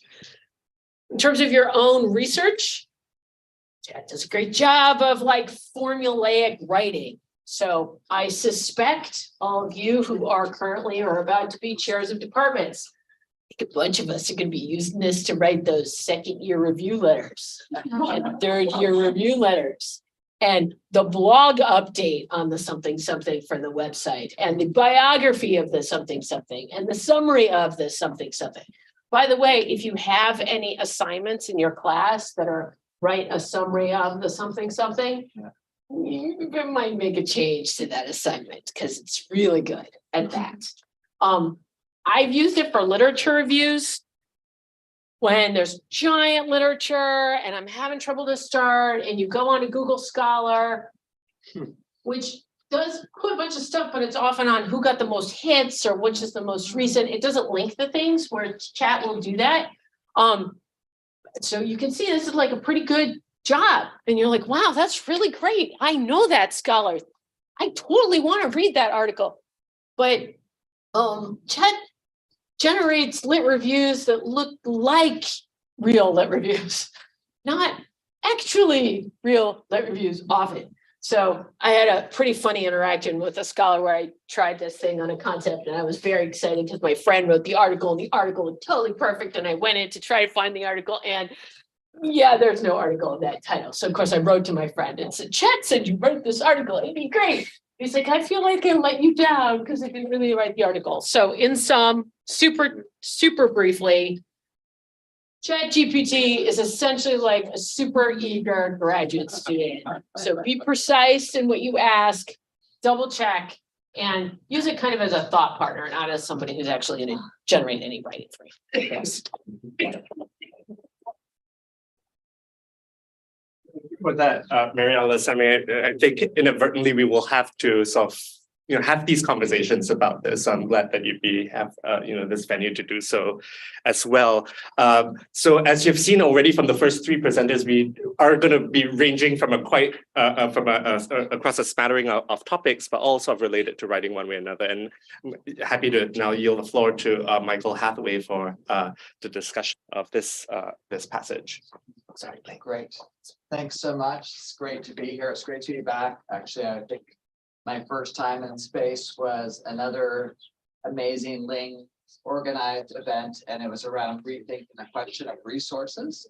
And this kind of pushing us back many years ago, and trying to push us back against that kind of always already push to imagine things as resources. And I love actually the talk you gave earlier about like thinking about carbon and the different qualities of carbon and how that's part of this geological history that we need to engage with. So sometimes there's an interesting tendency in the larger field of humanities and social sciences to kind of imagine these humans on one side and these other beings, these other formations as always already resources, and that there's not really that kind of a dynamic engagement and historical change over time. So I chose this quote from one of Bathsheba Demuth's book. Actually, this is different from The Floating Coast. It's a walrus. Oh, it's a walrus. Okay. But Floating Coast is a book I just heard some people talking about at lunch, and if you haven't read it yet,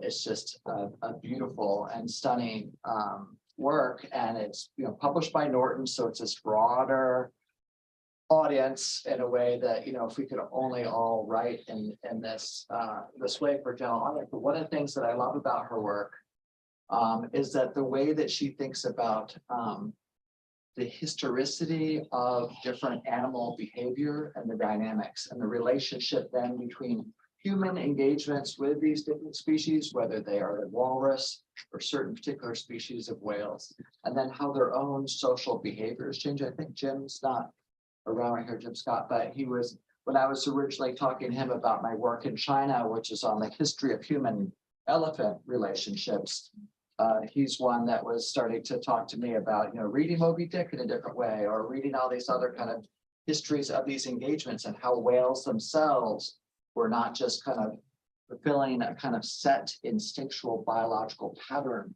but were responding to the different human relations with it and how that changed over time. So one of the things I loved about this is how she moves into the question of great change, like when the Soviets came in and how the walrus is there, and then she pays attention to even the gender and family dynamics within the walrus. This is something in my own work, right? Moving from elephants in China and the human elephant histories and thinking about agency. How do we bring in non-human agency into our work and do it in a solid way? And what do we read and how do we interpret that in our own ways from often the biological scientific literature?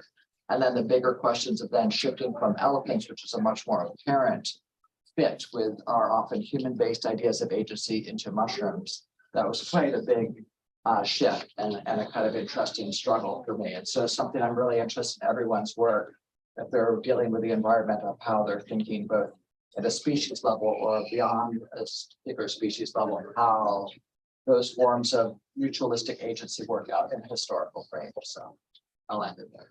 Wonderful. Thank you. Thanks, Michael, and thanks for spotlighting Bathsheba's work too, which is sort of definitely can serve as a model for many of us. Sort of navigating all these dynamics that you mentioned. So now we'll turn over to Faye, and Faye, I can walk through. You can just let me know when you have a couple of slides, which ones you want to go through. So Faye. So when Victor kind of pushing us, each of us need to choose something instead of talking like generally. So then I was thinking, who should I find? Which book I should talk? And then I mean, I am a historian, but I always kind of jealous about how free the anthropologists can write a book. So then the one come to my mind is of course the Tim Ingalls. And then I didn't choose one of his famous book about perception of the environment, but instead of this one, Being Alive, because I think this book is really, when I read it, I find how can someone make a book like this? It's really out of all my imagination. But I will start with the one passage. Maybe I put it too small, but I invite you to read with me together. So at the beginning, he described, like what is known as the environment. And then he emphasized that, which I highlight, the inhabited world.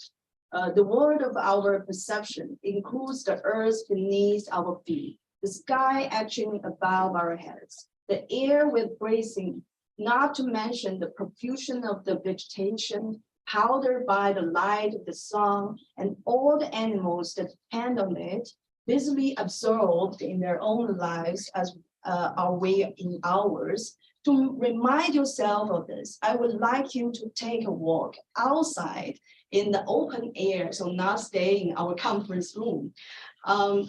For as long as you are sitting indoors, as you probably while you're reading this line, the world of earth and sky is one you can only imagine. It is, moreover, such as fragile imagining that this is all too ready crashed by the high power impact of the global science, more intent to establishing the authority of its own particular view of the environment and of what human beings are doing it, then on enhancing our own awareness or powers of observation. So I find this is really, really interesting, insightful writing, because it's actually tell us like there is a multiple views of environment existed simultaneously in our world. And it seems most of the time we're only talking about scientific view, right? And then so I was thinking about this is actually one of the main things in this book. It's really bring people back to the world that we are living in, we are inhabited in, and to find our sense, to find each our own perception, our own view about what is environment is. And then so next slide. And then so next slide, it's so funny, like this chapter 2, he said, he started by, okay, I invite you, dear reader, go outside, find a stone, make it wet, and put on the desk. And then while you're reading this chapter, and then in this chapter, he talked about all this kind of theoretical debate about materials against materiality. And then in the end of this chapter, he said, now look at your stone again, it's dry. And then, so what happened during this process, right? And then I think he's trying to remind you about how this interact between the material world, air, from surface, from touch, from how you see it. And please, next slide. And then he give all these examples, like how you walking on the ground with barefoot and how you chop the wood, and also writing a story about when ant meets spider, to talk about how they describe the world they live in. And also he used the illustration made by child to talk about in their children's eyes, the world is not round as we learned from the scientific books. And then so maybe next one. And then he used another like great art from Berlin to talk about fungi, like break out from this very constructed road. And then he said you can even, take it, taste, it's quite tasty. And then, and in the end, perhaps this is also related to our next panel, he invited the students to go out to standing in the wind and cold and rain, and then talking about perception of the landscape. So which I find is extremely insightful. And then so this is, I mean, I'm really, after reading this book, I was like, I'm never able to write a book like this. And it's really beyond my imagination. And then I was really like, this is really push the boundary, like how you write academic book, how you write environment, how you think. I mean, I'm a historian. I can never write in such free in this way. And so this is, I would say, like, maybe I just cut it there, and then we can just continue to discuss later.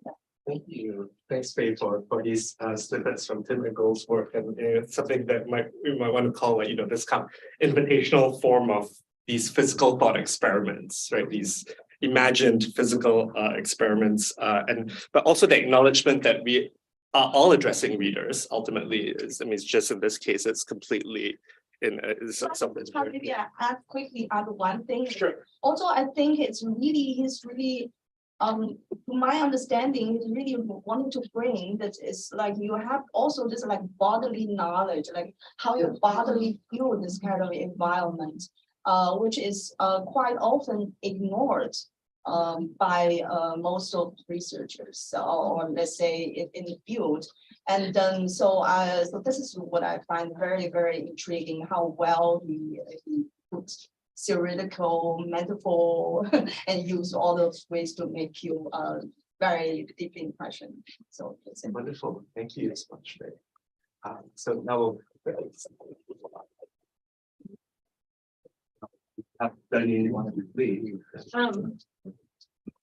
Hello, everyone. I am definitely the interloper here. I'm an art historian.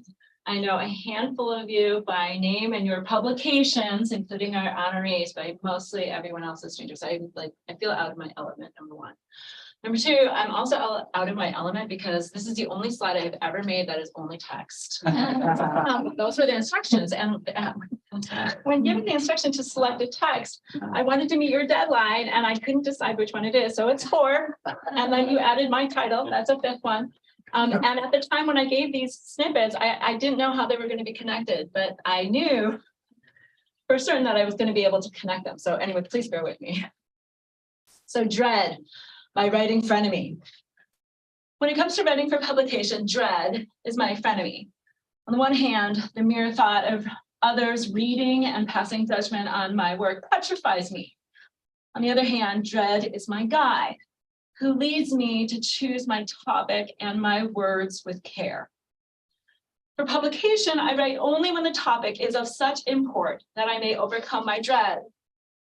That topic is now the intersection of art history and the environment. And because climate change makes this topic a matter of urgency, I strive to make my writing accessible, insightful, and persuasive. To inspire and improve my writing, I read eclectically. Then, like a magpie or bowerbird, I add to my collection of textual baubles. Following is the selection for this panel from Nathaniel Rich. Clarity of prose leads to clarity of mind. And without clarity of mind, there can be no moral clarity. I take these remarks as a guiding model for both content and phrasing. Recognizing the work of his longtime editor, Robert Silvers, Rich makes clear in stirring, poetic language the relationship between writing and ethics. I subscribe to this point of view, and for additional motivation, I follow the directive from Mary Oliver. Teach the children, give them the fields and the woods and the possibility of the world salvaged from the lords of profit. Oliver's restorative language and injunction against the lords of profit may seem to be a world away from Jane Austen's Pride and Prejudice. But besides showing a recognition of the world of finance, they both present lessons about writing. It is a truth universally acknowledged that a single man in possession of a good fortune must be in want of a wife. In the interest of time, I shall focus on the last word in their sentences, profit and wife, respectively. Note that the concrete substantive nouns appear after a string of prepositional phrases. They are, in fact, the punchline, the point, which is served by the preceding phrases, which build tension and anticipation. Too often, in bureaucratic reports and routine essays, for example, a sentence loses vitality, as this one will, because I've added too many clauses and prepositional phrases that serve as modifiers in order to demonstrate this observation to you in this form about writing about the environment in the context of Chinese studies. The patient reader who has resisted their cell phone and read to the end of that sentence has expended mental energy for little reward. The lesson from juxtaposing these two disparate sentences by Oliver and Austin is: choose for the last word of your sentence a substantive and vivid word. Eliminate unnecessary clauses and phrases, and then relocate the remainder to the beginning of the sentence or to a following sentence. This is but one technique in the process of revising, editing, proofreading, and revising again, which is neatly summed up in the title of a book by John McPhee, Draft Number 4. Just the thought of number 4 gives me the courage to keep writing in the face of sentences by him, such as this one from Basin and Range. If by some fiat I had to restrict all this writing to one sentence, this is the one I would choose. The summit of Mount Everest is marine limestone. Elsewhere in Basin and Range, McPhee provides a means to shift from the granular task of microediting to what I'm going to call geocosmic framework for contextualizing the work of environmental humanists. I didn't put this quote up there, but this is John McPhee again in Basin and Range. Geologists mention at times something they call the picture with a capital P. In an absolutely unidiomatic way, they have often said to me, "You don't get the picture." The oolites and dolomite, tuff and granite, the Pequot siltstones and shales are pieces of the picture. The stories that go with them, the creatures and the chemistry, the motions of the crust, the paleo-environmental scenes may well, as stories, stand on their own, but all are fragments of the picture. As an art historian, I especially appreciate McPhee's metaphor of the picture. You could say that I write scholarly stories about pictures that are fragments of the picture. Besides trying to make my stories accessible, insightful, and persuasive, I am also trying to make them resonate with what readers already know and care about. Though different and distinct from the geological history that McPhee conveyed, our stories may stand on their own too, but still, they are also fragments of the picture.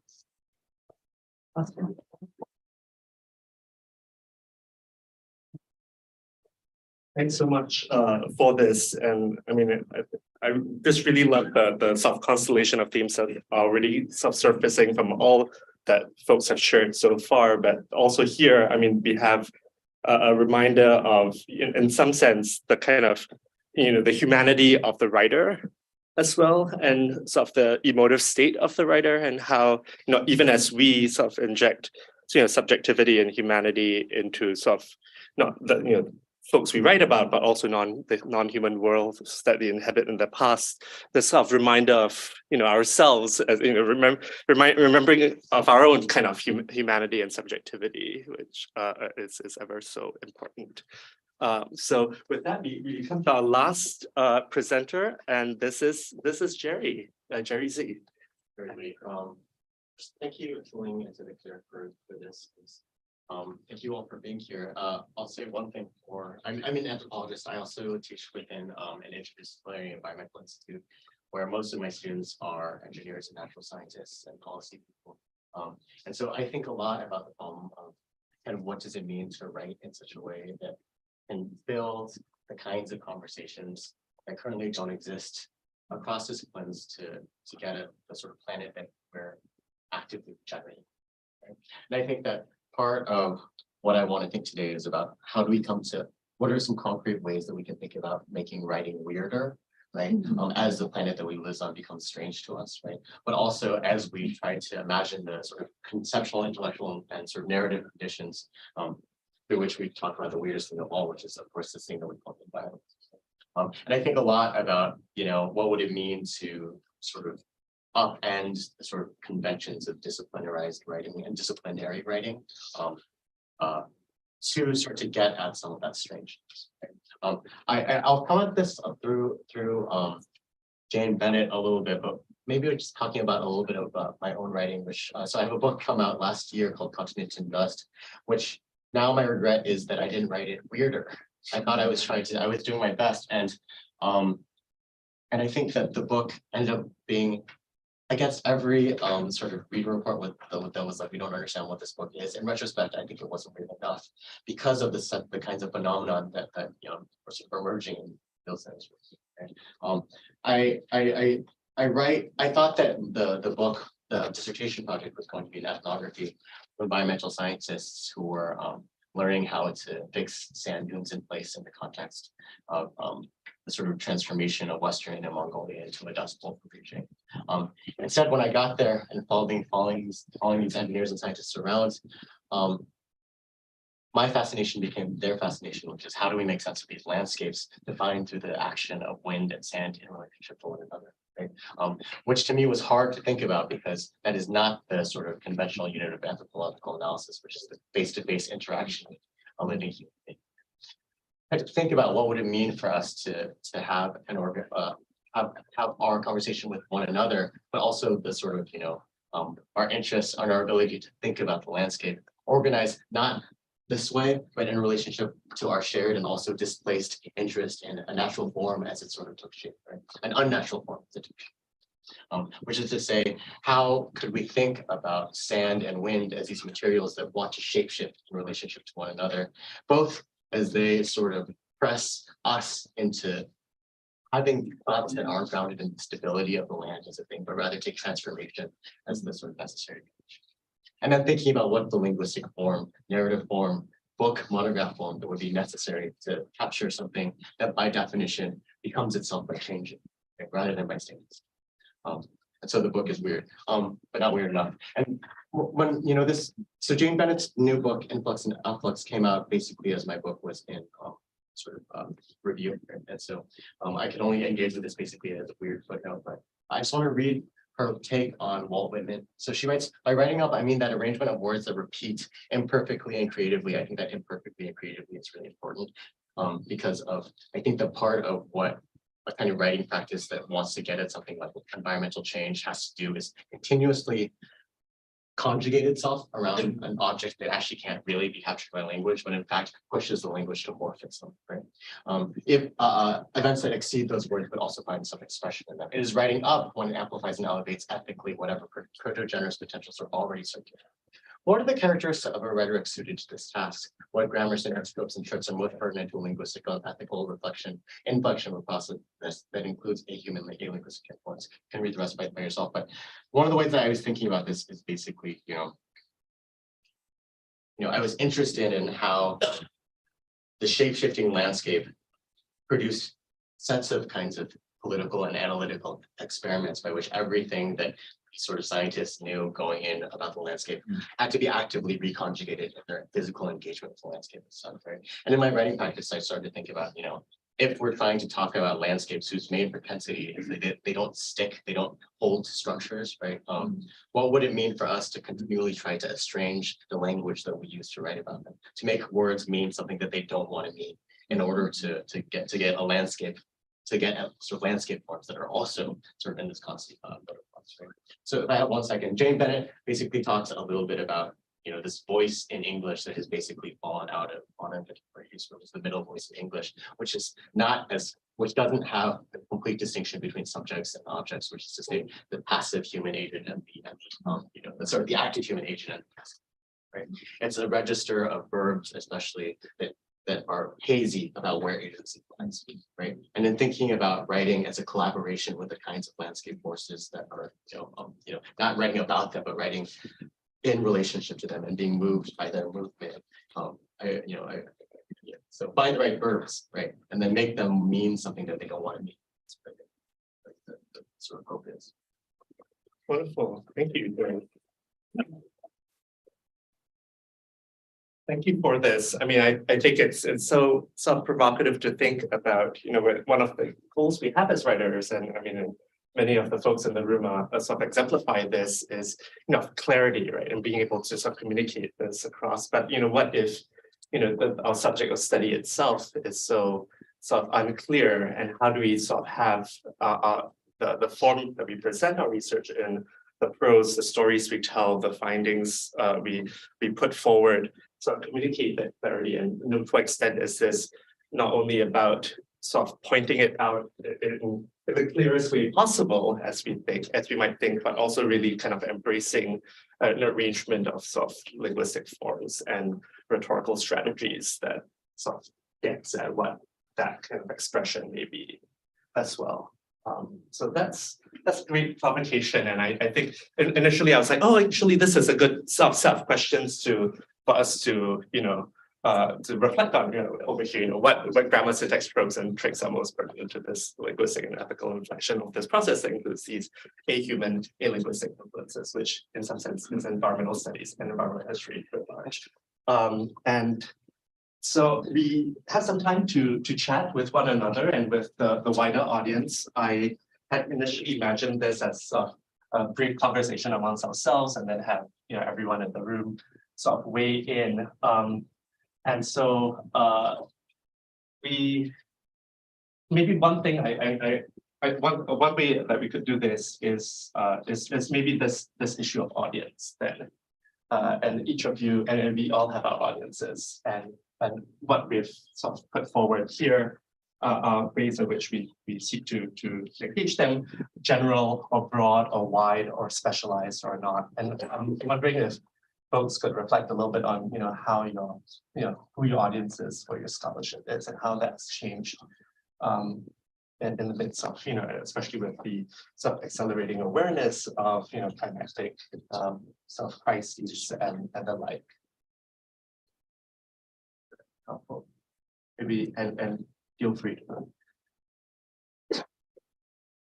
Okay, and this is the science I was here. As I said before, I'm a historian, and over the past 5 to 6, maybe more plus years, I've been involved with a number of other art historians to write a new global history of art. And it has definitely meant that I'm writing differently. My audience is a fairly general audience, undergraduates who speak the English language or who come to the North America to study. Now I'm losing my train of thought. And I guess I had decided that I wanted to write in a way that was engaging, that invited people who did not understand or had that were unfamiliar, estranged, or even found art history elitist, to invite them into the study and to somehow reach them on a really human sort of level. So my writing has definitely shifted in that direction. And my writing's also shifted because just because post-tenure, I decided that I was going to start rewarding myself, and I would only be writing that I found delightful. And so I have as many, or honestly more, novels on my shelf than other things. And as a result of doing that kind of writing and reading, I think that my writing has shifted. But I totally understand people write in other ways, and for the other audiences. That's really interesting to note also that one thing that we have as amongst the historians in the room at least, environmental history as a field, even though it's not necessarily an outcome of the subject we study, or perhaps it is, but the history of the development of the discipline has we've sort of acquired this label of having quote unquote good writing, and you have figures who produce these landmark books that are also highly readable, or they bring in these kind of emotional human responses, and there's but is there something intrinsic to environmental writing and environmental history that makes this so? Right, I'd add to that, I think there is. I think one of the reasons why so many of the people in this room and the books in this room touch so many people is that core to the best writing are the stories of the people who don't get heard. Like so much of what we do is bringing the stories of the peasants or the rural people or the folks in China that nobody talks to, or the folks in Japan that nobody talks to. And we bring their stories and their voices to audience that they would never encounter. And at least in my own work, that's the thing that I really strive to do. And it's definitely the thing that I find the most delightful in other people's writing are these just gems of language and stories from other folks. And I think that is why this field is so rich and so engaging and so meaningful for some people. It's those elements of stories. Just the comment that what really helped me extract myself or shift from socioeconomic history strictly defined to something different was William Cronin's essay, A Place for Stories. I knew materials mattered. I knew we had to know about the non-human world, but we have to tell stories. Historians always tell stories. Environmental historians tell even better stories. We have predecessors who have done this. Henry David Thoreau, for example, George Perkins Marsh, read him. We have Richard Powers today. There has been a tradition of this, submerged tradition. And I will repeat this at the end. Yes. We write. Yeah, it's supposed to be.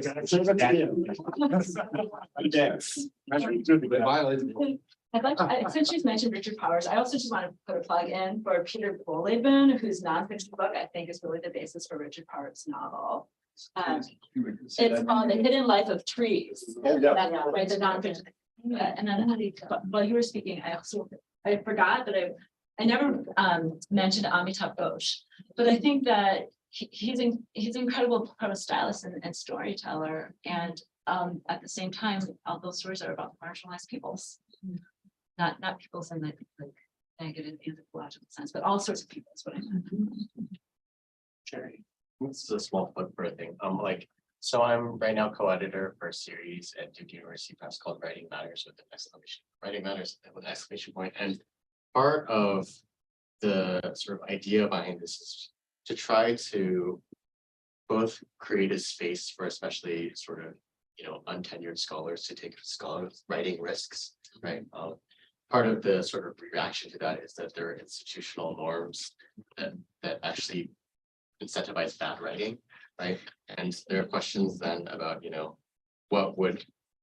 how do you generate the kinds of support systems that people actually could do something beautiful without it being bad for their career, right? And really taking that kind of risk. And so that's the thing that I think about all the time, just like, how basically the way that the disciplines and university departments operate, prioritize certain things over others, and often it's not readability or beauty, right? Yeah. And thinking about, environmental writing is there's both such a long history and tradition of actually just gorgeous description, gorgeous thinking through the landscape, right? But I think it's also this place where writing can really become experimental because you're dealing with thinking about how to talk about a cast of actors that challenge our ability to think about story in the first place also, right? I think that's really exciting.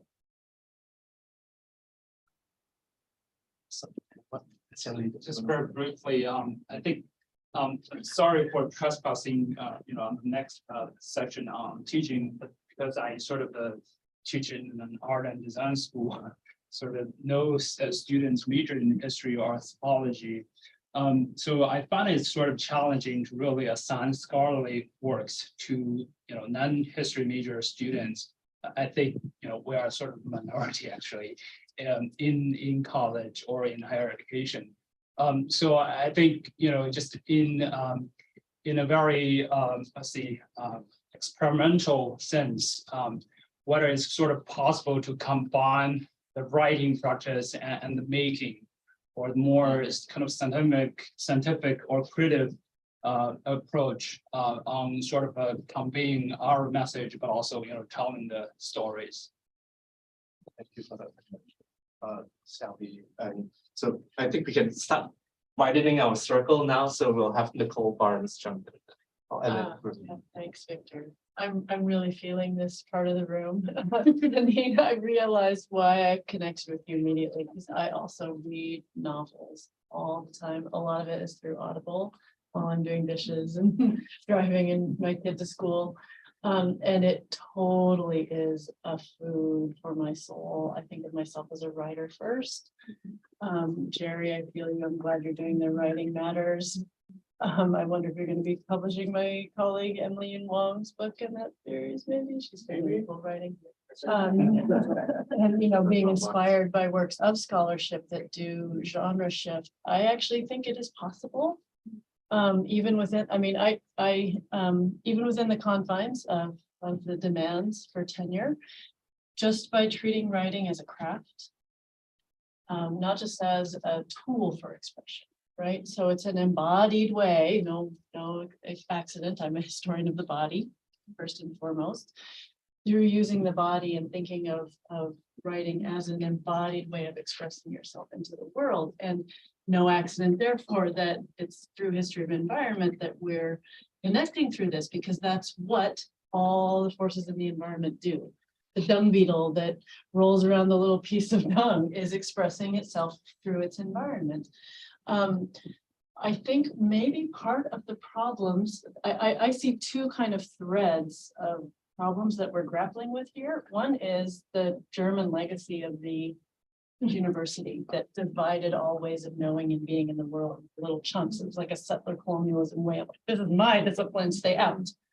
And again, no accident. Environmental history has to be interdisciplinary to do its work, because you can't not pay attention to what scientists, what anthropologists, what historians, what environmental activists know about a place to do it properly, right? And so you've inspired us in that way by opening up this field. This is so clearly evident in today's, I'm feeling super inspired right now, obviously, and I promise I'll shut up soon. That's one problem, is the need to work interdisciplinarily and break out of those boundaries.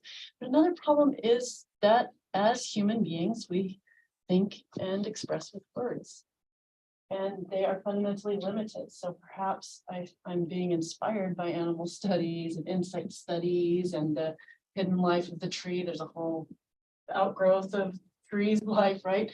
Because those species are not limited by words. Let's get out of this anthropocentric view that language is what makes us better than these creatures, and think of it instead of, is that language limits us more than it limits them. So that's what I'm thinking of. But thank you all for that. I'm super glad that we even have this discussion of writing in particular. I think we should do a lot more of it in the academy, because writing is so crucial to everything. So we have Ruth and then Brian.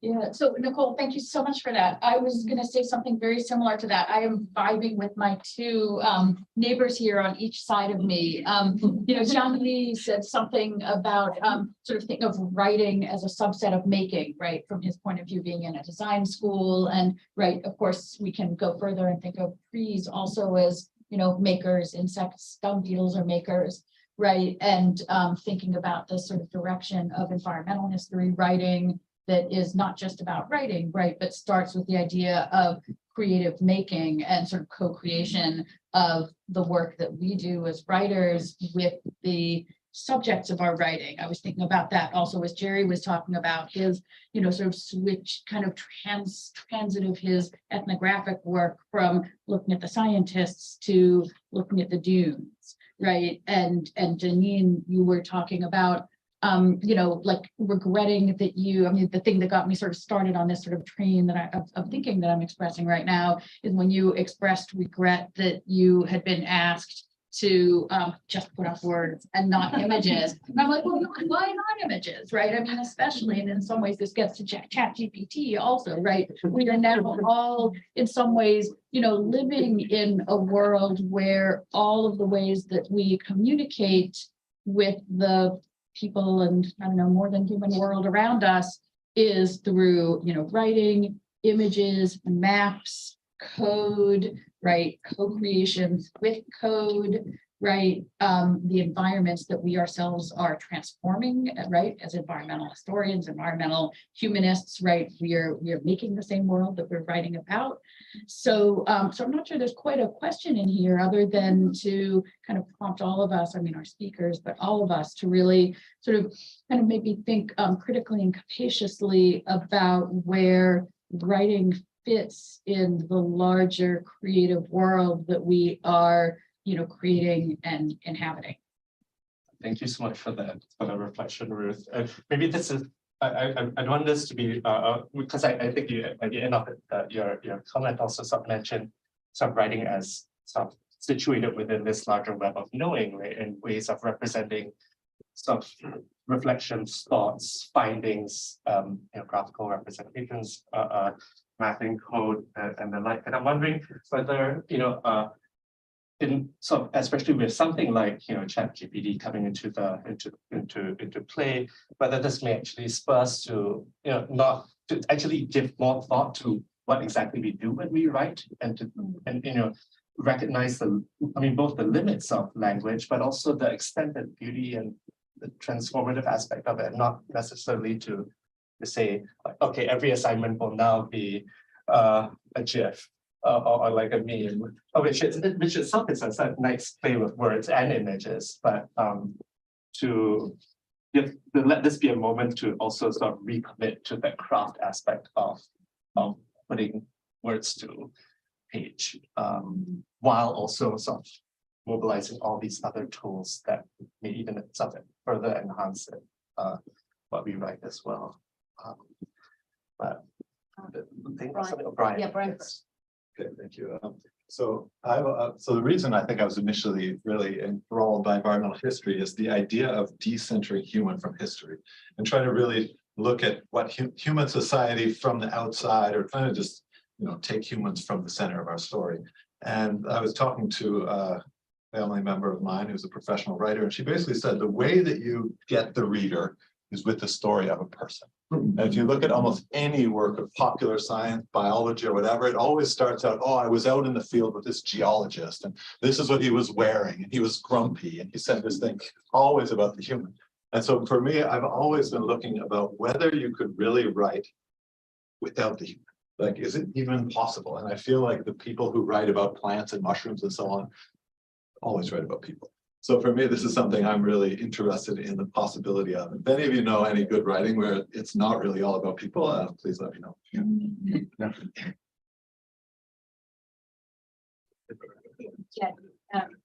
I'm just so excited. Actually, the fact that thanks to you organizing the panel in such a way, really draw out all this complexity related to our essential behavior. Every day waking up, you do that, and it's just feeling so touched to be actually talking about these issues, and especially speaking as a non-native writers.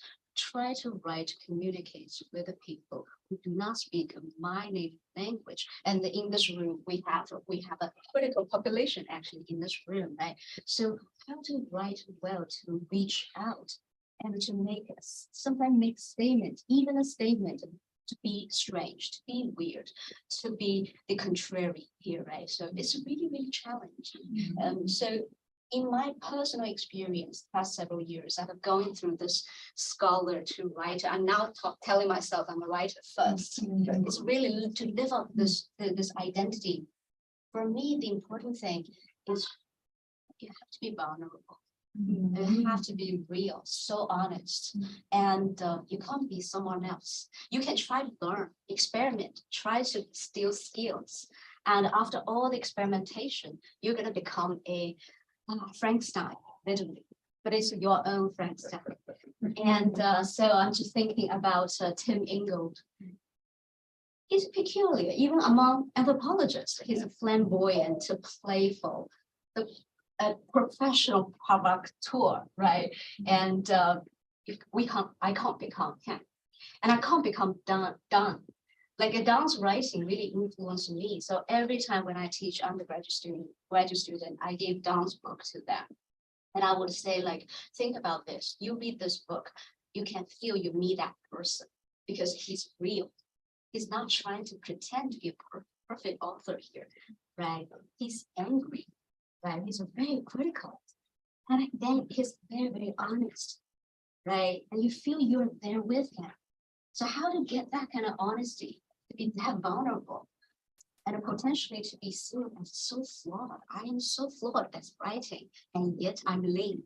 So that is the path I'm on. So I'm so excited. This is such a good discussion. What you were just mentioning? Dawn's.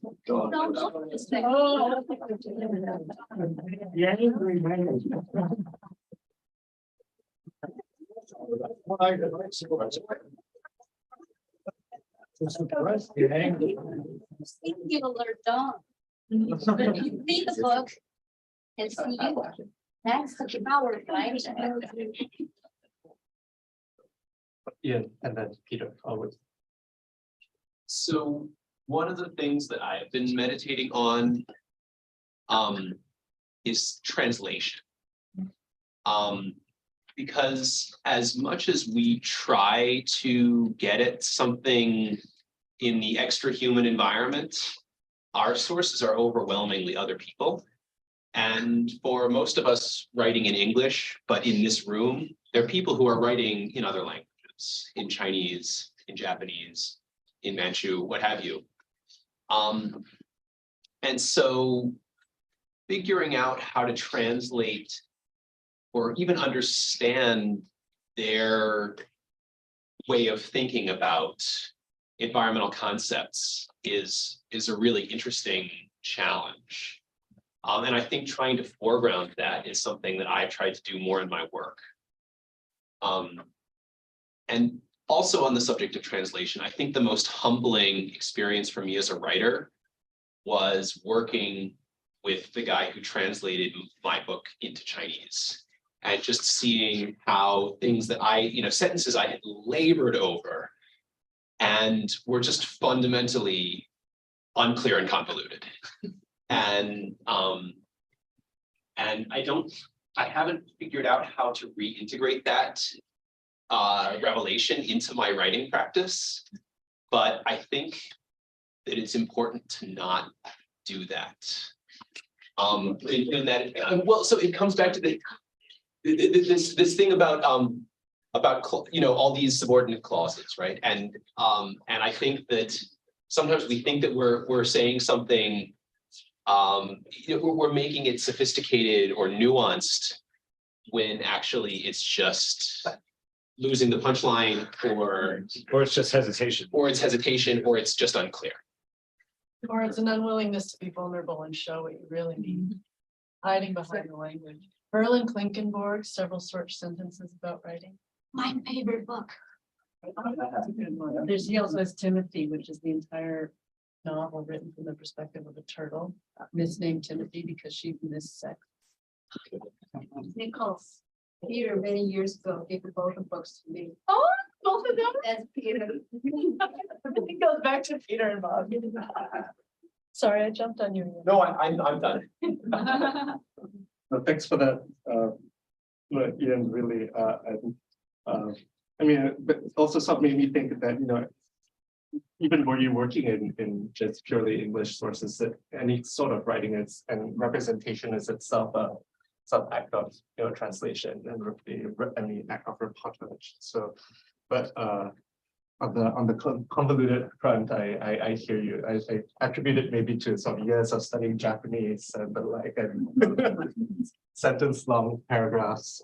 But Peter Lavelle. Yeah, thanks. And I, as I was listening to the panel, I was thinking exactly what Peter Perdue mentioned, which is Phil Cronin's article, A Place for Stories, which is, of course, partly inspired by Don Worster's book about the Dust Bowl. And I think it's wonderful because it talks so much about how narrative is itself an interpretive act.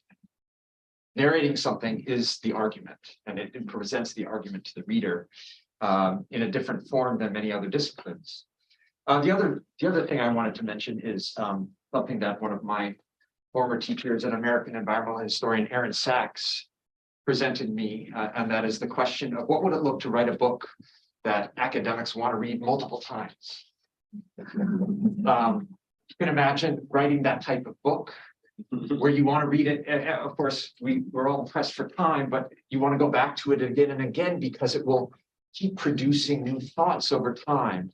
And he wasn't giving me any kind of formula. There's no formula for that, but to imagine yourself being open to writing a book that is both clear, clarity is a necessity, but also not clear in the sense of just reporting what you're finding, but allowing a space in your writing for the interpretation of the reader to reach you to a certain degree. And so allowing for that space of interpretation to always sit in your writing, so multiple readers can come in, and even the same reader can come back multiple times and find something new. I don't think that, I don't know that this is exactly what you had in mind, but sometimes I think in terms of levels, like information, knowledge, wisdom. It's hard to get from information to knowledge, and it's, I think, even harder to get from knowledge to wisdom. And a book could be about all of those things. Yeah, no, it sounds like something that Aaron would say, having been his colleague back then, but and appreciating how he paid a lot of attention on the, I mean, at every turn to these matters of how we tell stories and not just what the stories are. That's just, I mean, those can't be disentangled, but I appreciate your point about wisdom as well. I think, I mean, one way or another, or these levels of knowing or levels of self-engagement with texts and our responses to them. And I think part of it is, it may actually just require some measure of self-reflexivity, that these are, goals, life goals, as it were, and not just the conveyance of fact or sort of research data. Say one thing, make a self-correction. Since Peter, you mentioned the dust bowl, I just want to correct Dom. There's the other side of Dom. It's not just angry, it's passionate. Right? It's extremely compassionate. So the sadness is really just lurking, like surfacing to the surface of the page. So I just want to correct myself. There are multiple faces. In this moment of flower, we do have about about 14 minutes left. I wanted to see if we could return to Brian's question, which also gets a bit to what Clark was saying. How do you tell a story in which a main character is a typhoon, or a main character is a typhoon, and the extent to which you could without fully anthropomorphizing these non-human actors and settings in different ways. And folks, I thought on that. Yeah, just really briefly, and I was glad to hear Michael. I was glad to know that you're here. I have a going elephant concern as well. So you and I should chat at some point. And this was part of a panel yesterday morning, which had two historians, a cognitive pathologist, animal psychologist, and a forest ecologist from Malaysia who does conservation work with rescue formerly captive elephants. And so the three of us who are more sort of anthropocentric scholars gave our talks and everything was fine. And then the cognitive pathologist stands up to give the talk and the whole room is just enraptured because what's the material that, and it's Josh Plotnick at Hunter College in New York City, what's the material that he's using? It's 2 decades of field work in Thailand of video of elephants solving problems and communicating and sort of doing things more or less on their own. So these are the texts that he was drawing from. And other than the fact that he's a human being telling a story, this was probably the least human-centered presentation of the entire panel. And it really came down to the material, and it forced me into this, and I'm writing a chapter of the book I'm writing right now deals with elephants in Vietnam in the 19th century. And there's a lot of material written by human beings about elephants, but then there's also the work of cognitive pathologists in Southeast Asia, which has allowed me to interpret that material. Added to this, just prior to the pandemic, I was doing ethnographic work in the Central Highlands with mahouts from different communities in Vietnam, right on the border with Cambodia. And I took notes from archives to basically ask them questions. And I said, well, these are what the archives are saying these elephants are doing. And they, a couple of times they'd laugh and say, oh, well, that official doesn't know elephants. So this is why the elephant's doing that. So I feel like there's an interdisciplinarity with anything having to do with environmental history, which might actually kind of infect our narrative if we let it. Right.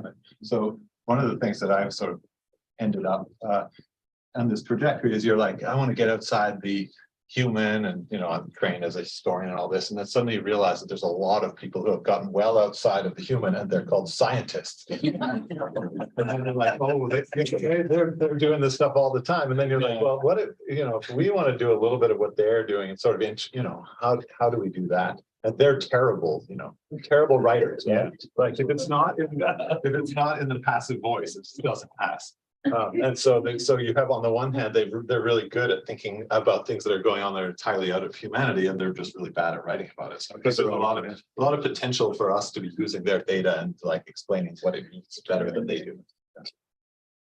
Yeah, very quickly, I just want to read. Well, if you read science journals, they're terrible.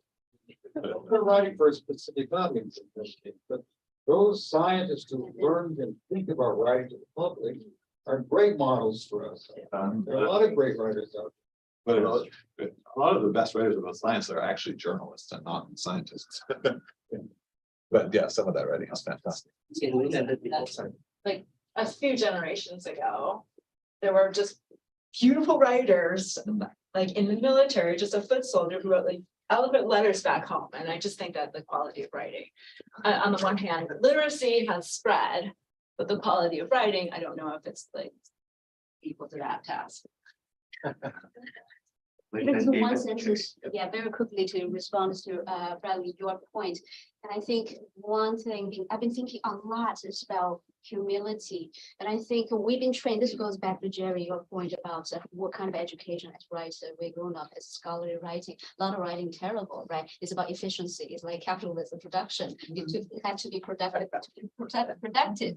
And so that, and then also we are trained, bred in this kind of institution to be, you have to be the master, the mastery, right? You have to have the command. You come out as a macho man. Women are bred, educated to become macho men, to write in such a way. But back to Jerry's point, how do you deal with this kind of zone of strangeness, the sense of alienness, the sense of always being on the margin, and how to philosophically, ethically, when we as environmental historians to be really, really humble, to make sure that actually to write from such a place I really don't know. Instead of like I'm offering this command. So this really makes me think about from this. So we have David and then Jerry. I just want to really quickly reinforce what both Crane and Brad are saying. Brad, in that open video, was there a word spoken? No. Was there a word written? No. No. This is, I think, really the concise way of dealing with the subject that we're looking at. If you want to transcend the human, you probably have to get away from language, or you have to approach language from an external position that is extremely difficult to imagine if you're as bound up in language as we all are. But I do think the challenge of environmental history is to move away from not just easy, sort of straightforward, kindergarten anthropocentric kinds of behavior, but the really subtle anthropocentric behavior that is very hardwired in all of us. And I think these new media, and they're not very new, enable us to do that. I mean, how many cat videos are on YouTube, and why do people like them? It's not because of the eloquence of the cats in terms of writing and other similar forms of literary expression. So I think this is something that we have to confront, just like we have to confront the fact that we're flying around on jet planes all the time. They're very closely linked in my mind. In 2 seconds, you pointed at me. In 2 seconds, I wonder if it's the human understanding of language that's limited, rather than just language being limited. I think if there's a way of understanding this as studies on orcas and things like that, with studies on cetaceans, there seems to be some evidence that that's the case. But even then, I'm a little bit reluctant to. I don't want to talk to the animals. I just want to listen. They don't want to talk to you. I just want to listen. They told me. They don't. We have one person plugged in the room. It's always good to have an ambassador to the animals on your side. But really, I appreciate what you guys are both saying. I think it's the right direction. Thank you, Jerry. Hey, to Brian's point, and also the last one, I think that both of these are really interesting publications. I mean, one thing that I might just sort of put in there is that you know, I had the first draft of my dissertation, I really thought I want to write a thing with no people in it. I just want to intensely describe landforms, right? Also sort of misanthropy, anthropology, right? Then it occurred to me that, you know, to have, you know, there's a slippage in sort of how you're describing it, because at first you're talking about decentering, and then we're talking about sort of, you know, getting out of it, like, you know.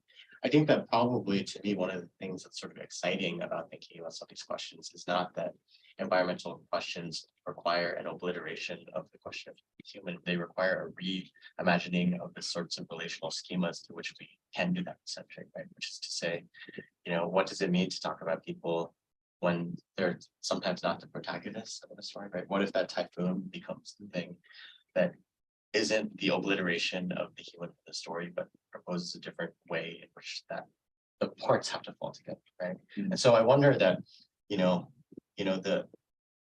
what if it weren't a question of transcension of, you know, the human or some figure of the other than human, right? What if inclusion would have to also be a kind of, you know, erasure, right? Like, and then what would it mean actually to do the more humble thing, which is to imagine how you tell human stories in a situation in which, you know, they're present, but they're part of this, you know, they don't have the kind of priority. I mean, I guess the other thing that I'm thinking now about is like the response to big discourse questions, like who audiences, right? And I think it's nice to have gatherings like this because it teaches you that actually a subdiscipline is actually just a bunch of people sitting in a room, you know, and I think that the audience then always has to be figured, you know, not as a question of, you know, putting all your T's and I's together, right? But then like thinking about writing letters to friends about things that you're really excited about, you know, it's nice sort of thing. I want to be very quickly responsible for this kind of human center writings. This debate very much reminds me about the discussions maybe like in the anthropologists. Can you really represent the indigenous voice? What are you writing? Like, can you really write? And then can European really write Chinese history? This was like also some kind of debate. I mean, to me, it's like everyone just have their own angle. You cannot deny that. This is the fact. It's just like the point is not like I am can 100% represent animal or stone or tree, because I don't know the language of it. But the point is just to know the limitation in here. It's just, you know, there is something out there. It's that like it's the recognition.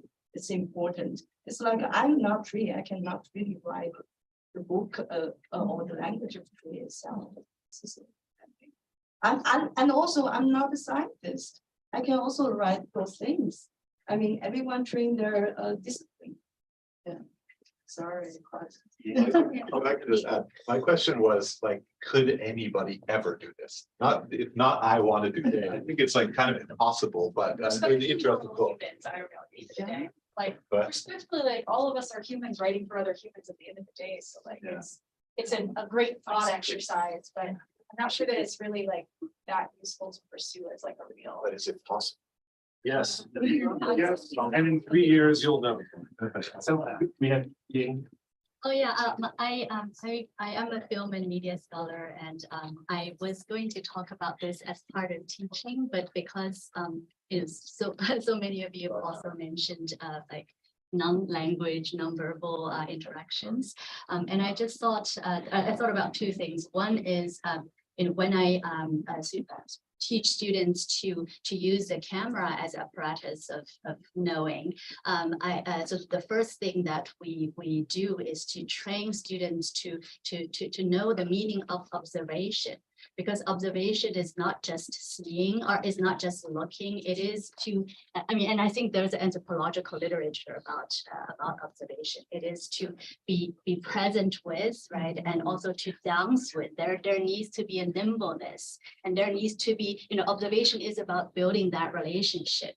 of being present. And then we also talk about, if we think about the camera, so we think about the relationship across the camera. What kind of relationship is there? And also what are the relationship around the camera?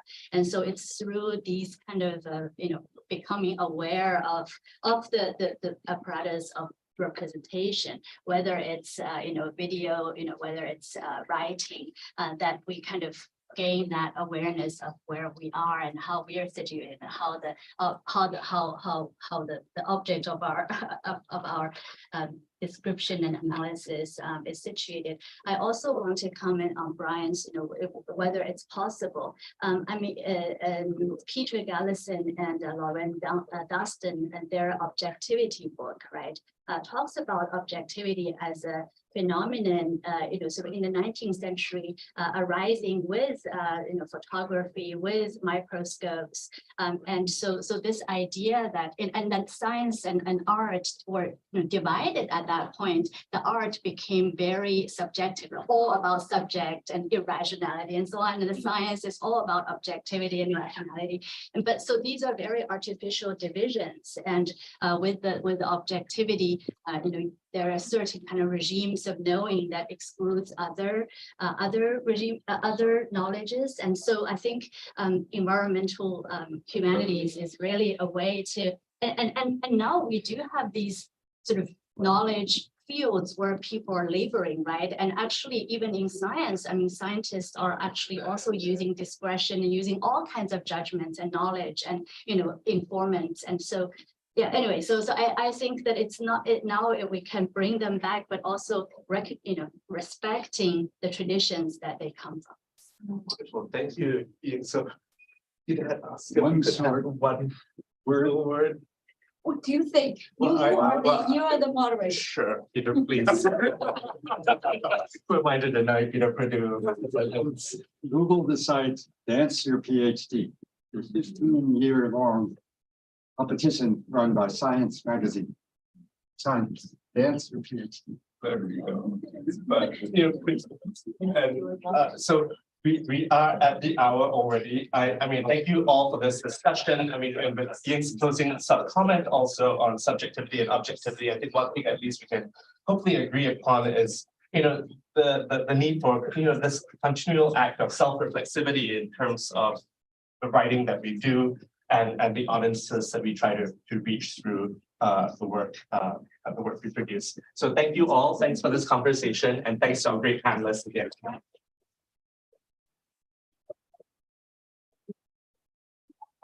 Victor for facilitating this great conversation. We will have about 15 minutes for coffee break, but make sure you come back by 3:15 back to the room.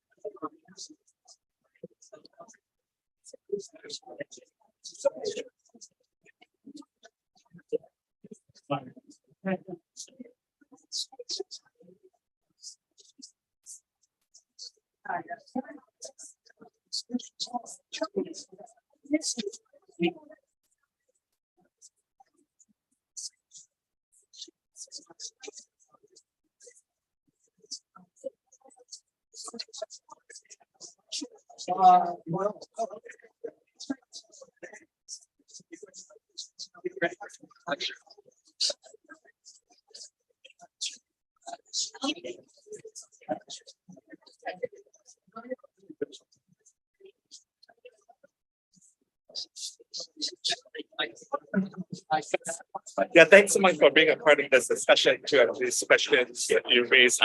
What I'm not sure that's really like, yeah, I didn't express my meaning very well, but that's okay. I was gonna say, do you know Salazar? No.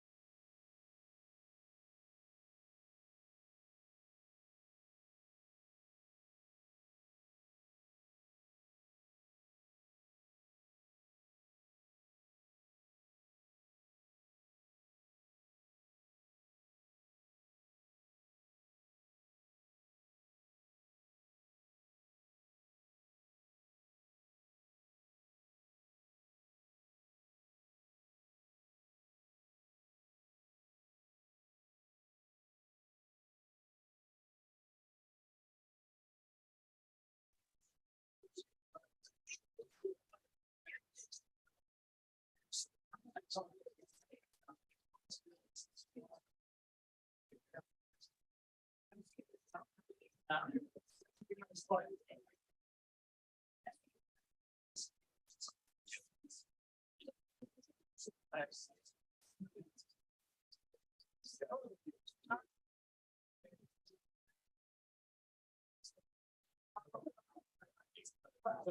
it's about to be 12.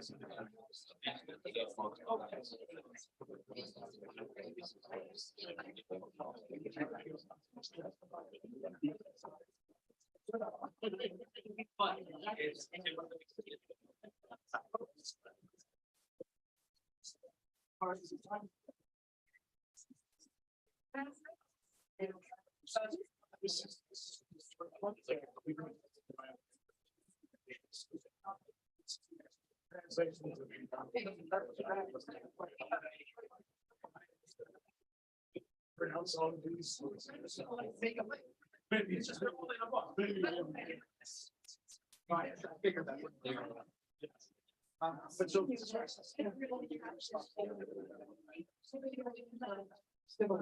Finding.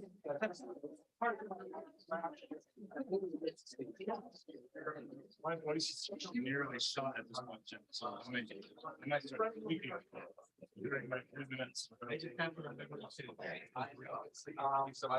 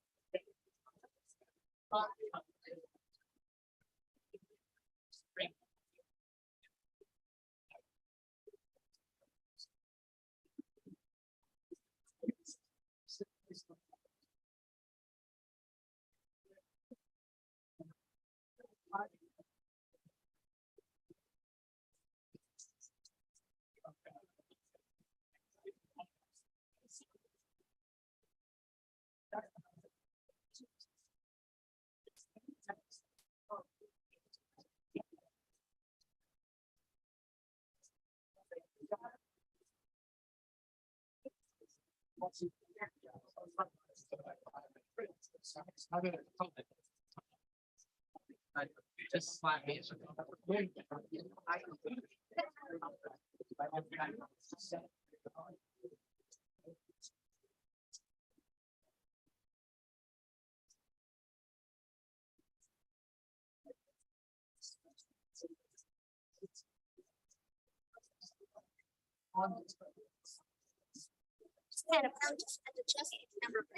Okay, because Mark just came and changed it back to what it was before.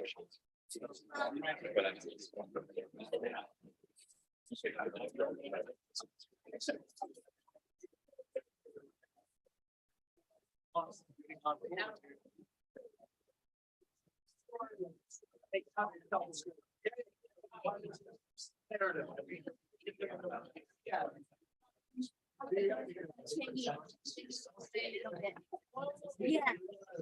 Emily, did you see the screen? I wanted to capture you.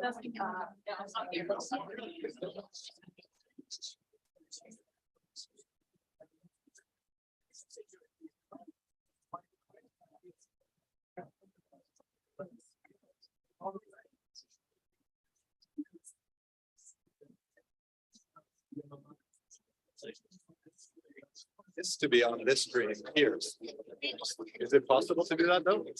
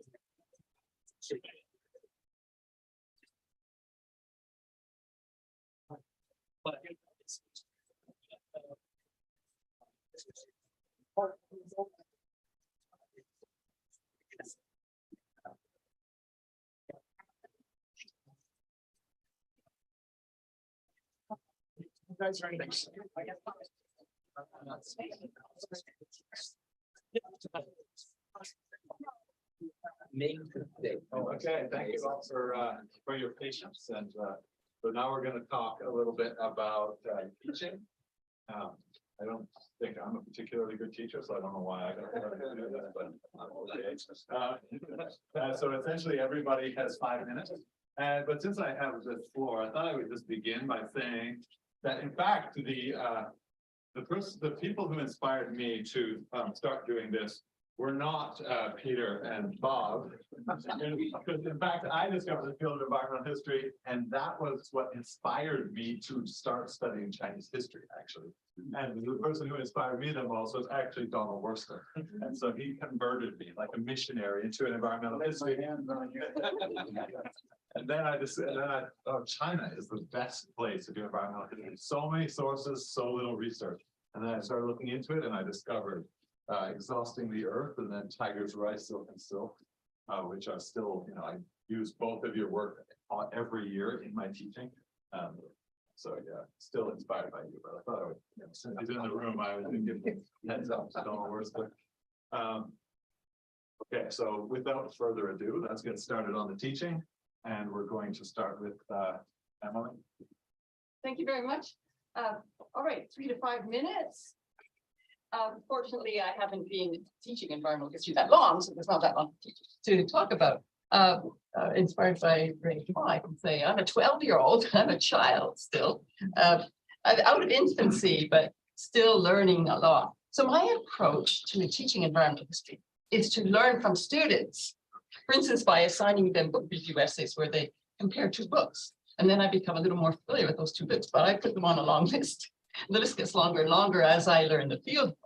Anyway, since 2010, when a book published on my dissertation was published, I've been turning my research ship around to head toward a distant goal that has to do with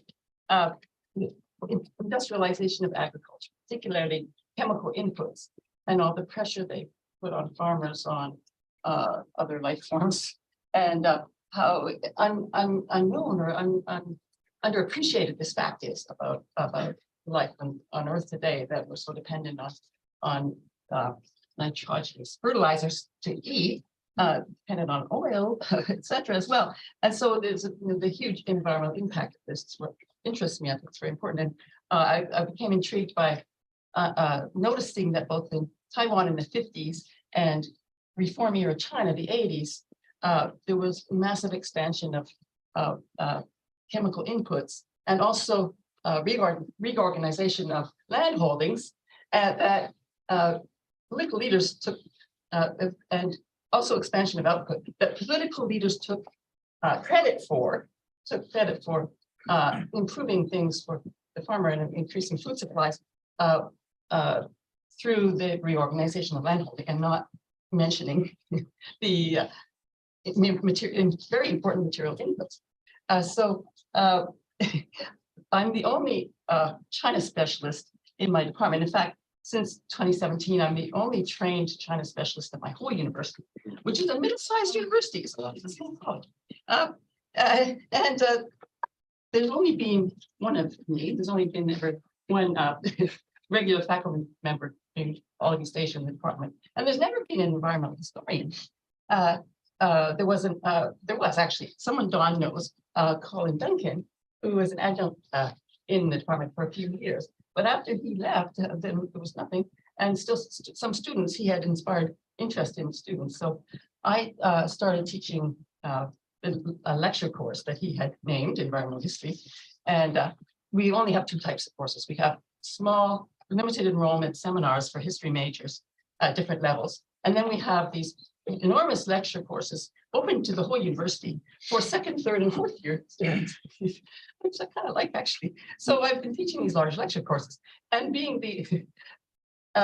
the only China specialist, I can't expect students to really know China, so I don't focus on China. My approach is being global, and it's also being recent, rather recent history.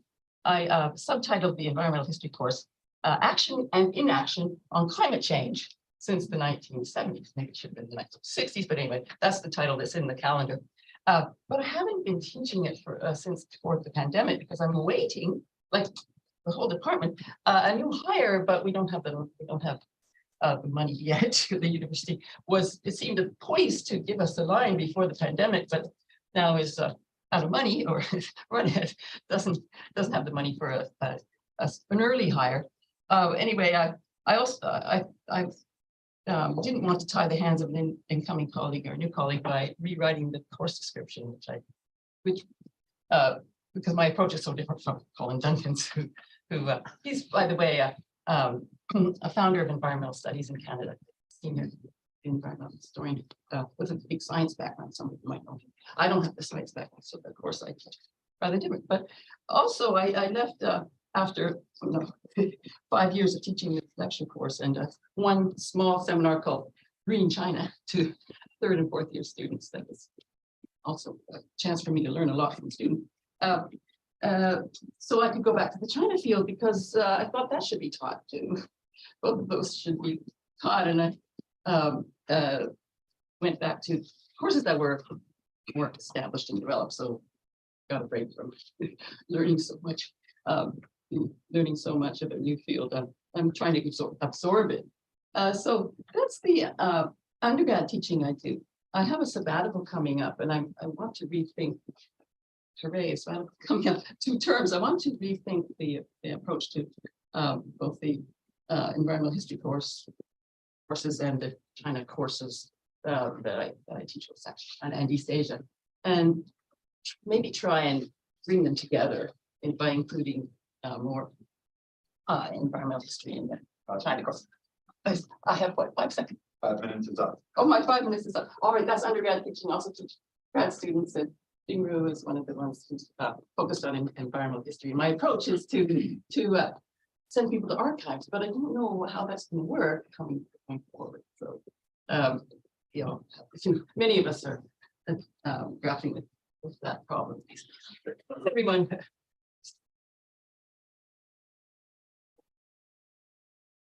All right, thanks a lot. That's very good.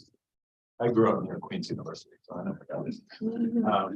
Actually, I forgot to introduce this. So we have a project doing a source book of translations of Chinese environmental history. And at the end of once we're done everybody's talks, I'm going to ask you to suggest what we're missing from this list. This is what we have so far. So that's why this is up there. Okay, next. I'm Ting Fang. I'm teaching at a small liberal arts college. So we basically, very, very emphasize on teaching, but it's very challenging, for when Chinese historian, because a lot of our students, we're not to become a Chinese historian, even not to become a kind of historian. So for me, and also, for the liberal arts, most of the liberal arts, the history department, we emphasize for primary sources, and then for the environmental history, we do not have those kind of primary sources. So it's kind of very, very challenging, in terms of teaching. So far, I have a seminar class that's 3,000 level class, really kind of inherited, from the graduate school. It's called the China's Troubled Water, but basically it's more like, hydronic society class. I think I talked with, 2016, I talked with, Lane, I said, so much I have to cover it. And, usually what after one semester, students, forgot forgot about everything, and Ning says you have to reorganize. You need to think about themes like, water and disaster, water and politics. And so I think, yeah, I kind of like, formulated a kind of new, the seminar syllabus that's really kind of thematic, arranged. And I think, with prosperous of the field, and we have a lot of like the new themes coming out.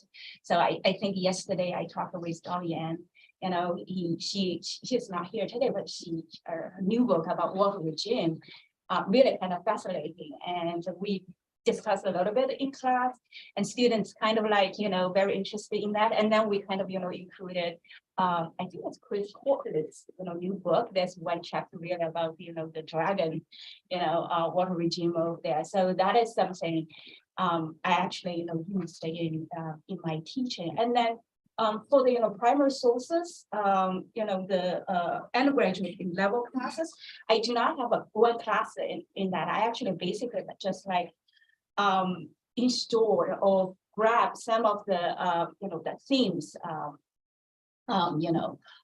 about land use in East Asian, survey classes. So in small liberal arts colleges, they always say, we encourage, the research, and we want to, know the field, but we also want to use those research to teach our, undergraduates. So one of the, the things I'm doing right now is that I'm collaborating like you, learn from my students. Students, make those interactive, the maps. So they translated those, the cartography, with interactive, the maps, so that they can read in English. And then we kind of like created assignments. We asked the students to annotate it. The coastline, the region I'm researching right now is about Hainan's coastline. So we want, students to know, how people use the coastline. That's kind of transitional, the region between the Massland and also maritime. So we ask us for the assignment, we ask students to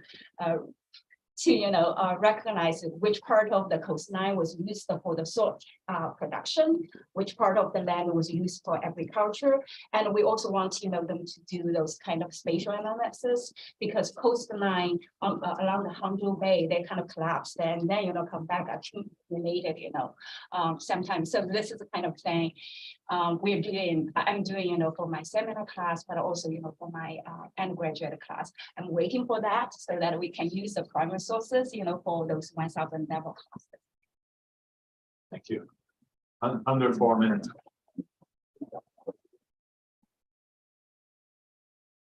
All right, well, might as well just go in physical order, so you want to go next.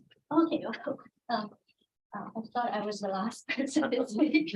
I'm as I said, I'm a film and media and visual culture scholar, but I have also encountered Professor Perdue and Marx's work when studying history in graduate school with Professor Sony and Professor Bo. And so I also agree with what's said earlier about the ecological as a way to bringing the different disciplines together. The ecological not as only just an object of study as an environment, but also as a method of studying interconnections. So in cinema studies, the question is, how do we teach the environment through teaching cinema and media? Traditionally, cinema studies have focused on close readings of representations of our lived environment. So teaching close readings remains important for me, especially in undergraduate teaching. So for example, we talk about what the bird's view eye would expose and obscure, and now with all the drone shots of our landscapes. What about close-ups, and what about the view angle from the bottom up? Just sort of paying attention to the way we're looking the way that we're looking at as our lived environment as a way of interacting. But at the same time, cinema and media are not only representations. And recently, we have had a materialist turn in media studies and thinking about cinema and media as material and technological productions. So for example, recent decades saw scholarship on, actually most of the scholarship came out of 2010s. On a geology of media, for example, UC Parika 2015, looking at the phone and all the minerals and the extractive regimes that are used to make our media technologies, a prehistory of the cloud by Teng Hui Hu 2016, looking at the cloud, which feels very virtual, but actually are huge energy consumers, but also to think about the networks for media today, actually inherited networks of earlier infrastructures, for example, electricity, the distributions of electricity and so on. And also Nicole Storesky's and the Undersea Network 2015, which looks at undersea cables of telegraphs and now also of internet cables. And so these material lives of media are now also incorporated into particularly graduate school teaching. And we can also think about China's push in the media world in these footprints, environmental footprints. In terms of, so for photography and cinematic technologies, these are technologies of the 20th century, 19th and 20th century, closely tied to colonial expansions, war, industrial capitalism, and scientific inquiries, and that they have been involved in, for example, the construction of subjectivity and objectivity, and also investigations and objectifications of the world. So when I teach cinema film history, I will start with Edward Moulbridge's photographic studies of the horses, and we have horses here today too, which was sponsored by Leland Stanford, the railway tycoon in colonial California, who bred race horses and founded Stanford University, which is also a powerhouse now for media. And in the context of East Asia, I always ask students what happened around the invention of photography and cinema. The first instance of cinema in China was in the Opium War, before the military assault on Zhenjiang, right? So photography was used to survey the landscape in motion, because the landscape cannot map anymore in a war situation because everything is in upheaval. And also, but at the same time, cinema is not only related to the military and to the state, the grassroots video activism, and I also later on we can talk about this. There's a project on using video to document the environment, a collaboration between anthropologists in Yunnan and also the multi-ethnic villagers and nomads and monks and nuns in that region that had now created a huge audiovisual archive of changing environment, and this was a practice of basically connecting situated knowledges, as Donna Haraway and Sarah Harding would say. And finally, I just wanted to say that I really see the classroom as a way to connect partial perspectives and situated knowledges. And I think focusing on the virtue of partial perspectives, ours and others, is really a way to connect us and being vulnerable together.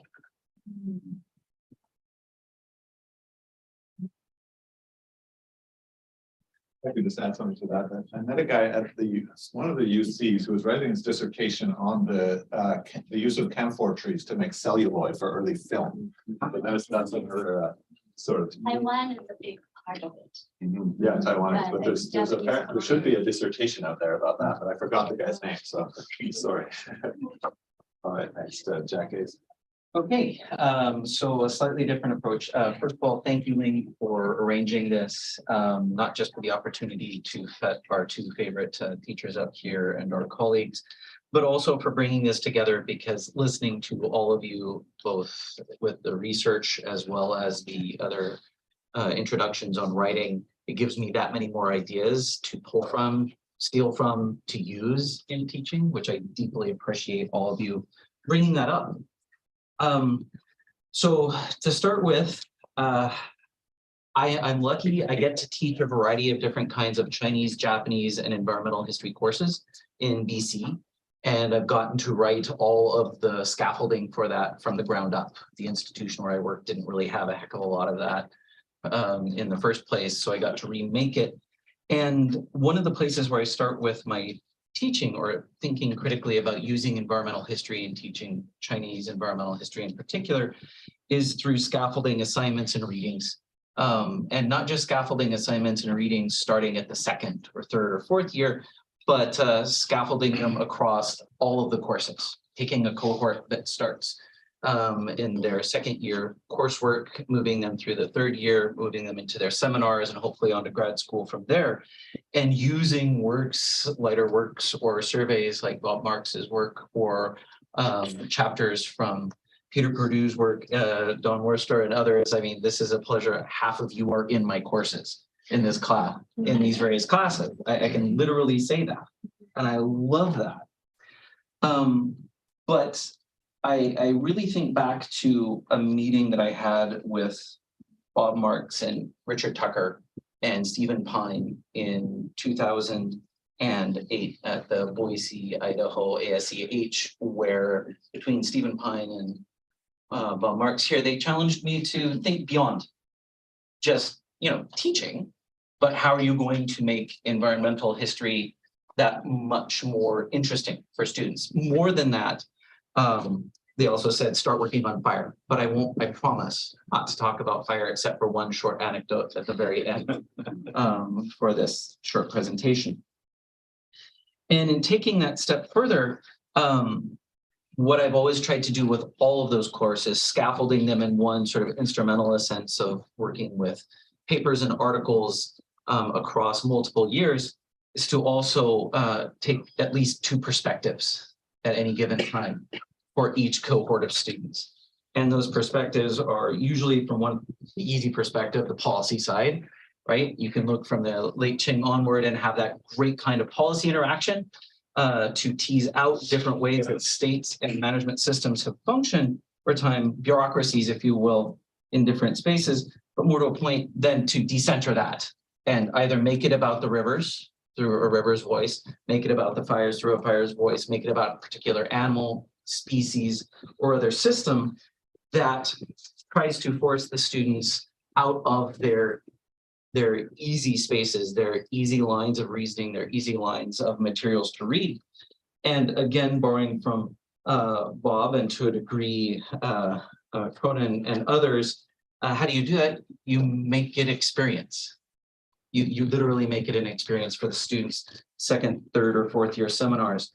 And what I've done with that is make them either write walking tours and walking histories, right from the perspective of the gut, or their clothing, or their shelter, or the fuel that they consume in some particular way. Taking it a step further than that, most recently even torturing 4 bureaucrats in the Canadian federal government through scripted and unscripted simulations that they have to act like or act out the roles of Chinese bureaucrats, either at the topmost level, Hanzhong down, or lower, or one step further, lighting something on fire so they can feel the heat.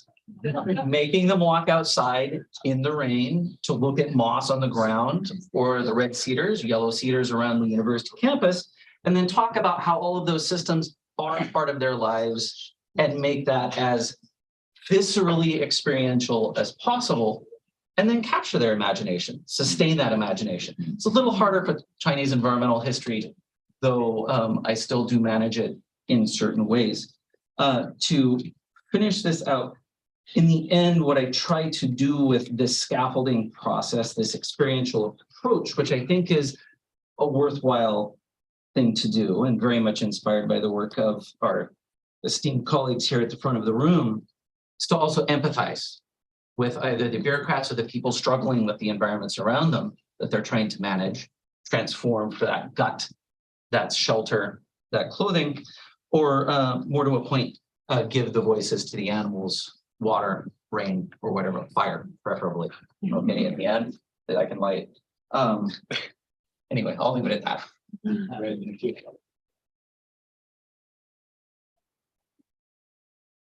Brad? Yeah, I'm threatening to be losing my voice, so I'll try to keep going. Thanks, Ling, so much for having all of us here. I think I might be the only person here that first met Peter Perdue in the Special Collections Reading Room of the Vietnam National Library in Hanoi. When I was a graduate student reading manuscripts, and you walked in and said, Peter Perdue. It's been wonderful to learn from you and have you be so supportive of my work ever since. I wouldn't really be able to teach the way that I teach without Robert Marks. So the Origins of the Modern World is kind of the initial framework for the Survey of World History course that I teach, which has very stealthily become an environmental history course year after year after year under the very noses of my department, that I'm really up to. One of the reasons that I've done this, just to speak briefly about the survey course, is because this really engages students, including students who will never care about history ever again. Student capture, as Jack called it, right? But or engaging students, as I might prefer to have it. And how do I go about doing this? Well, I think that the fact that Bob has written this critique of Eurocentrism, which is also an environmental history, it really tracks very, very well with some of the skepticism that students at the first and second year of college might have coming into my class about certain received narratives, particularly given that I work at a public liberal arts college and many of my students aren't necessarily impressed by intellectual authority. So being able to speak directly to things like how coffee, tea, opium, sugarcane, guano and the pursuit of guano, saltpeter and the pursuit of saltpeter. These are things that sort of frame environmental history, and they're able to kind of bring students into the structure of the narrative, in the building of the narrative. And the more upper division courses that I teach, I have quite a lot of, I've been very lucky in that my teaching over the last 8 or 9 years has really tracked very closely with my research agenda. The 300 level courses I teach, Southeast Asia, East Asia, tend to have different areas of emphasis connected to the environment. I've also developed an entire course on the history of drugs. I have to be careful how I talk about this course at my campus. When I say I teach on drugs, the subject of the course is drugs. It actually began as an opiates course. I teach in the state of Connecticut, in a part of New England that was very heavily affected by the opiate epidemic, as it was called. And I had students who were in recovery taking this course to learn more about the substance that had derailed their own lives and to sort of see its connections to empire, to sort of state building, revenue generation, commercial agriculture. And this really was a great example of how an environmental history course speaks directly to the lives of students taking the course. This is not just abstract subject matter. The opium course became a drugs course when I began adding tobacco, coffee, tea, amphetamines. There's a nice little experiment. I have to be very careful how I say that. There's this experiment in the drug course, but there's an experimental assignment where I will assign students a substance. Each student gets a substance and they have to go out and basically find secondary and primary material about the substance and then give a short little workshop at the end of the semester. And I think I may have padded people's FBI files by sending students looking for yaba amphetamine, for instance, or things like that. But it's led to some, it's actually led to a couple of students pursuing graduate work that really had no interest in doing this at all.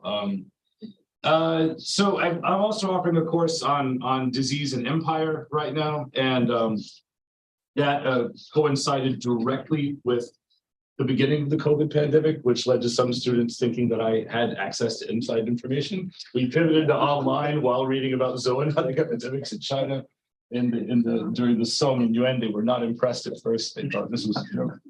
But I will say that basically the effect of this and the effect of designing courses around environmental historical themes is that you're able to do basically a deep history of the present in a way that engages students and brings them into the work of doing historical research and doing environmental humanities research.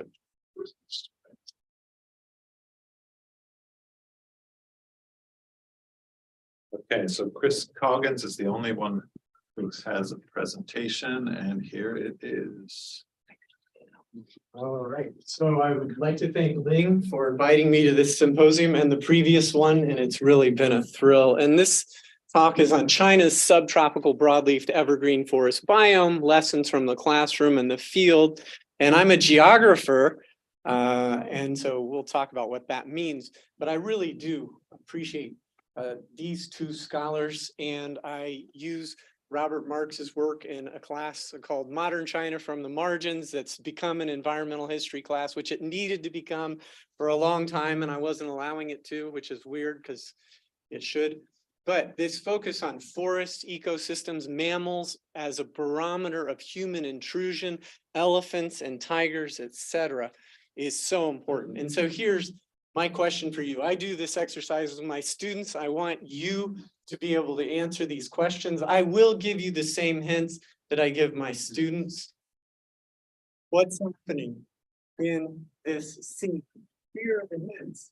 Look at where the alligator is. It's in Anhui province. It's an ancestor. It's the Tuo, probably the Chinese dragon comes from this species. There are only two species in this genus. One is in Eastern North America and one is in China, 7,000 plus miles away. How did they end up in these two different places? Again, unlike other crocodilians, they are the only species in that genus, and they're separated for, by a long, long way. So we're looking at geohistory. And so I consider myself sort of a geohistorian, geographer, political ecologist.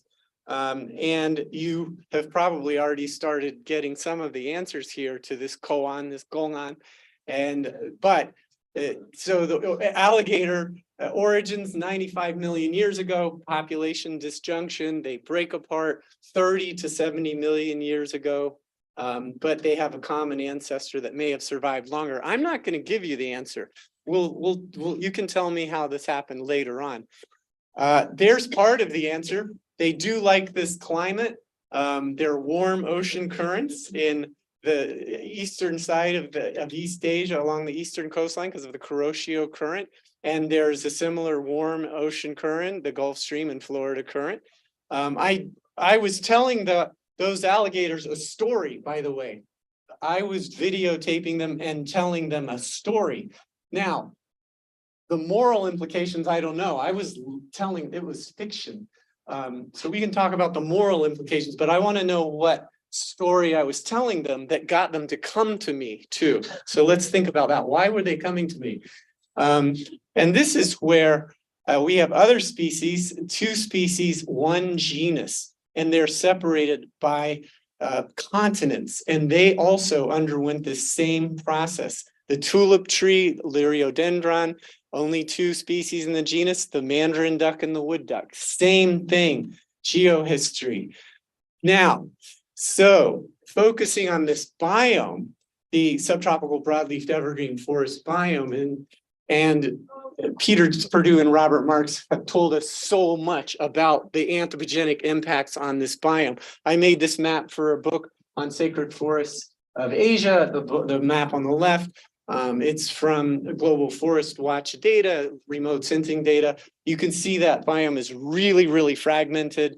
And so that is very important here as we begin to understand. And I use Robert Marx's maps over and over again. This is maps telling us history through hydroengineering projects. You know this story. I won't go into the details, but the story tells itself beautifully. I mean, lots of work went into this.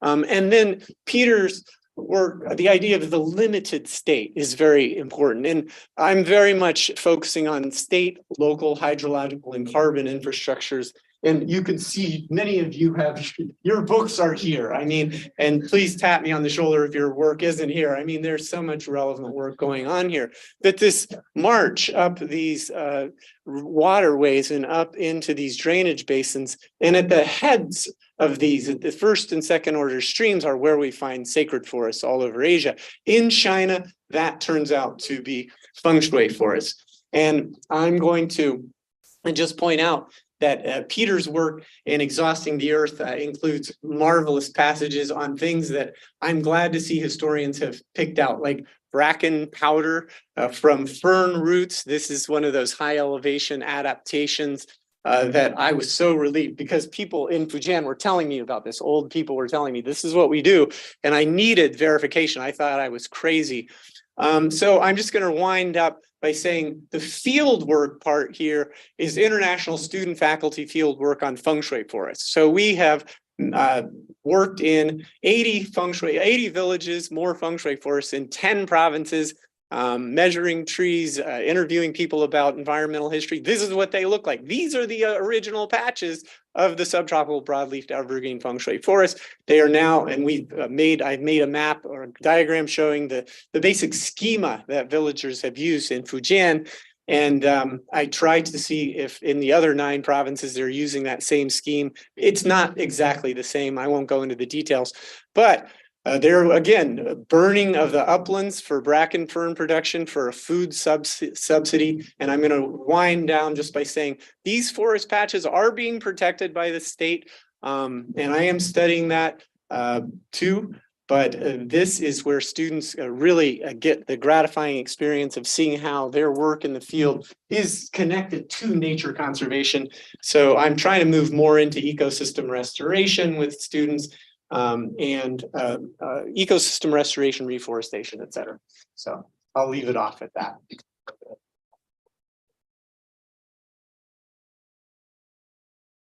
Right, and last, or not last, but not least, so, yeah, almost last, and not least, Wes. All right, thanks, Brent. So first off, I'm a newcomer to environmental history and a total newcomer to this group. So thanks to Ling and everyone here, and especially to Peter and Bob. It's an honor to be able to take part in this and learn from everyone. I teach at a small liberal arts institution, similar to Tifang, with only undergraduates. And so most of my courses are general Chinese history courses, and beyond a three-week experiential course on global Chinese food, I teach only one course that is directly centered on Chinese environmental history. It's become my favorite course. In many ways, I think I've become interested in environmental history because I'm teaching this course. But it's also really hard pedagogically for me. So I'll talk just a bit about that. And one small little assignment that I found that worked surprisingly well last fall. Nearly all of my students in this class are ES majors in a way that none of my other classes are. So they have decidedly different interests and different career goals than those who normally take my classes. They're driven by an admirable desire to solve the problems of our present, right? And it's what makes the class so exciting, but it's also hard for me as a history teacher to teach it. I've taught it as a large lecture class, moving chronologically through big sweeps in time, but it didn't grab the students and it didn't grab me in the way that I'd hoped. They really wanted to talk about today. So I've moved on to teaching it as a small research and historiography seminar for sophomores and juniors, toggling back and forth in time thematically. I'm pairing one class on, say, environmental conflict on the late imperial frontiers with the violence of development and resource extraction today, historical hygiene regimes, and then our pandemic present. It's worked well, even if students are really confused and have trouble keeping track of chronology, but I think it's worth doing it. But there's one thing that I always consistently fail, at least in the first few iterations, and that was to teach about the things that get me so excited and that kind of drew many of us to environmental history, and kind of Peter's first book and Bob's first book. And those are things like law and community and resource governance in the late empire, peasant economy, livelihood strategies, family and village institutions. It all seemed rather far afield from their own concerns, especially with those with little background in Chinese history. So it's difficult for us to think creatively about those old questions of social history in new environmental ways. And that's when I found something that seemed to work last semester. Rather than just kind of regular discussions on readings, we had 2 class sessions centered on group assignment that I called an archival journey in 3 stages. So first, to discuss landholding inheritance rather than kind of read a work on it, we examined a collection of 19th century land contracts and household division documents. And actually touching that piece of paper made students interested in landholding in a way that they usually weren't. They could see the fingerprint of a real person on that page, and like it's still almost like pulse when you looked at it. A real person who had sold a real plot of land, and made those questions of landholding seem suddenly all the more immediate. And with the household division document, we would count the amount of land that we had both documents, so both brothers received, the number of plots that were irrigated, the amounts of lands that were not. How were the plots measured? They weren't measured in standard move, but actually in the amount of seeds that could be planted on the plot. And we said, why might that be? We took note of the number of draft animals, which were often the first things listed after the land. And then at the very end, after like a broken walk, smaller livestock like sheep. So why divide livestock in this way? What were the types of implements used in relations between animals and the human family? What farm tools do they have? And tools for food production, like that big hand grinding stone and a small one. What were the 3 jars for? So then we take everything that we kind of learned of the nitty gritty of the everyday, farm size irrigation, livestock tools, food production, and compare it with like atlas and statistical volumes from John Lessingbuck's 1930s, surveys, and then photographs of the early 20th century. So kind of the second stage. And then we turn to the technologies of the present. And in groups, we use the My Maps function in Google, where you can actually draw polygons and get square acreage. So we measure square acreage. We compare the size of individual plots that we're looking at of the village in Gansu from villages in North China, then fields 5 miles south of our college in rural Maine, and then plots in Iowa and Nebraska. And so we calculate acreage and get an average, look at shape, take note of buildings. Is a single home nucleated village, the size of streams and trees, and where are, say, trees planted, and what do we see that is maybe different from 150 years ago? And so then at the end, we have kind of a reflection on 2 tracks. First, we think about labor and technology, right? How would you farm that long, skinny half-acre plot? How would you farm that huge plot of land in Iowa? We think about community. Who would you need to work with to draw water from the nearby stream? Who would you need to work with to maintain that stand of trees? In the contracts, who would you need to talk to kind of maintain and depend familiarity so that the history of cultivation so that the contract would actually work in the community? And then we pull back and think, because it's a research and methodology course, think about how do we bring these disparate sources together, and what are the strengths of witnesses, and how can we make kind of arguments about environmental history from them, and kind of make larger narratives. So just a couple of things about a class that I taught and interesting. Thing that I had fun with, at least. Great.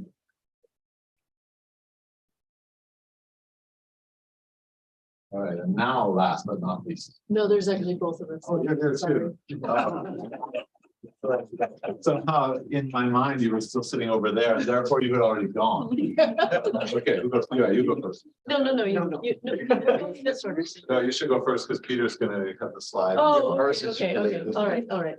So Nicole Barnes, Duke University. I'll begin. I like 3s, magical triangles. 3 is the magic number. So first, it's really a great honor to be here and be part of attributing both of you. So thank you, Link, for the invitation, and thank you both for patiently sitting so silently while we all talk about it all day.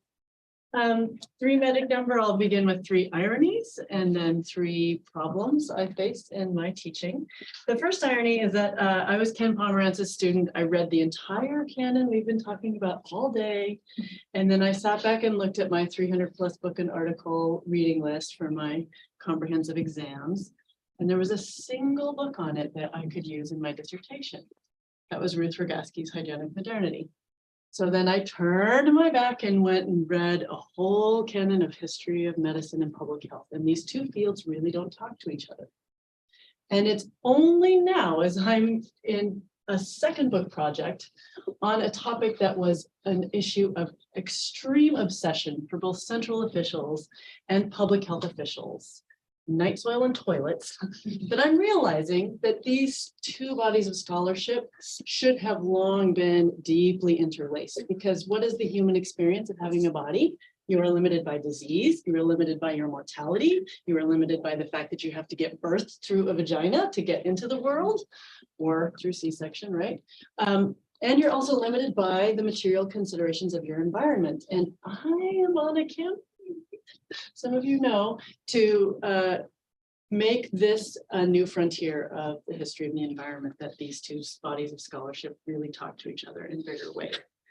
The second irony is that I've never been either one of your students. It was only when I was an attached floating spouse, when my husband was at Yale School of Forestry and Environmental Studies, and I would walk down State Street to go to all the China events, and I would see Peter, and we'd have like all these lovely conversations. So it's good to see you again. The third irony is that I do not actually teach environmental history. I have the embarrassment of riches being at Duke that Prasenjit Dwara teaches environmental history, and I yield the floor to him because he is far more competent than I. I teach history of medicine and public health. So now we're back to point one, like these two fields really need to talk to each other.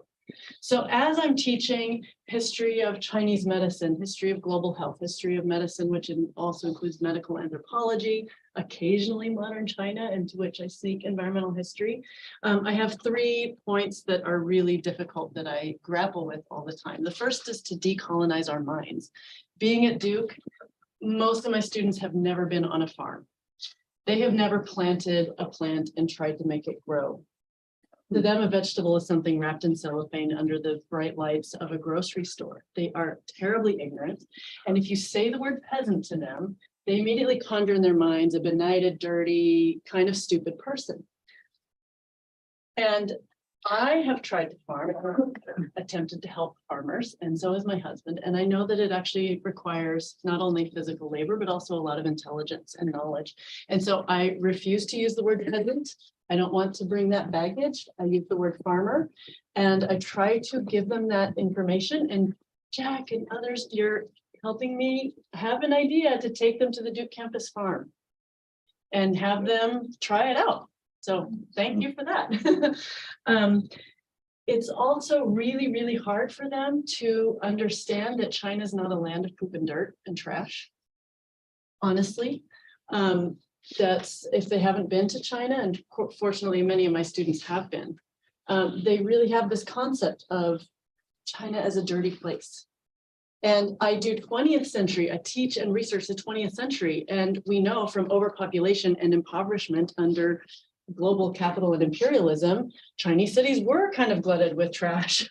And they, the fields did smell of poop because of the use of night soil. So how do you grapple with the reality of the dirt and trash and the valences that produces, and trying to challenge that? This one, I have 1 minute left.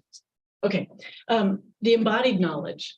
I am a historian of the body. We who never miss a trip to the dentist, who have our vaccinations, who have our access to antibiotics, we don't know what it was like to live in a body 50 years ago, 100 years ago, 200 years ago. So that's a problem that we're often grappling with. I have used sensory history and emotional history and engendered history to challenge that. And then the last point I'll make it talk about is the medical racism and ethnocentrism. In my history of Chinese medicine class, I always have 1 or 2 students who want to write their research papers on Chinese uses of animal parts in medicine. And they really, this is why I'm saying, I really want to use your book with Liz Cheese, Mouth Best Jerry.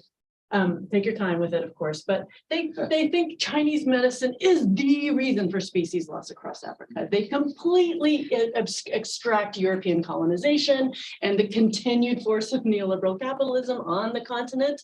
And I'm constantly pressuring them. The smartest ones get there by the end of the process, but it's so hard to get them out of that mindset for the weeks leading up to it. Okay, I'm sorry. Right, great.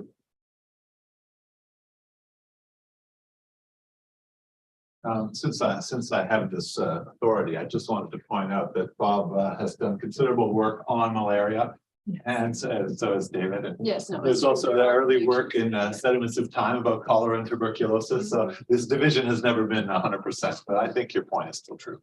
All right, so now we're going to talk. Well, Peter's going to talk about our source book, and I can't really decide how we should go about the rest of the time, because we want to use some of the time to talk about the source book, but we also want to discuss all these other issues. So anyway, you go first. Okay, so thanks.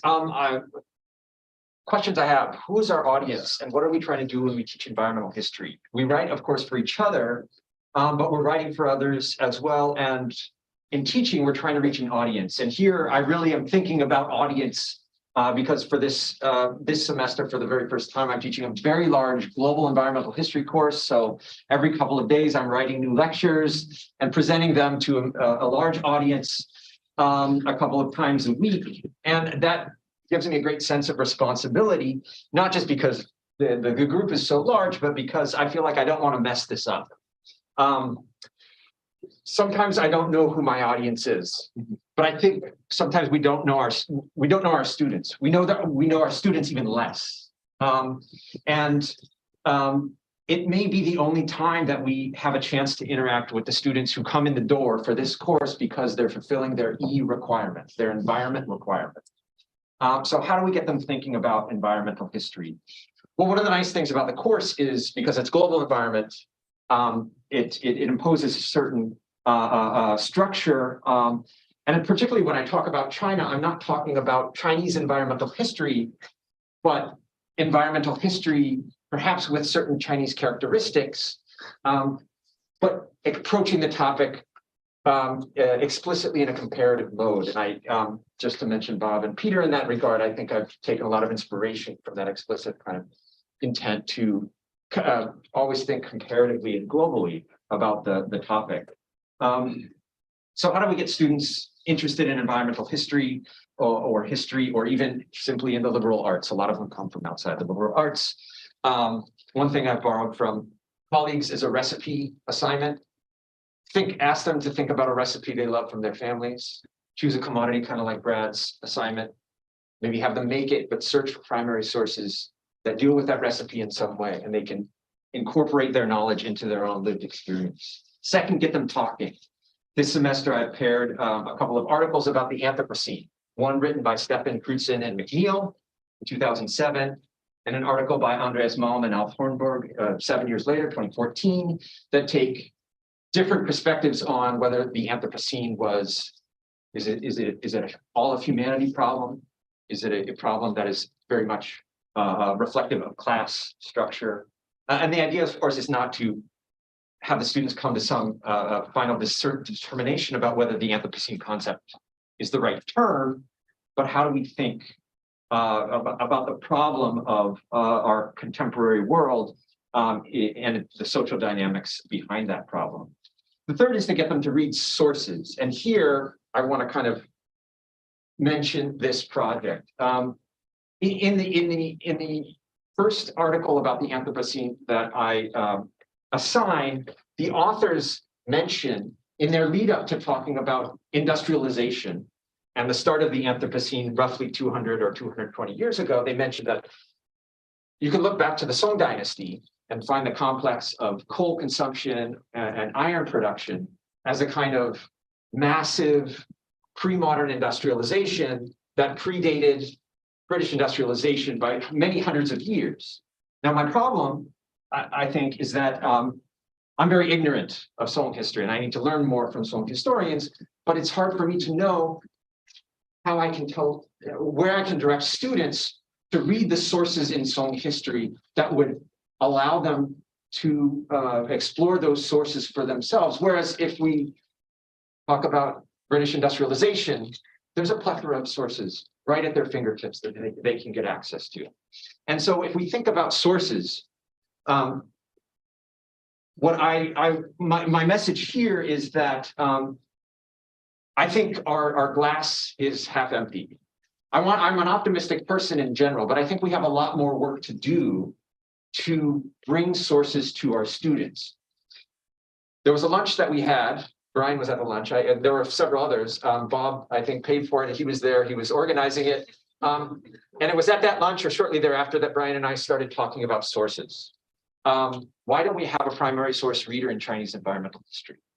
Why don't we have a collection where that can offer students insights into Chinese environmental history through their own way of thinking, through their own analysis? And so we're doing it. We want to pull together sources from throughout Chinese history that would be accessible and interesting, not only for scholars, but also for students. Yeah, I know. So it's going to be published by Columbia University Press, and they put the emphasis on undergrads. So that's where we're looking in terms of, author, who's going to read it. But obviously, everybody should be able to read it. Anyway, thank you. So maybe what we could do is have like, oh, sorry. How about this? We do 5 minutes where we ask you if you have any suggestions for what we should include in this book, and then we'll open it up, and the rest of our 20 minutes will be for the broader issues of teaching. Does that work? Can I just follow up with one very quick thought? No. Yeah, go ahead. Okay.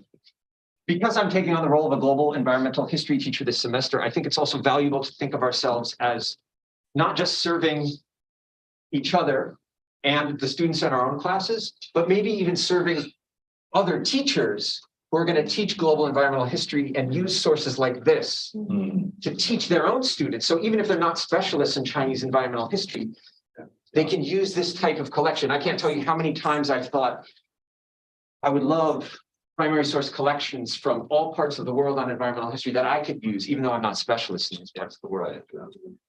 I just want to have one sentence. I'm just so glad at this meeting we have the new generation of scholars. So we have a graduate student currently teaching, like a Gao Yuan, right? You're teaching at Georgetown, and the Kuhn's are going to start her job, right? She's perhaps going to start teaching. So this is sort of a project that will be ready, not necessarily for you guys, but getting ready for them. So you are doing this project for the next generation of scholars.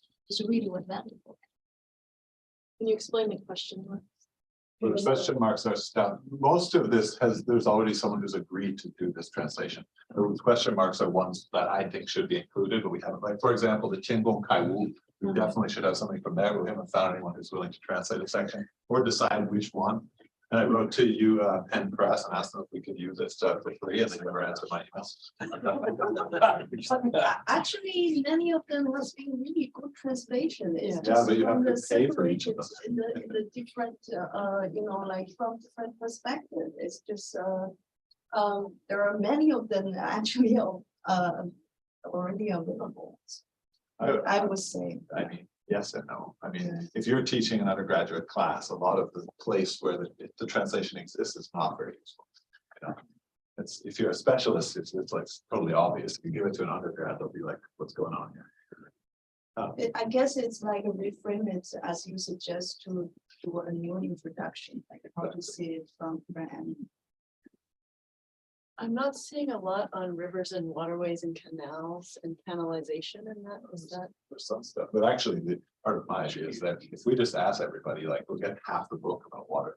So I'm trying to diversify the stuff, but yeah, we have a bunch of stuff, but I actually have been thinking water is something we have to, if we just let people do what we want, we'll have too much water. You don't want to be flooded with water. But yeah, thanks for pointing that out. We'll think more about that. Fish, you have fish. Yeah, Yes. there's aquaculture. Aquaculture. I'm working on fish now, so there's definitely gonna be fish in there. Yeah, thank you. I'm Tomoko Shiroyama from University of Tokyo, and this year I will teach scholar and lead at the last minute.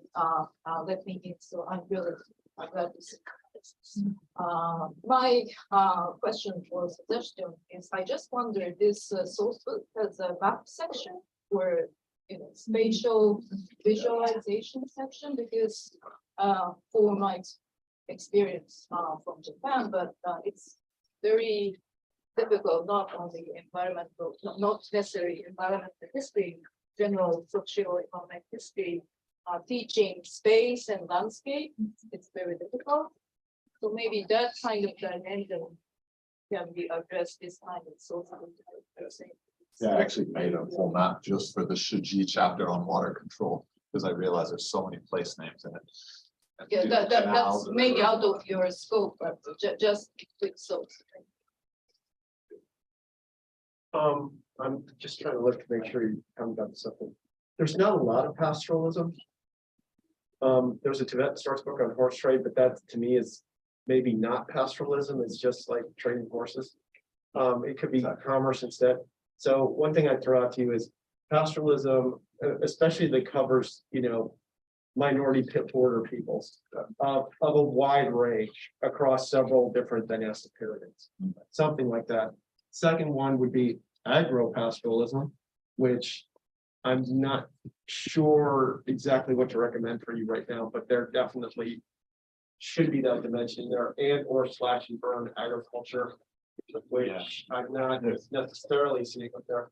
And then, yeah, and then there's something about, let's see, I don't know how to describe this really. But, oh, no, you've got it. No, that's okay. You've got it up there. So we would really like to have pastoral stuff translated from Mongol or Manchu, but there's not many people who can do that. Well, There's your job. Okay. Now that you've suggested, you gotta actually do it. Get rid of my workload. Thank you, everyone. I have to go. Thank you. This is one. Thank you, Ling. Sorry.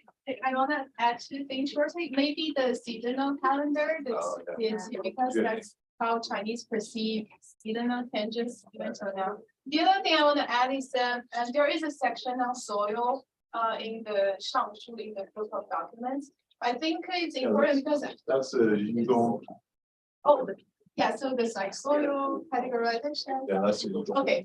But we haven't found someone to translate that yet. And the seasonal, that was, I forgot, you did put it up there. That was the last thing. I You did, did. the Ursula poll. Yeah. She hold.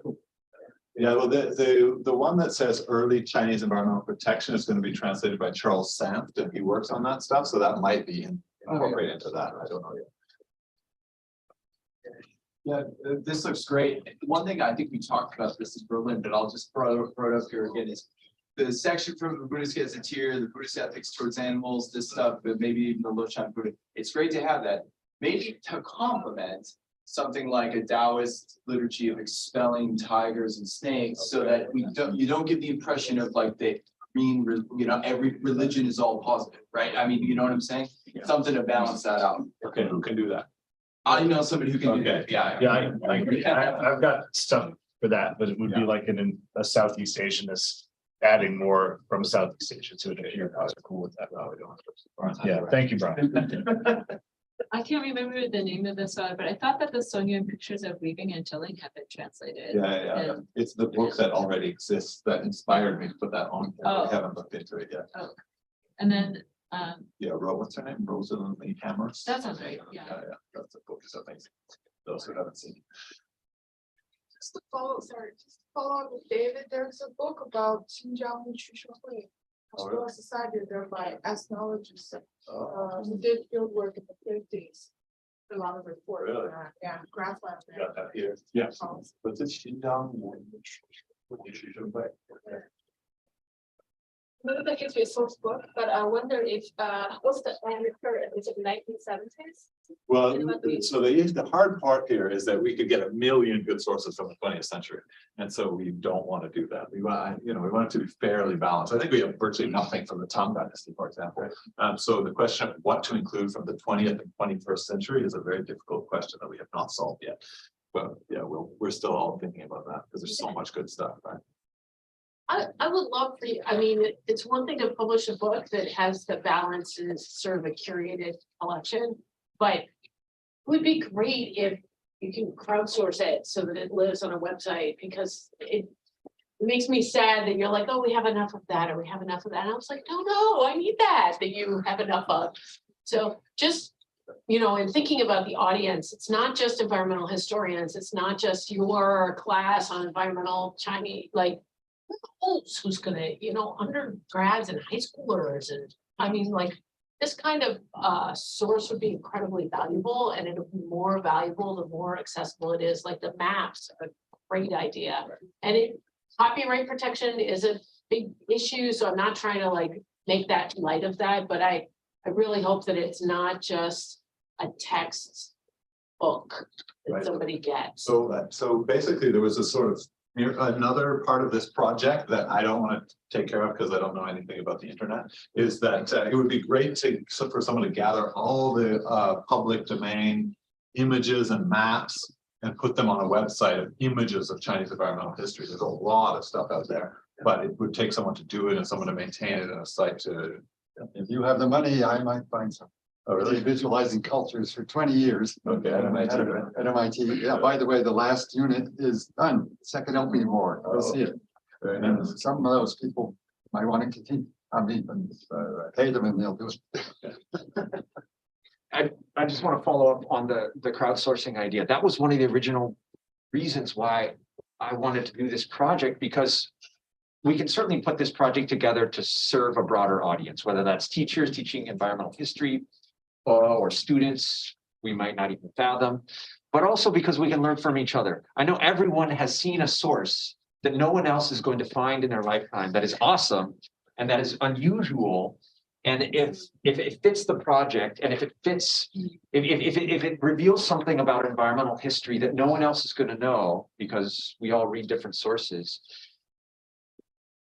please propose that source as something that can be translated, and then all of us can learn about that source and what it reveals about environmental history. So we're writing, you know, we're doing this for many audiences, but one of them is also for us as scholars.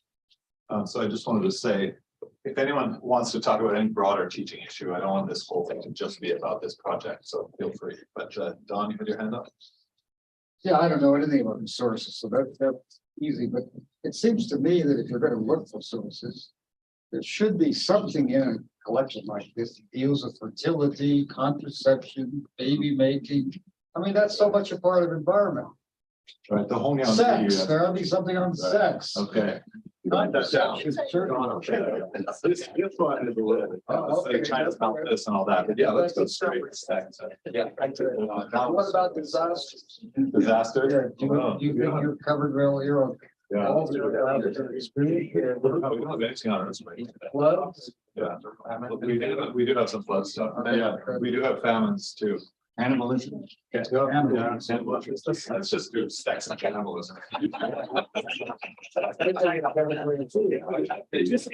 Is it still the case that you and Peter are asking those of us who contribute to also give annotation? Yeah. For the sort, because that could be kind of a value added. It's not just a translation of sources, but like I circulated the section from the Yuan period elephant description, right? And I gave annotation about who this person was and, you know, a taste of that. The other, and I can just send you names. It's Chinese environmental history. And I hate to be that Southeast Asianist, but there are Mian Yao ritual texts that sometimes get described as Taoism, sometimes not, but that deal with negotiating with natural elements and purification rituals. Alien Auro and also James Robson have worked on this stuff in Hunan and in other parts of China, so we might hit them up for translation. Yeah, I mean, we have this also Book of Oranges. And we've been looking Right. at China doesn't have to mean Han. Yeah, I mean, it does to be roughly within the borders of China, but yeah, we would like to have more stuff. Hunan's still part of China. But there is an issue of, we do have the issue of some things that are like, you can present them as environmental, but the undergrads might not see it that way, so that's an issue. Yeah. I'm actually thinking about Masu in a way that probably Masu, the wind. In both a sense like disaster, but also in terms of commerce. And also like the idea of like the East Asian conversation between China and Korea. I'm not sure to the translation, but like Xiaomi claim that they accidentally get into Korea or accidentally get into China because of the Masu. And so it's kind of commercial interactions. And also actually inspired by our early conversations with Nicole, like the night oil, the night soil. Well, that's in the fertilizer section. But yeah, definitely that's part of it. I should say Clark suggested a whole bunch of sources. And so since he suggested so many, I didn't put any of them on here. So basically like typhoons and monsoons is definitely going to be covered. We're just not sure which one of the ones he suggested is the one we're going to go with. Or maybe two.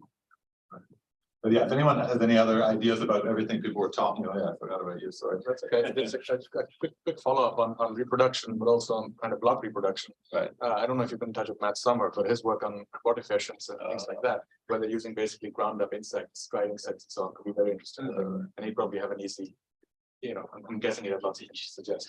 And the second idea is, I don't think I see it up here, but I wonder if a text like that, such as Home Gem, might be interesting to read also in terms of descriptions of landscapes and places, right? Take a section from there, and you could pick, I guess, different time periods, because it covers almost 1,000 years. Does it have descriptions of landscapes? It does, I think, right, in terms of describing sort of wars of frontiers. Okay. And now maybe I'm misremembering, but I It was more like this, there was this battle and there was this battle and so on. But yeah. in leading up to them, they're describing sort of the lay of the land and so on. Yeah, one thing that there is a whole genre is travel logs, like religious, people going to monasteries and stuff like that. We haven't really looked into that. But part of this voyage has been like trying to think about all the different things that are written about in the whole Chinese tradition and being like, what are we totally forgetting about? Just a question, and this connects this project to the broader question of teaching, so it might be appropriate, which is, I think something that's come up in conversation today is when you teach environmental history, are you planning to have this chronologically arranged? Yeah. Or is this going to be thematically arranged, right? So right now, this looks, basically chronological, but has there been some thinking about that? So our initial idea was, let's just do it straight chronological, but then we've started to realize that you can get, for example, there's a guy who's going to write about Jörg in Germany. He's going to write about fertility and like soil, whatever, night soil and all that. He's going to take a bunch of quotes from a whole bunch of different periods, including some of the Americans that Don has written about. And so that will be thematic. And so what do you do when you have some things thematic, some things? Well, I think I have multiple tables of content. So that so it allows you to think thematically and chronologically. The research book now does. Yeah. There's like multiple versions of the contents. Yeah. I mean, oh yeah, but it's still, how do you order it? Like, where do you put the?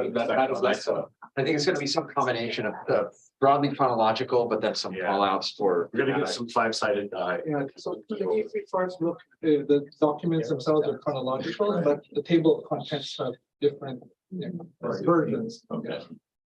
Wetlands and conversion of wetlands into holders and agricultural land. Right. Like Gal's work, right? I'm not seeing anything about that. Right, yeah, that's what I'm writing. Also, wetlands are locust Right, exactly. So something about wetlands. Yeah. Okay, yeah, and well, can you think of any particularly good sources on that? I would ask Yen Gao for some of her, work on the Han River. Right. Hanzhong. There's definitely stuff.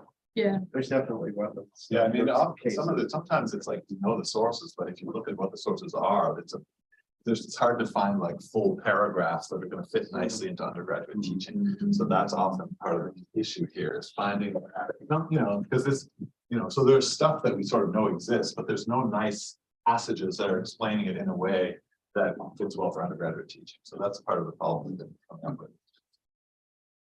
Do you have anything on locusts? That's a good question. There's a really great source. Somebody cited that source, the one with all the nice images. Yeah. So that one is great. I said that to the range of locusts.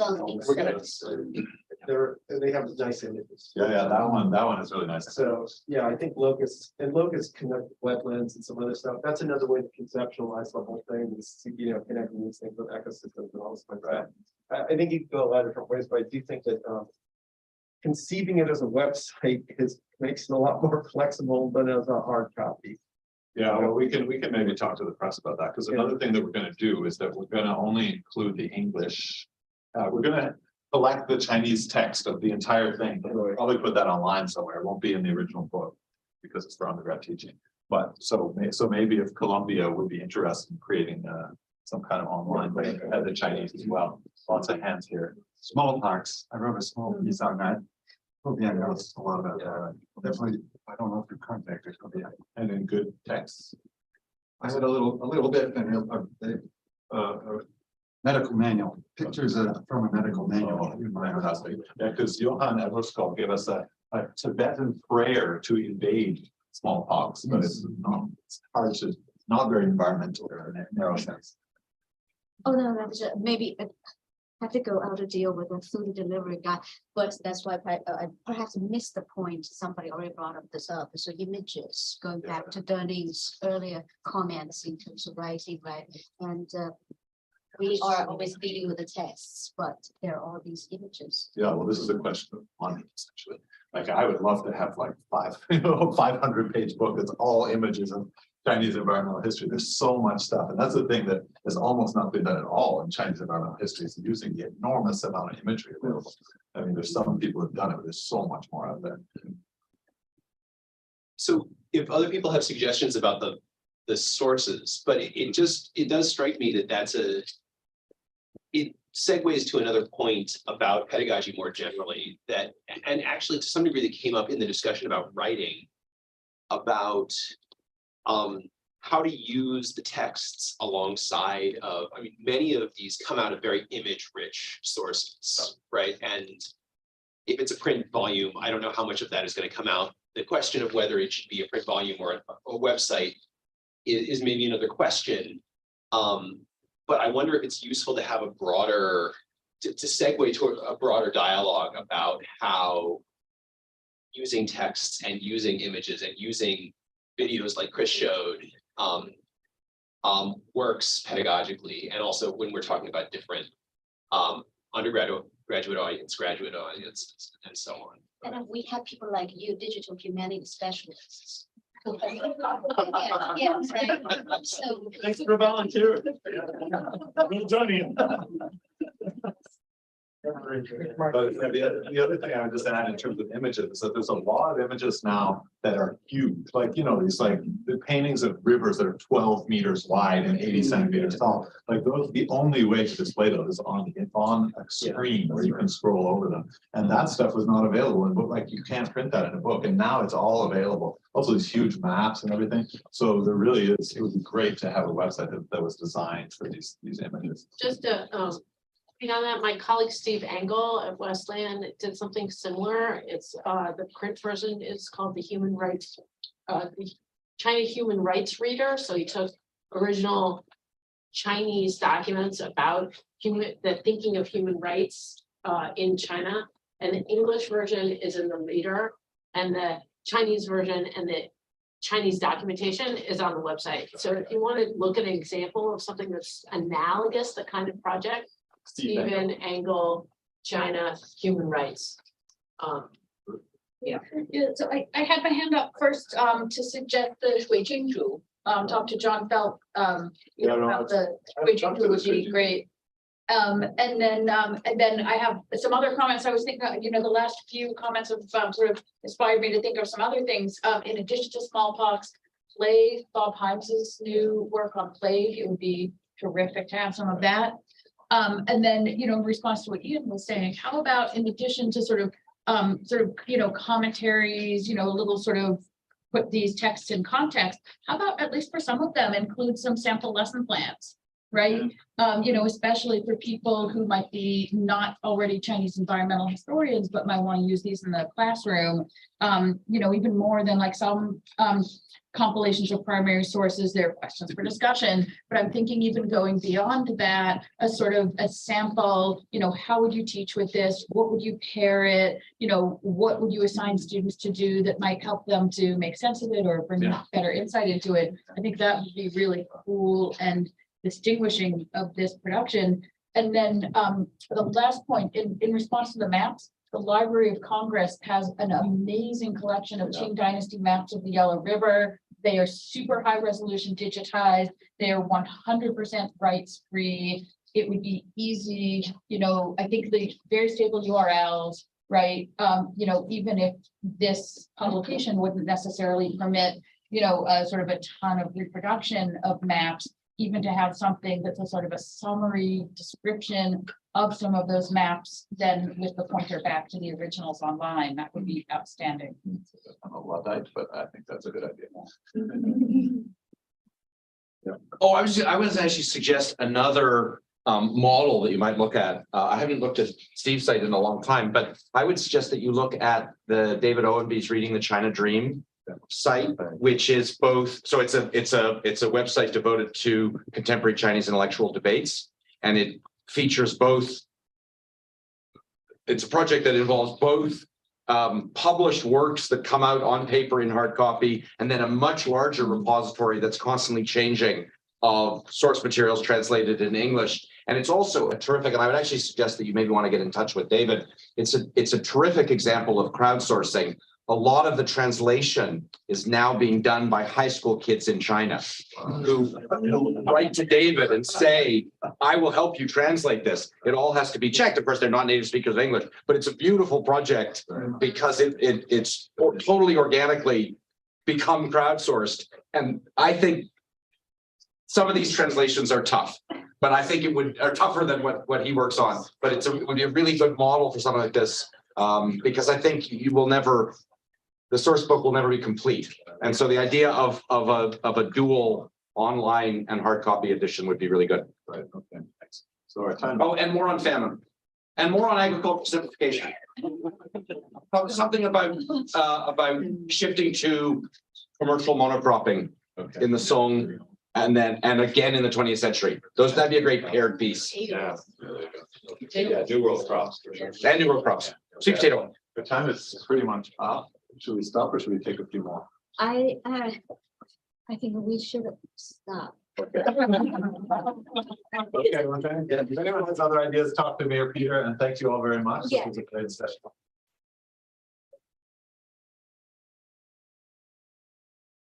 We mentioned actually Brian, Chris and Peter. Yeah, Peter.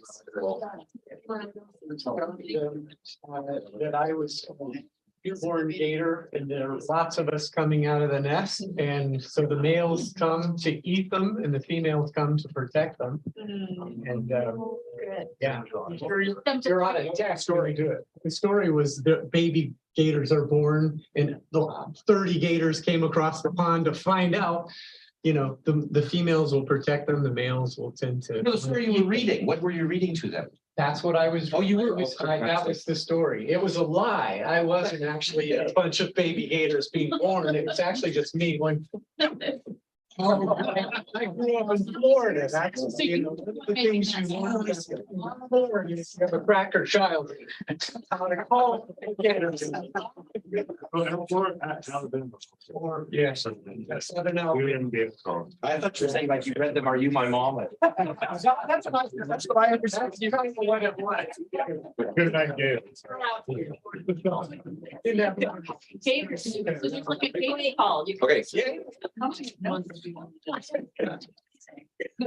Okay, I think I would like us to stick to the time. So for those of you who you want to leave, you can leave, but we definitely want to hear the talk.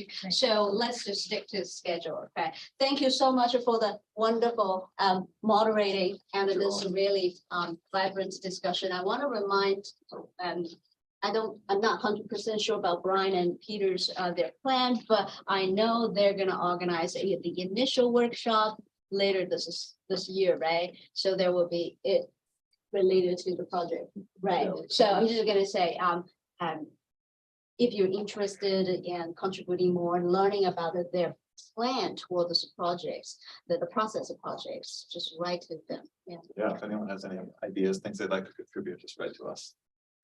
Thank you, Brian. Right. So when do we start again? Well, I'm gonna start here. Well, we're starting right now. No. Great. Yeah. Oh my God. Yeah.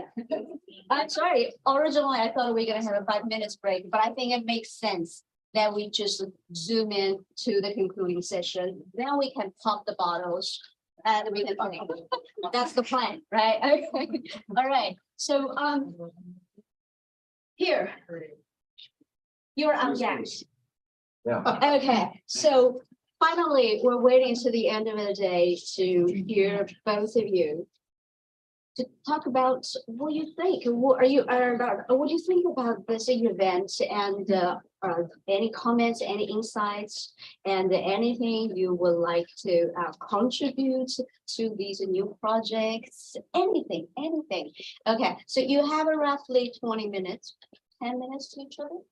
Okay. That's plenty. Wonderful. Go ahead. Let you go first. I'm gonna stand up. Go. I don't know if you are, Peter, but I'm gonna stand up. If you stand up, I wanted to change the camera for you. Oh, sorry. So people can look at you. Go. Because I've been sitting down all day. Yeah. So let's see, where is? Oh, another one. Okay, I'm just learning. Okay. Yeah, that looks good. How much is for you? Okay, Zoom, oh, Zoom.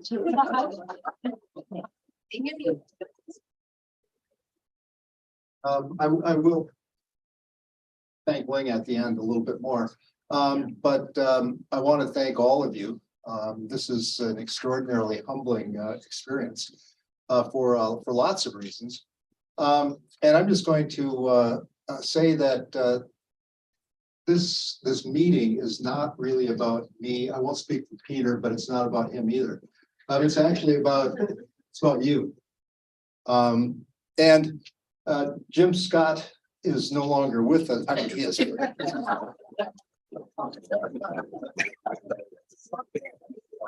Don't tell him that. Jim is, you know.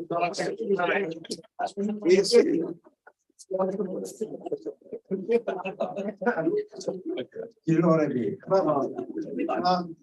I was listening to the metaphors that are being used, and we all keep our ears out for this.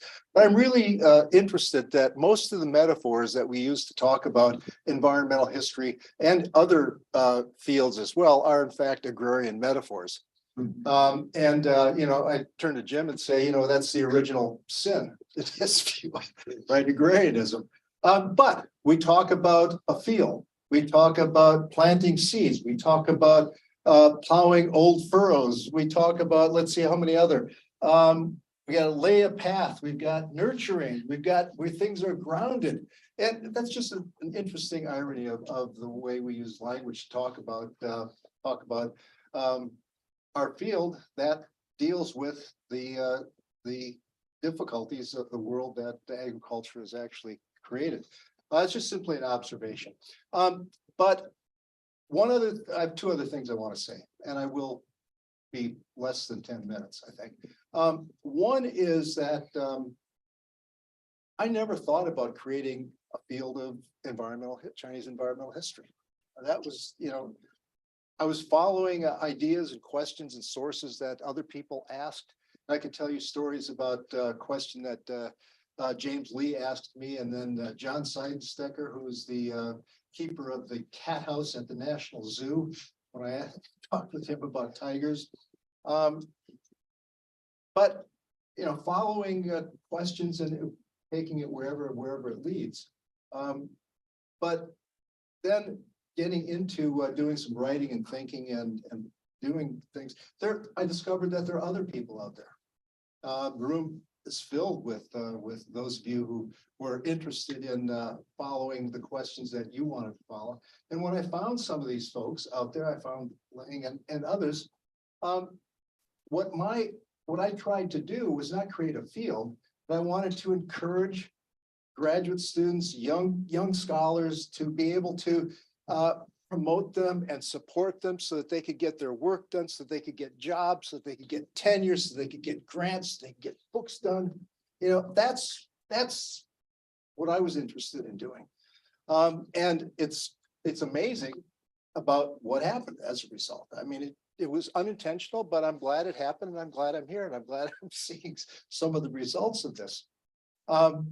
So it is about you, and it's really about just being empathetic with others and with animals, plants, the world. It's you know, it's an empathy. And I hope that that there are others who will just simply take a look at others and say, I have an interest in you, and I really would like to be able to help. I want to encourage, I want to promote, I want to support. What can I do? You know, it's really what it's about. So the other thing I want to say is, well, what the hell am I doing now? Retirement is wonderful. First of all, and Joyce and I, my wife is back here. She's a political scientist, just came from Montreal where the International Studies Association was meeting. We retired up in part of northeastern California in the mountains. We have a place about 7,700 feet above sea level, and we're dealing with 40 feet of snow this year. But it's also an extraordinary part of the world. There's a real, it's not simply interesting and exceptional, it's unique environment up there. It's the Mono Basin around an extraordinary lake. and the water up there, is interesting. And many of you may have heard about it because the city of Los Angeles took all the fresh water in the 1930s, 1940s and left a really desiccated environment. It's an extraordinary story. And so after about a year of poking around and thinking about what I'm going to do, I said, has anybody done an environmental history of the Mono Basin? No. The narrative is dominated by what the bad people from LA did to the Mono Basin. And so I started poking around and there's a huge story that can be told and that I'm starting to tell. And I told Don, he went to China, I'm going to the Western US. I do have a book in mind. It's going to be an environmental history of the Mono Basin. I've got 4 articles published. I joined the Western History Association and I'm going to be presenting a paper at its meeting in Los Angeles in October. I feel like a graduate student, you know, I mean, nobody knows who the hell I am. You know, I'll walk around. Don's not going to be there. I'm going to have to try to find somebody who's going to take me under their wing and say, gee, you know, that's really interesting. I'd like to be able to help you out.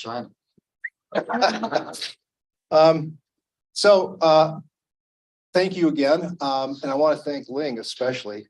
You've been absolutely astoundingly wonderful and beautiful about everything. Your organizational capabilities are really wonderful.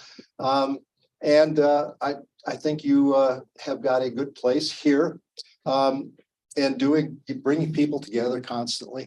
Just one thing I forgot about people to thank. When we're thinking about the field, Don, I want to think about Cambridge University Press and the series. And then the editor, Frank Smith, who put it together and brought John McNeil to the first the Sediments of Time conference. I mean, we can't overlook those structures either, and I'd like to thank them too. So that's all I have to say for myself. And I do want to give Ling a little token of our gratitude. Yes, this is from a potter in near Mono Lake, and it has anyways, it's a little piece of Should I pottery. open it and we can pass around? And there's some photographs of the region I live in, both under 40 feet of snow and in the summertime, when it's a little bit nicer. But it's a very simple pot, or plate, if you will. So while you're doing that, it's not goodbye, you know, I'll do it.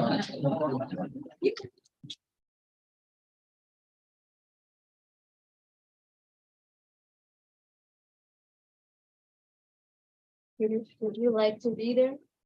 Up there? Yes, we had adjust the camera. Oh, all right. So that's spotlights for you.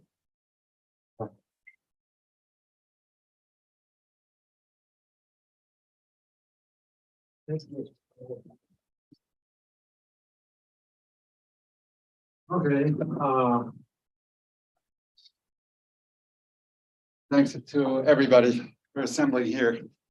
I feel like I traversed the personal academic desert for 3 years at least, very psychically damaging, and have come to an oasis, which is abundant and overwhelming, impossible to take it all in. And no way can I try to synthesize anything that happened here or adequately express my appreciation for your comments or to Ling for everything she's done. But I will say now, right, one thing to Ling, and stay here. I know you have your ambitions, you're moving up, we're moving up, but stay here. We need to. It'll be a disaster if you leave. Anyway, just so you know. I had some remarks prepared in advance in a hurry. The French writer Madame de Stael said in the letter, if I had had more time, I would have written less. I had less time, so I won't go on my time. I will go over the time, but I'll try not to. Environmental history, what's in a name? A rose by any other name would smell as sweet. Note the reference to flowers to discuss a philosophical question and the sensory reference. The Russian historian Stephen Kotkin said, history is a sensibility, not a sharply defined bounded field, a term I hate. Note the agrarian reference though. A way of looking, feeling, perceiving, experiencing the world. In other words, a phenomenology. Environmental history is a particular kind of phenomenology in which the entire world humans and other species and other materials are included. It's the most inclusive phenomenology, open to everyone, found everywhere. Some of you that I've talked to have expressed some doubt as to whether or not you are a real environmental historian or deserve to be here, but don't worry, don't worry. We had no secret handshakes, no shibboleths. We do have our stories. I'll tell you a couple of my own. I applied to the archives in the 1980s to study flooding in Hunan, and I needed a university in Beijing to sponsor me. And they said, this is not a historical subject. Perhaps the Ministry of Hydrology would sponsor me instead. This being China, a way was found. I found abundant materials on this supposedly non-existent subject. Since then, what was a study of a non-existent subject grew from a small trickle of a few people to a large capacious river with many streams flowing into it. This was Joseph Needham's term for the history of science, you may know. And those who contribute are hugely diverse, spanning many genders, ethnicities, languages, ages, and statuses. And you should know or be reminded that in the 1970s, Chinese history in general in the West was narrowly defined and done almost exclusively by white men. But let me give a shout out here to Lillian Lee, I met yesterday, who has been retired for about 10 years, still going strong, was in graduate school with me, one of the very few select women pioneers of the field, and her conference on food and famine in the 1980s broke open new paths for me and many others and culminated in her magnificent work on the ecology of the High River Basin. Our inclusiveness, however, could go further. In my view, certain prominent phenomenologists are too individualistic and confined in their exploration of sensibilities. My favorite phenomenologist, Ling Zhang, however, thinks differently. She entered the ring on Zoom a few years ago and slapped down Martin Heidegger, a formidable foe. Heidegger had stated that humans are world rich, Weltreich. Animals are world poor, Weltarm. Stones have no world, but we just saw a stone with a world, right? She said, no, who makes this claim? Only humans who don't represent the entire world of being. We have to explore sensibilities beyond the human. We don't yet have the work of the leading elephant environmental historian, that is, environmental history written by elephants. But great advances in an animal cognition do give us access to quite a lot of connections to elephant sensibilities, as you know. This is a collective sensibility, a community with a past, present, and future. Here we are now. Here's a few words, first about the past, then the future. A community where the past is a lineage, not a patriarchal, repressive lineage of Chinese orthodoxy, but a pluralistic, multicultural, multi-gendered one with many sources. Many people who didn't think they were part of it are part of it. The senior members of this lineage do not give commands to the junior ones. Odai Koei, respect the younger generation. We can honor our ancestor, and suggest a few ways forward, maybe. You decide. When I studied floods in Hunan, I didn't think I was an environmental historian. I was speaking prose without knowing it. I thought I was in the French Annales School of Agrarian History. I spent many delightful hours, days in the Harvard History Library reading from Brodel in French and many of the great French regional studies. So Don is right. The Western American school also counts, but these are two streams, distinct but related. At that point, I didn't know about the American school. That was 1979, Dust Bowl came out. That was my bad. I caught up later. But it was our bad in China, in the China field, not to know that American school. These are the two founding streams, in my view, Banal and American. But there is a Chinese stream, and that's one thing I wrote a little bit about in Chinese for a Chinese audience. I thought that was important. Let me acknowledge Owen Lattimore as one of my personal founding fathers. I met him once or twice.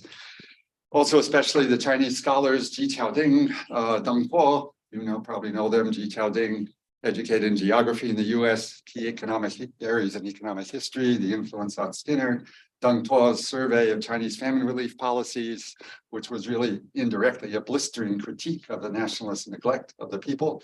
He later got in trouble with the Communist Party state, as you probably know, and Lattimore got into his own kind of trouble, attacked by another would-be nefarious environmental historian, Karl Wittfogel. Environmental history is not a politically neutral subject. People get in trouble. Some of us have got in trouble for what we do. Donna Haraway says, follow the trouble. Well, even if you don't intentionally follow the trouble finds you. The Russians say, You may not be interested in politics, but politics is interested in you. I read too many obituaries and go to too many memorial services these days, but it is a necessary function and it's consoling. Let me just acknowledge the late, sadly, Joe McDermott, his teacher, and Keith Chapa, the author of Shang Lake, and memorial service for Jonathan Spence and well, so many others. We carry on. We have work in Taiwan by Liu Cuirong and others, Xiaoming Fang in Beijing, Han Jiaoqing in Fudan, and I deeply regret that I most likely will not be able to join them in China in the foreseeable future. Now, to my Chinese friends, continue your work, no matter how difficult, and come to the US when you can. We welcome you. That's the past. Here's the future, quickly. I have my China dream and a little plea or suggestion, not the China dream of some others, not the high modernist dream of technological domination. As Francisco Goya said, el sueño de la razón produce monstruos, the dream of reason produces monsters. Let's try a different one, better idea, one I don't know quite what it is, I know what it is not. A poetic vision of the possibilities of a future world based on ecological understanding, not anti-materialist, but co-materialists. We are perhaps all materialists now. The physicist and feminist theorist Karen Barad has written about how discourse dominates too much and matter matters. And Judd Kinsley cites this in his book. And yes, matter matters, but it's not the only thing that matters. We must, I think, redress the balance, push the pendulum a little bit back toward the dream. Animals, perhaps even fish, also dream. Human imagination by night and day is essential to all life. Narratives are dreams. Triumphalist narratives are dreams of dominance. Declensionist narratives are dreams of despair.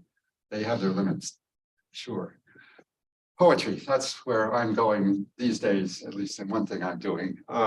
It's not a narrative form, at least not lyric poetry, but it's embedded within a very large frame. Let me mention the Bhagavad Gita, a poet, Krishna trying to make an agonizing decision whether to fight in this giant battle. The entire battle and the warriors on all sides stop while Krishna, his friend, tries to tell Arjuna whether or not he should fight. Is that really an environmental poem? Well, take a look at it. Take a look at it. It's an individual in the middle of huge forces, and his decision is going to be absolutely determinative and devastating. And I did go through a lot of the Mahabharata in English. It's devastating, and it's a devastating environmental story as much as anything else, though I don't think people realize this.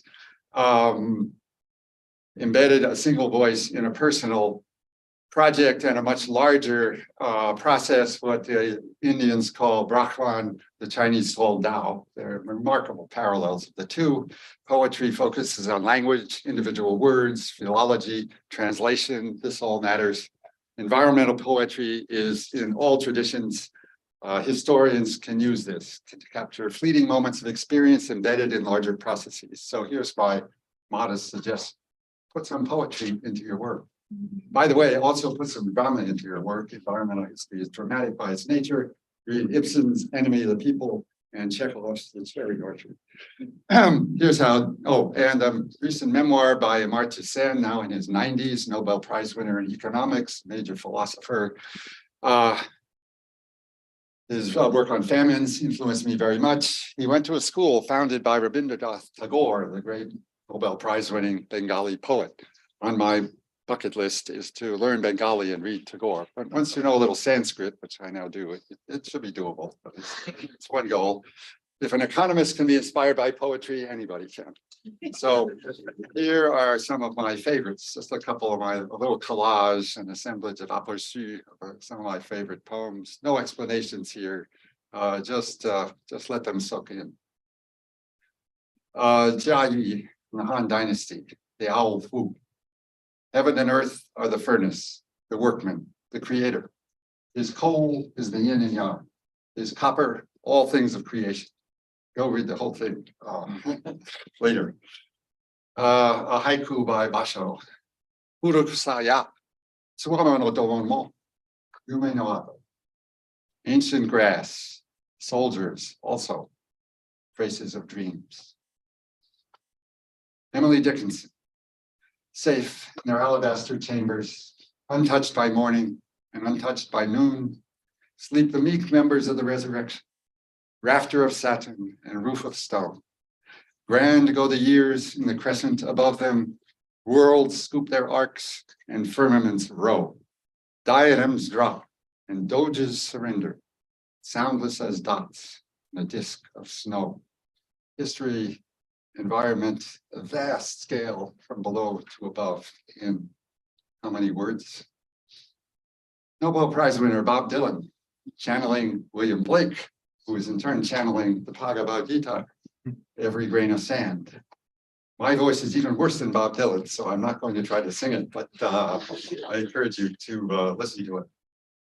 I gaze into the doorway of temptation's angry flame, and every time I pass that way, I always hear my name.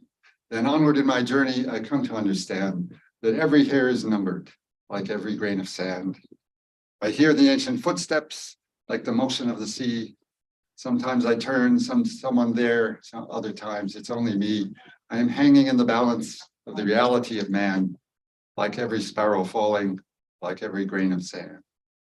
And one more from a poet I've recently discovered, thanks to my good friend and collaborator, Helen Weiwan Zhang, who is now in Norway, by the brilliant and not yet well-known Norwegian poet, Olaf Hauge, who lived in a small village in an orchard in Norway in the 20th century, and deeply read Chinese poetry, among many other things. Tao Qian. If Tao Qian comes to visit someday, I will show him my cherry and apple trees. I hope he'll come in the spring when they're all in bloom. Then we'll relax in the shade over a glass of cider. Perhaps I'll show him a poem, if I can find one he'd like. The dragons that pass across the sky, trailing smoke and poison, flew quieter in his day, and more birds sang. There's nothing here he wouldn't understand. More than anything, he'd want to get away to a small garden like mine, but I'm not sure his conscience would let him. Thank you.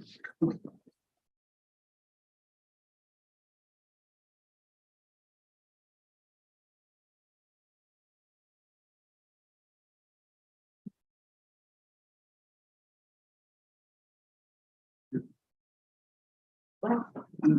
So touched by both of your remarks. Originally, I planned not to say anything because obviously this was such an amazing day for me at least. But because all the poetry, all the mountaintop stories, it make me feel like I want to say something. So wonderful to hear you invoke Cara Bra, Donna Haraway, my feminist heroes here, but I want to correct you a little bit. I don't think Haraway said to follow Trump. She said to stay with Trump. She said, I interpret, we're not Elon Musk, we're not the outer space colonists, new imperialists. We're not go out there to the Mars. We're not post-humanist. I am not, I quote, she said, I'm not post-humanist. I'm a compost. I compose with everybody here. And with this idea, I wanted to comment this, all this Tao Qian's idea, mountaintop. Wherever you want to go, two of you, or whoever, Don, whoever, now you have your beautiful retirement, you have your time, you have your space. Wherever you go, I think you're with us. We are the trouble. We're still making noise. We're still fighting our fights. We're feisty. Sometimes we are angry. Sometimes we are resentful. Right? And sometimes we're sad. And I think today's event, towards the very end, make me feel, what's the point? The point is to bring you from the mountaintop down here, from your Tao Qian kind of semi-transcendental hermist kind of Taoist, that universe, cosmos back here. This is the really real. You're still with us. And because you're now new graduate student, and I think you too, you're learning poetry and Sanskrit, all of this, right? So I think we bring you down from your comfort zone, comfort place to be with us again. Now we're not going to treat you as a Professor Marx, Professor Perdue, who we are hoping you will not reject us. Used to be the case, we're afraid you're going to say no. We want you to write reference letter for us. We want you to comment on our paper. With that strong sense of anxiety, you will have no time. You will say no. And because you're so busy, at least in my own case, a lot of time when I try to ask you to do something, I worry I'm gonna overburden you. But now we bring you down. Be with us. You're no longer Professor Marx. You're no longer Professor Perdue. You're no longer senior. We invoke you, right? Summon you back. You're just a friend. You're just a friend. We are here recomposed with you in this pot of soil, garden, ground, field, and we're gonna till together. That's really what I feel after hearing your remarks. And so with this comment, I'm gonna say, I'm so emotional. I need a drink.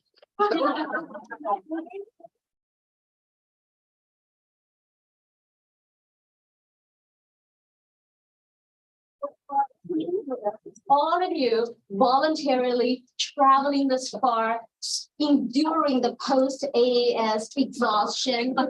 And this is the best conference I've ever been. And you made it. You made it. Thank you so much. Let's open the bottles.